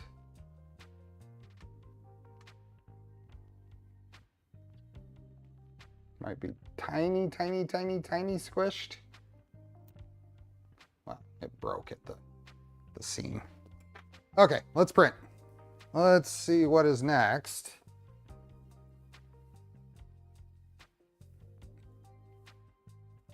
Oh, shoot. There we go. Do you want to repeat the last step? No. Happy printing. Okay.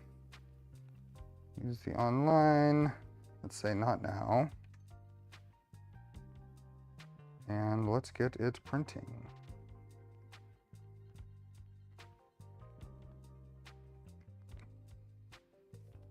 Or do we want to see what is the Wi-Fi setup on this? And can I do this without showing anything that matters? Oh, the print statistics, I did check them on the old setup, not including the 4.5 hours of the hex tray. It had a little over 4 days of printing, like 4 days. So it had probably about 4 days and 10 hours of printing on this before I upgraded it. Let's go settings. Filament sensor, MMU unit, stealth mode, fan check, user interface, to print progress screen, touch. Let's go ahead and turn touch on. Touch signal workaround. What's that for? For filament change, preheat nozzle, nozzle and bed, or just nozzle. There's that setting. Wi-Fi is done from the slicer. You don't have to show anything.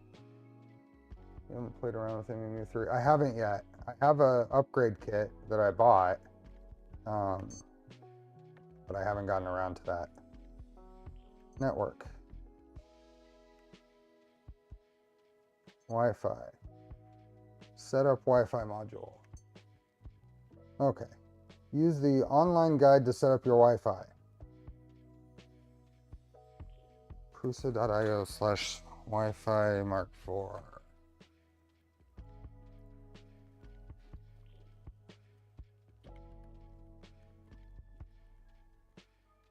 Is that right?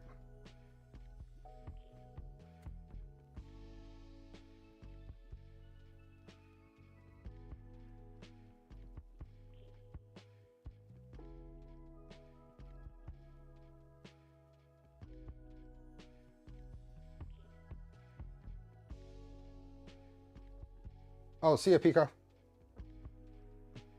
I have your MAC address, so I'll be by with my antenna later.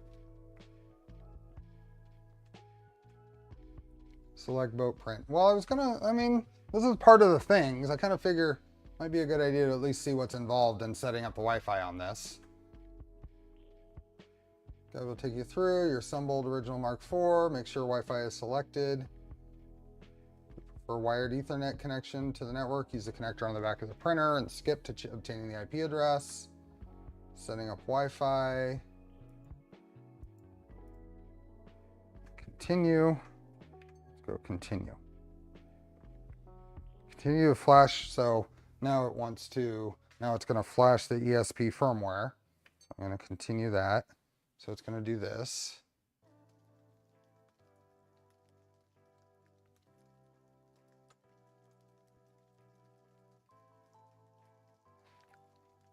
So it's going to flash that little ESP module.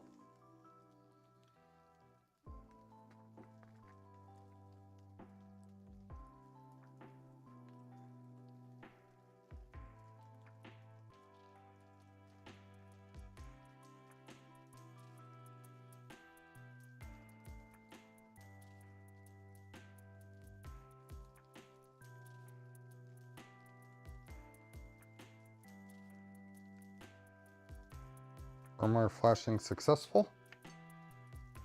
Generate Wi-Fi credentials. Sure. Success. Remove the drive, edit the file in PC. Okay.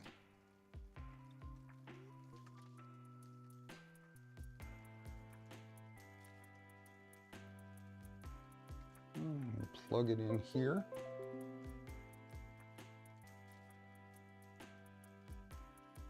Then I'm going to go to the USB drive and this Prusa printer settings.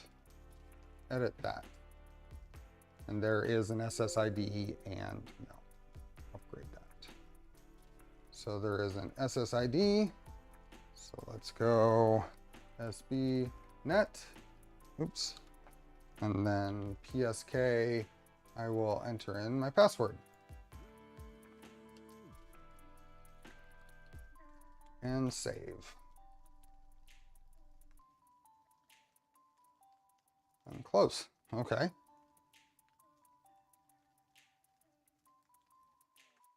There are two ways to fill in the credentials.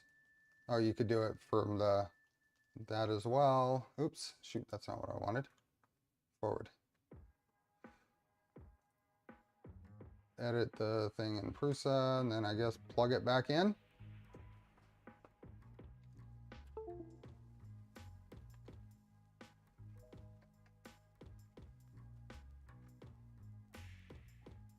Connected, and continue.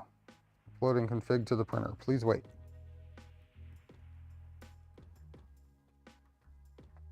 Credentials loaded. Delete credentials file. Yes. Attempting to connect. You may continue using the printer. The Wi-Fi icon will appear in the. Oh, yep. Wi-Fi icon just appeared. Continue. And that's it.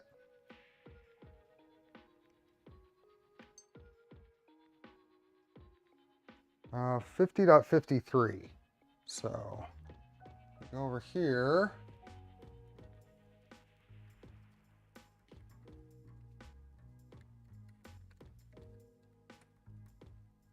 It should be this. Hey, there we are. It works. Sign in. So authorization required. There's a login in here, isn't there? Prusa link, and there is a user is this long thing. I would change that password now. It was shown in the file preview. Which password? It was shown. Oh. I will. That is flippin' annoying. Don't have a preview pane. That is the way for this computer from now on. Okay, so there is a, so username is maker. I don't know if I want to deal with typing this darn thing in.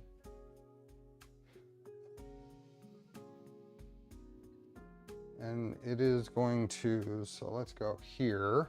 Oh, well, there it is now. Whatever, I'll change it. Doesn't really matter at this point. Trying to keep things secure.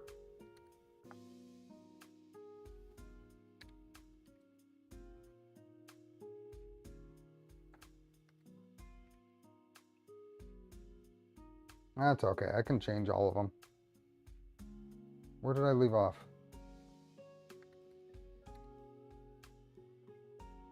7H. None of this really matters. It's easy to change, so I'm not too worried about it. I am annoyed that I need to change my network password, but that's just my, I have a separate SSID just for SBNet. So,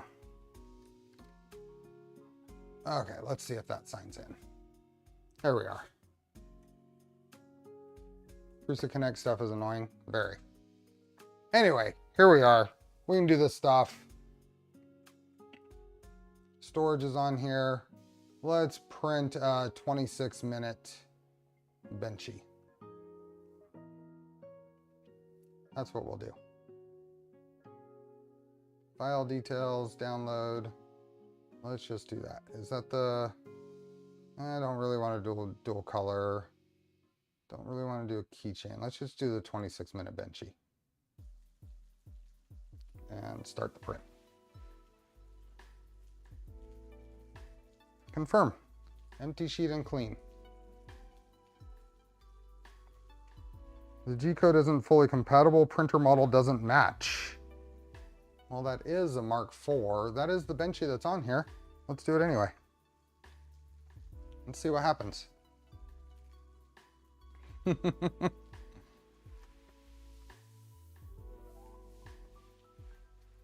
You should be able to print anything that came on this USB, so I'm assuming it's okay.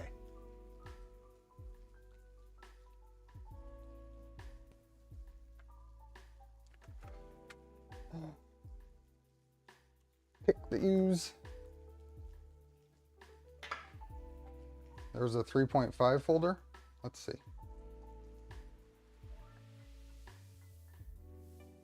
Oh, it's storage.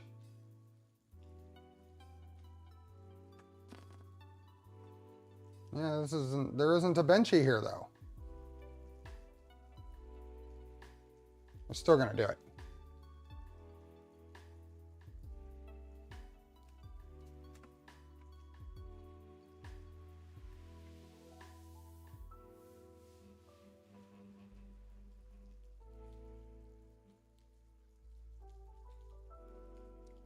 Let's just see what happens. See if that was a mistake or not.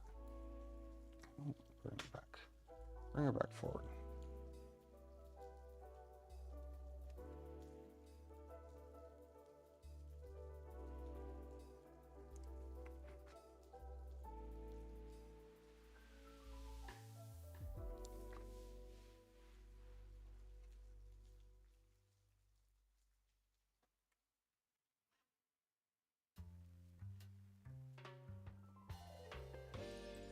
The adaptive mesh. The LEDs are status light. Yep.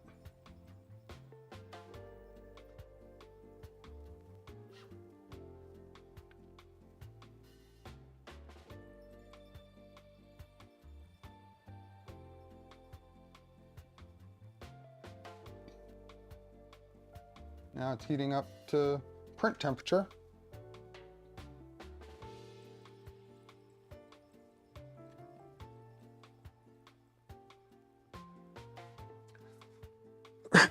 So while it's doing that, what I did before is I printed a benchy at default Mark III settings. And I have it the time recorded somewhere on how long this took.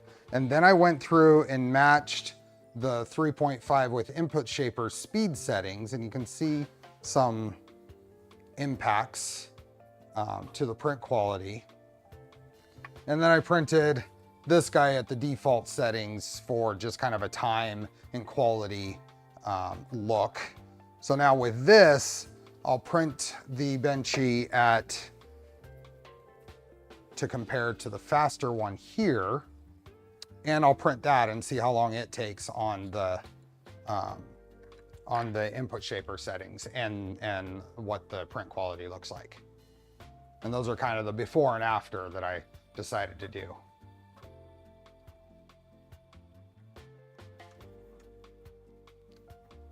Gotta head out. See you, Arthur. So this is the faster settings. This isn't a default settings Benchy here.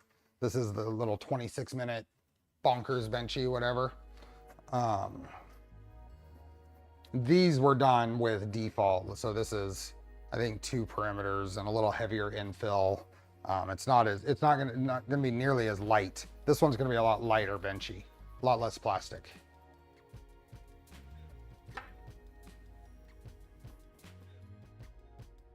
I can probably, here, so you're not watching. Oh, that's not any better. Let's go here. Not watching me move the camera around. I'm gonna get the camera down here lower for a little more direct view.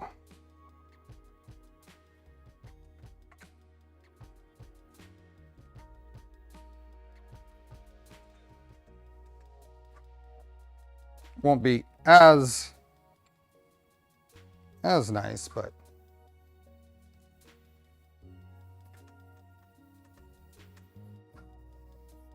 we need a little light.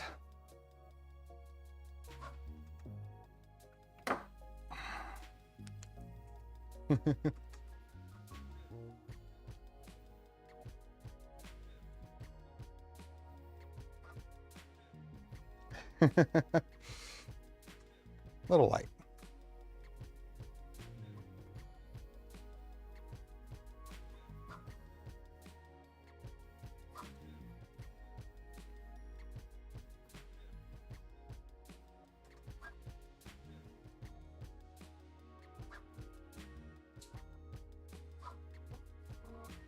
What is the big boy IDEX doing?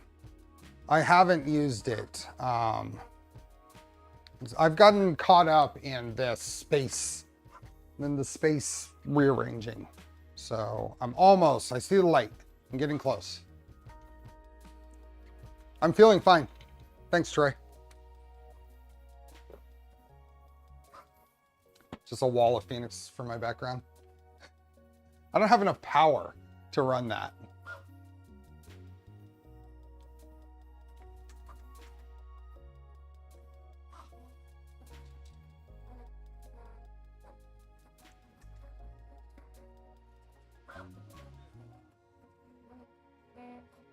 There's no time for Steve printing.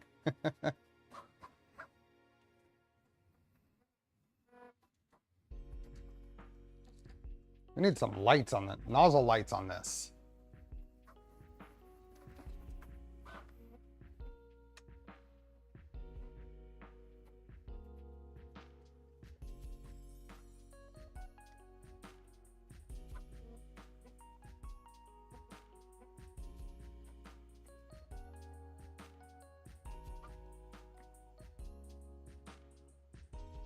Yeah, it's moving along. So there is not likely going to be a Tuesday stream this week. Let's do this just so we can at least see what's going on. There's not likely going to be a Tuesday stream this week. I am expecting to go to Rapid. So I'm not going to plan a Tuesday stream. Now, if I don't, then there may be, but keep an eye out. Kind of surprised you haven't modified all the Prusa parts to use heat sets. The thought has occurred. So the next stream will be Saturday, which will be a member stream, which I'm not sure what I'm gonna do at yet. I don't know, because I'm gonna need parts printed for any real project, and I don't have anything printed. So we may just work on a printer, may just hang and chill and chat about the different events. And then if all works out well, then we could potentially work on the Tridex. There have been huge advancements in the setup on that, and I've actually gotten a 2-color print out of the Tridex since actually 2 days ago. I got a 2-color print on the Tridex. Didn't finish it because at that point I needed to do some tuning, but next Sunday hoping to be back on Black Box if parts arrive for that. So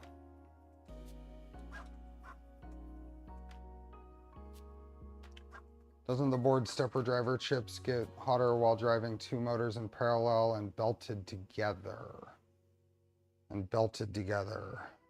Or which printer are you talking about, Drew? Are you talking about this printer? Are you talking about the Z?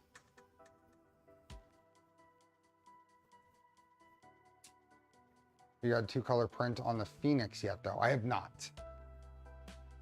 But seeing Max get his going.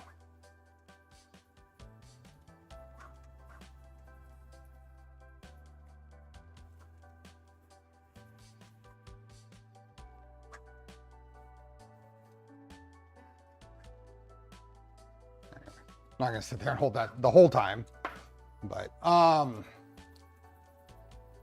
driving 2 steppers is going to put a little bit more of a load on the stepper driver, but these Z steppers don't take a lot of power to run to begin with, and it's fine.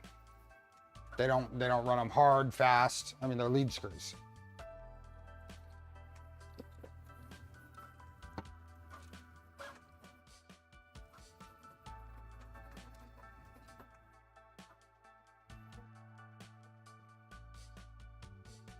We'll let this finish. I don't see any reason why not. We've got 18 minutes remaining. Did you see the 60-volt driver modules that Simon Vez got from Mello? I think so. Set up for fan or water cooling. It's crazy.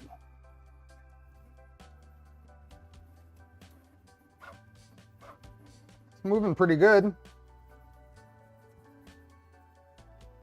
Moving pretty good.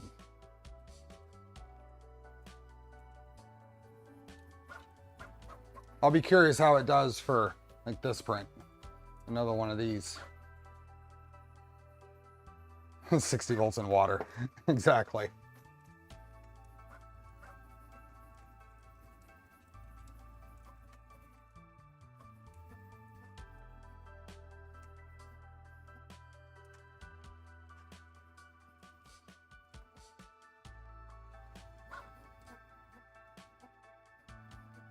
$17 minutes.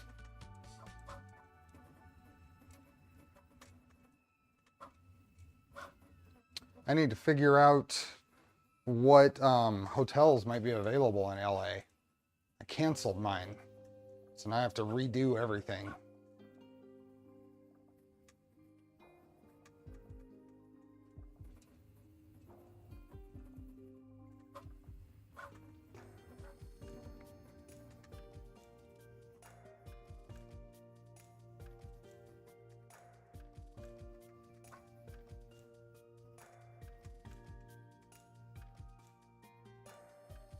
It's cooking. So, anybody who was at Murph, what was your favorite thing there? We still have folks here. Rod, what was your favorite thing at Murph you saw? Was there anything, any projects there?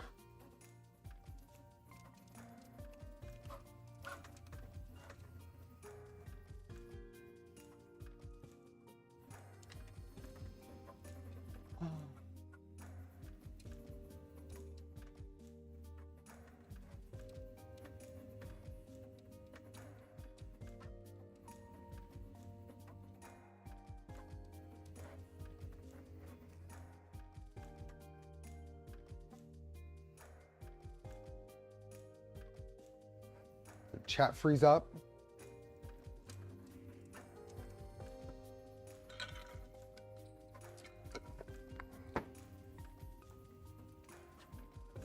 Oh, that's what we can do.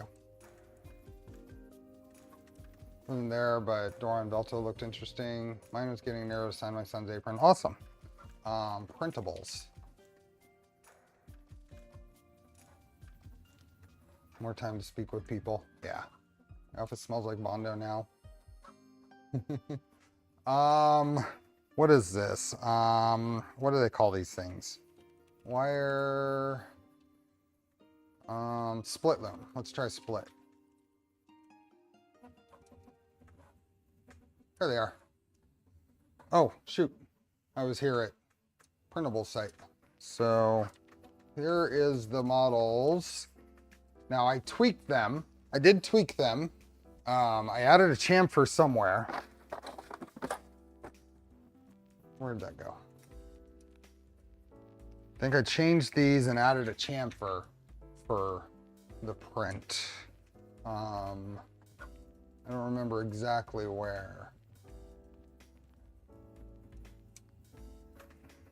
That part stayed the same.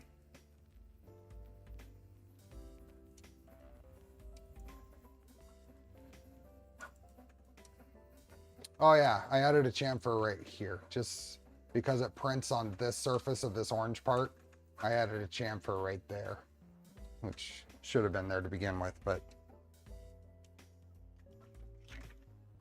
that is this little mesh wire loom tool.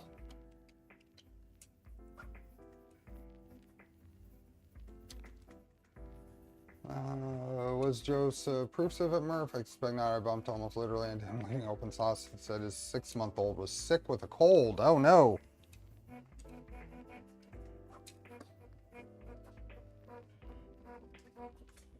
Oh, it's getting up there.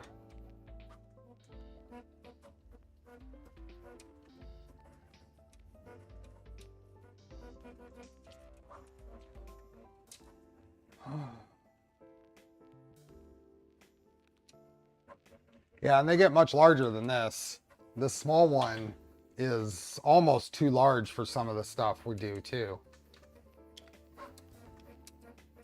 And putting them together, getting these two pieces together, it feels like it's gonna break as you're about to snap it, get them meshed.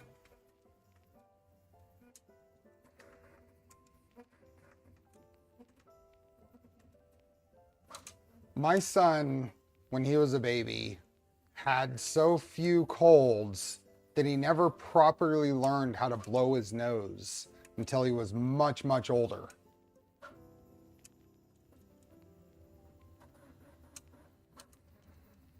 And that means that now when he's sick, he's that much more pathetic.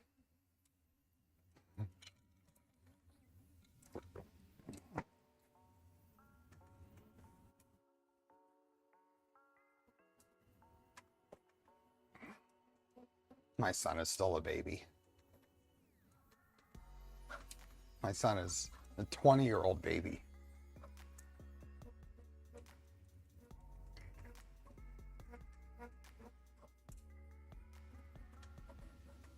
Making the sanding blocks for about 20 different auto body guys for various shapes, widths, curves, and easy money. Nice. That's good use.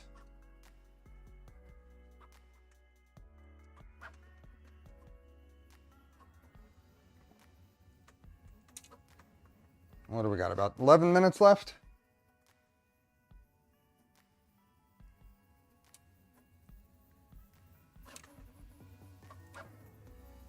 One utility to use on the split wire loom, just PLA.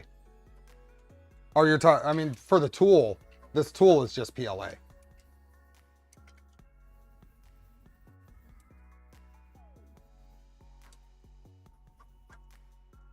67, I'm still a baby. Welcome back, Nadir. We are printing. I figure might as well let it finish, and then we'll call it a stream. This has been one of those projects I've been wanting to get done. So, like I said, I wanted to do it as a standalone video, but that just wasn't happening. So,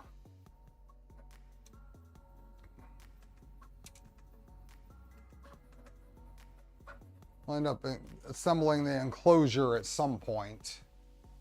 If for some reason I'm not ready for black box on Sunday, then we'll probably assemble the enclosure on Sunday.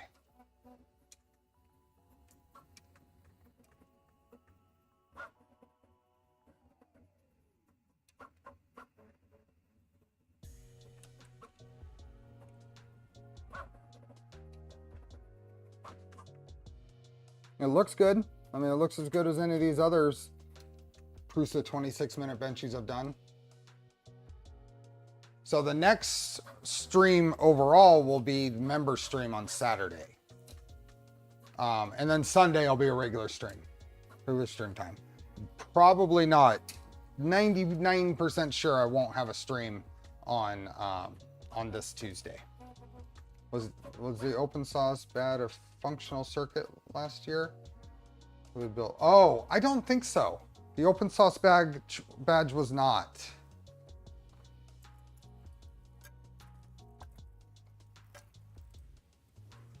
I have last year's right here.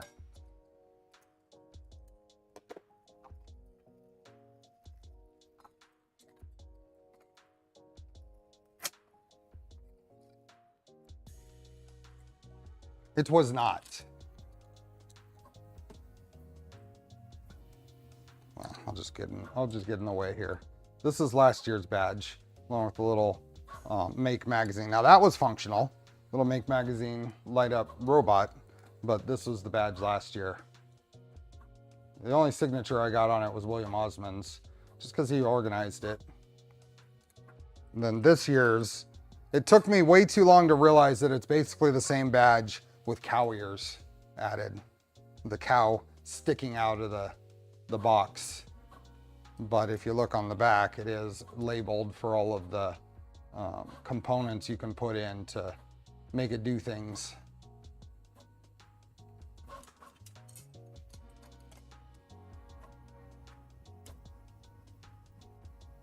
Favorite part of Murph was beating my son at the Polymaker Blaster range. Nice.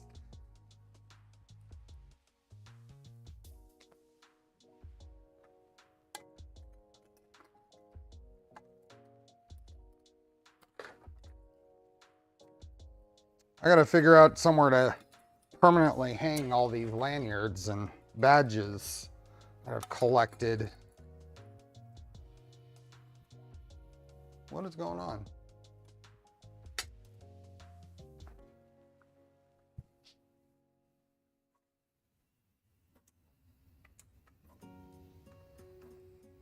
Oh, there we go. The filament had caught on itself.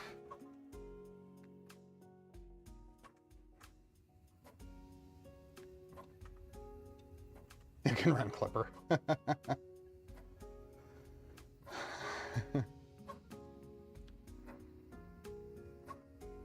I have another blaster build to do at some point. The Lynx, LYNX. That might be July or August. I want to do another RC something. I don't know if it'll be another 3D sets. I have a few models that I've purchased to do with those. And I have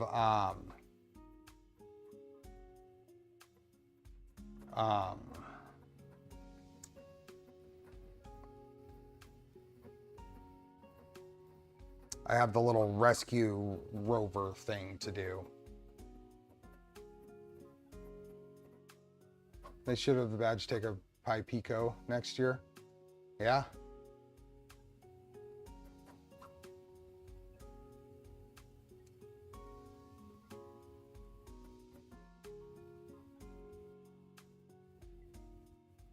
$1876, what?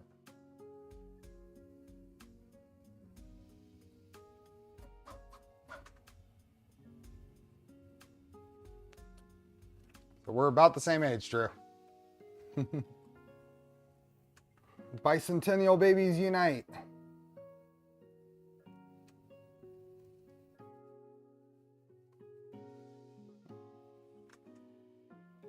RC excavator with linear drive actuator controls. That's a project.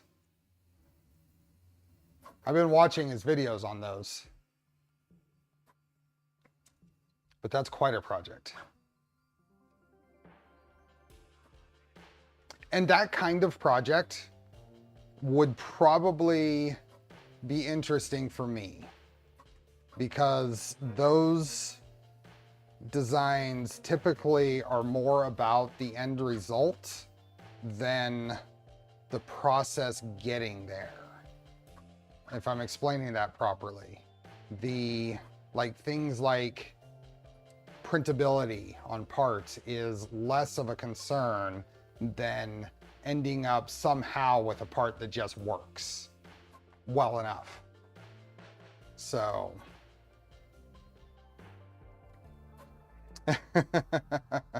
it would be fun, but I've gotten into that in a couple of cases where I didn't pay enough attention to the design ahead of time and got caught in trying to fix things to suit my own needs. So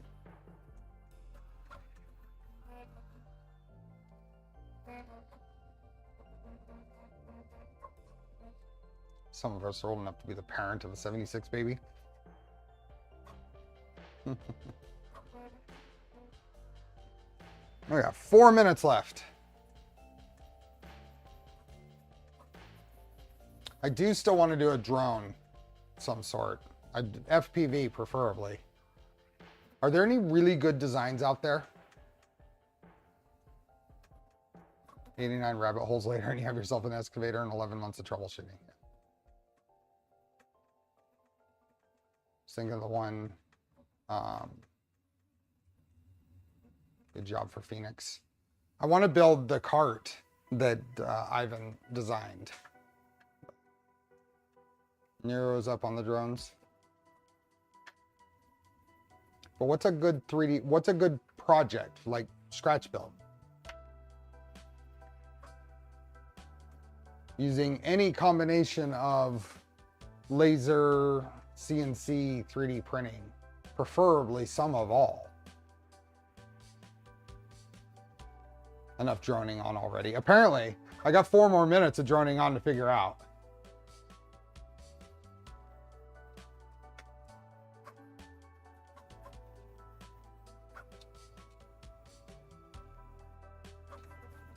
There are a lot of 3D printed drones out there, but are there like A-tier projects? The little trikes they had at Murph, is that the one that Sam Prentice did? I saw those. TBS source frame.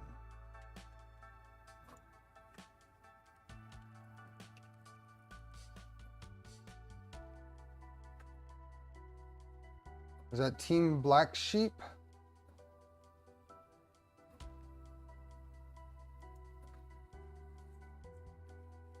There's a 100% free drive that is about 3 foot in diameter. The payload capacity like 8 pounds. That's this. Have you miloed anything yet? Just extrusion stuff so far, Frank.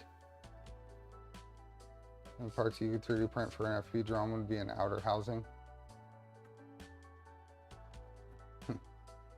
Oh, it's doing the...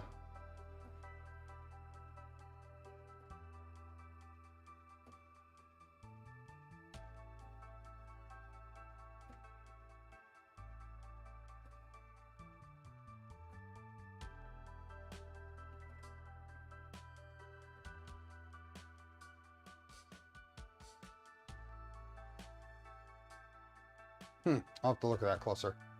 The mill would be good. Cutting carbon fiber brain would be better than anything you could 3D print. Yeah, there's no requirement by me that would have to be all 3D printed. I don't know if I want to cut carbon fiber myself, but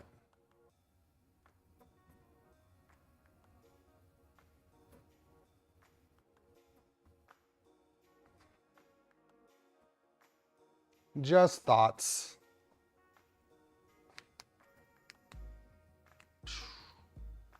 There we go.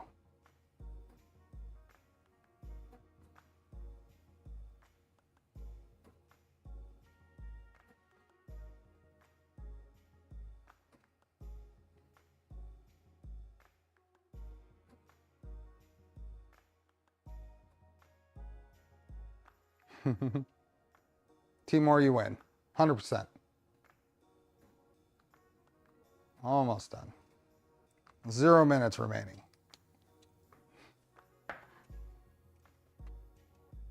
That's a finished. Okay. Print time. That did not take 52 minutes. Did not take 52 minutes. It was there, 52 minutes, 27 seconds. Is that a bug? Because that's double 26 minutes. And that should have been right out of 26-minute benchry, right? That's got to be a bug.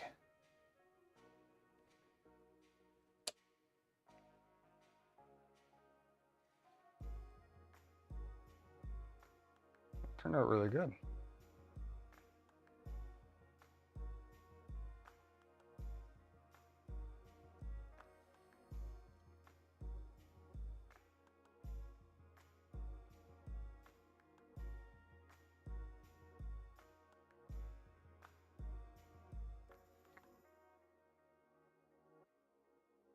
Turned out really good. The bow. There. Yeah. Good print. A little different light.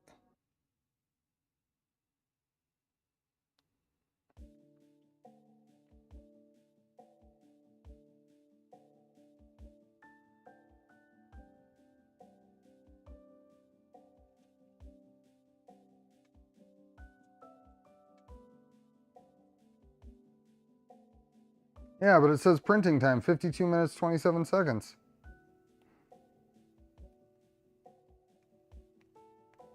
Oh, printing time and then print.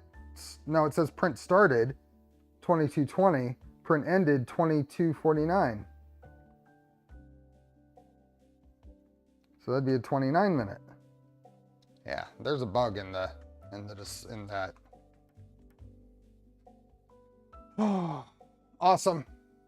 This was a good thing. I was happy to get this done. Even happier that I can start using this without dealing with some of the old-fashioned, older quirks of the 8-bit firmware. I've got more Haribos to eat. So anyway, thank you everybody. Appreciate being here. Appreciate you hanging out. Thank you for the gifted members and new members. And thanks Polymaker for the filament giveaway, and big thanks to Prusa for providing a printer and an upgrade kit to play with. So with that, I hope to see you on Saturday for the member stream. And remember, those go public after the next month. So, and if I don't see you on Saturday, then I'll see you on Sunday. Take care, everyone. Enjoy the build.